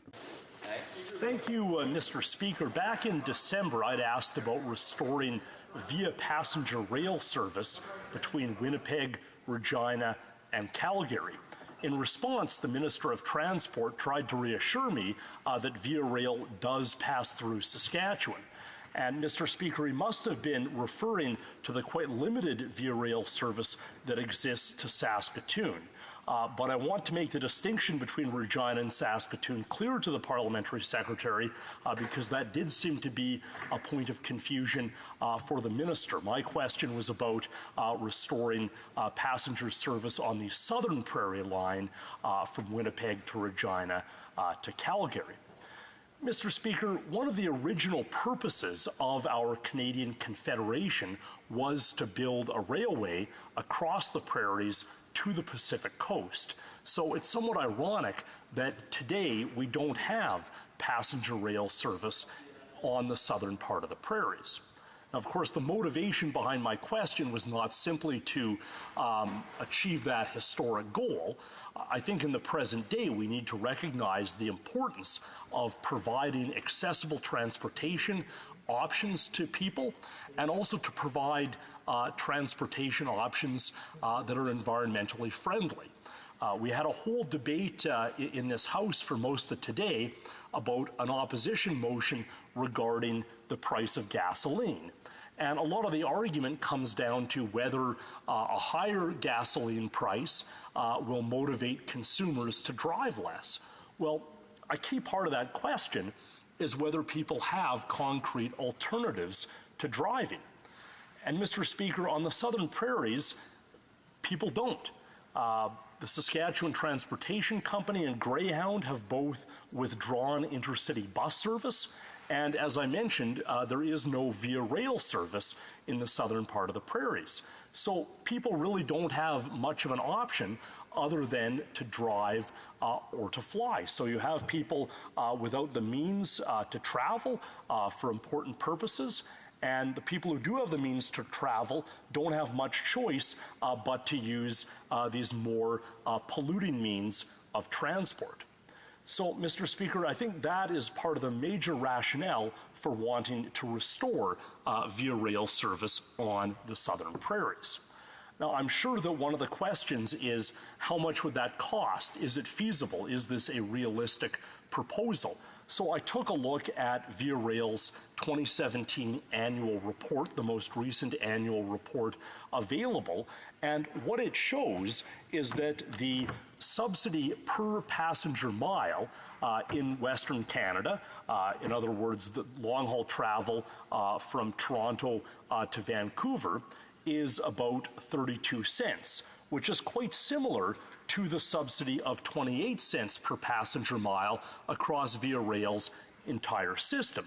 And it's quite a bit less than the subsidies of $3 and $4 per passenger mile that we find on some of Via's more remote routes. So what I'm proposing is actually quite consistent with Via's existing operations. To put that in terms of total dollars, the subsidy for long-haul travel west of Toronto was $41 million. Extending that to the southern part of the prairies would presumably cost a comparable amount, which would be quite a bit less than the $350 million currently provided to Via Rail. Thank you, Mr. Speaker. The Honourable Parliamentary Secretary to the Minister of Finance. Thank you, Mr. Speaker. Our government understands that Via Rail has an important role to play in providing Canadians with a safe intercity travel option.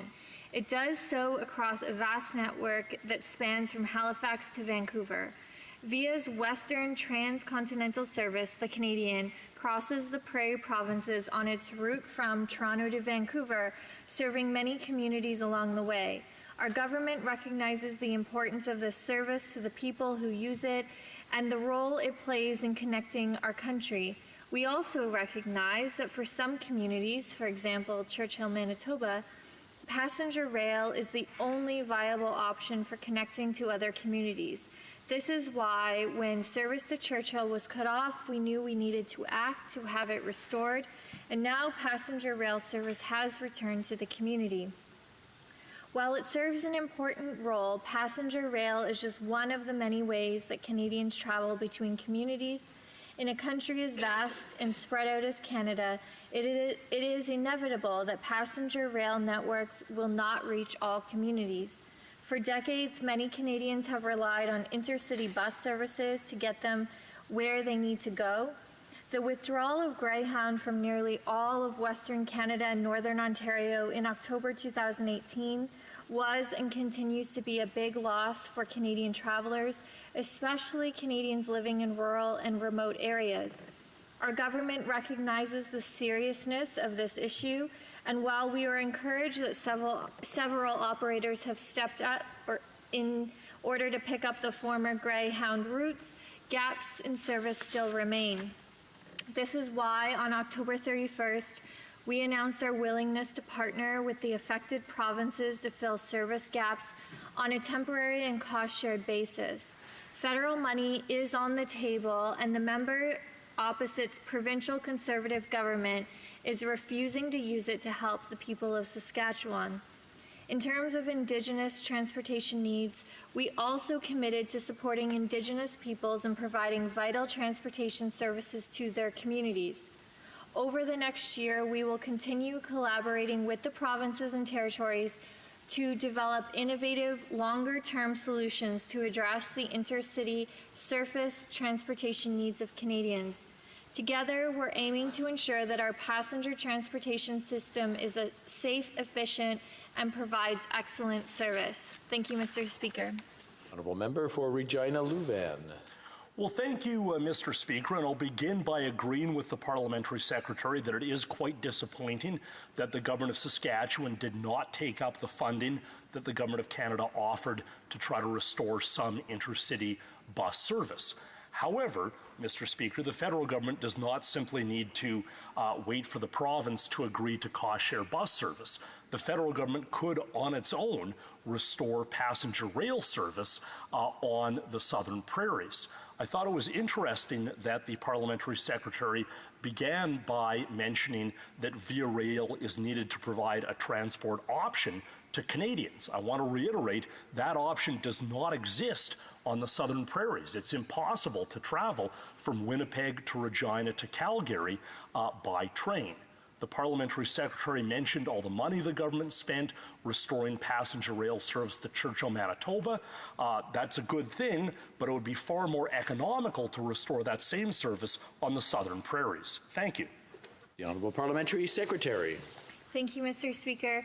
Our government recognizes how vital surface transportation options are to meeting the mobility needs of Canadians across the country, and we are taking this issue very seriously. We are committed to working with the provinces and territories on solutions to address the intercity transportation needs of Canadians. That is why, in the federal government's October 31st announcement, we committed to working with provinces and territories across the country in developing innovative long-term solutions to meet the intercity surface mobility needs of Canadians. In the meantime, we will continue to work with the provinces interested in cost sharing to fill the gaps in services left behind by Greyhound on October 31st, as well as Indigenous communities. Thank you. The motion to adjourn the House is now deemed to have been adopted. Accordingly, this House stands adjourned until tomorrow at 2 p.m. pursuant to Standing Order 24-1.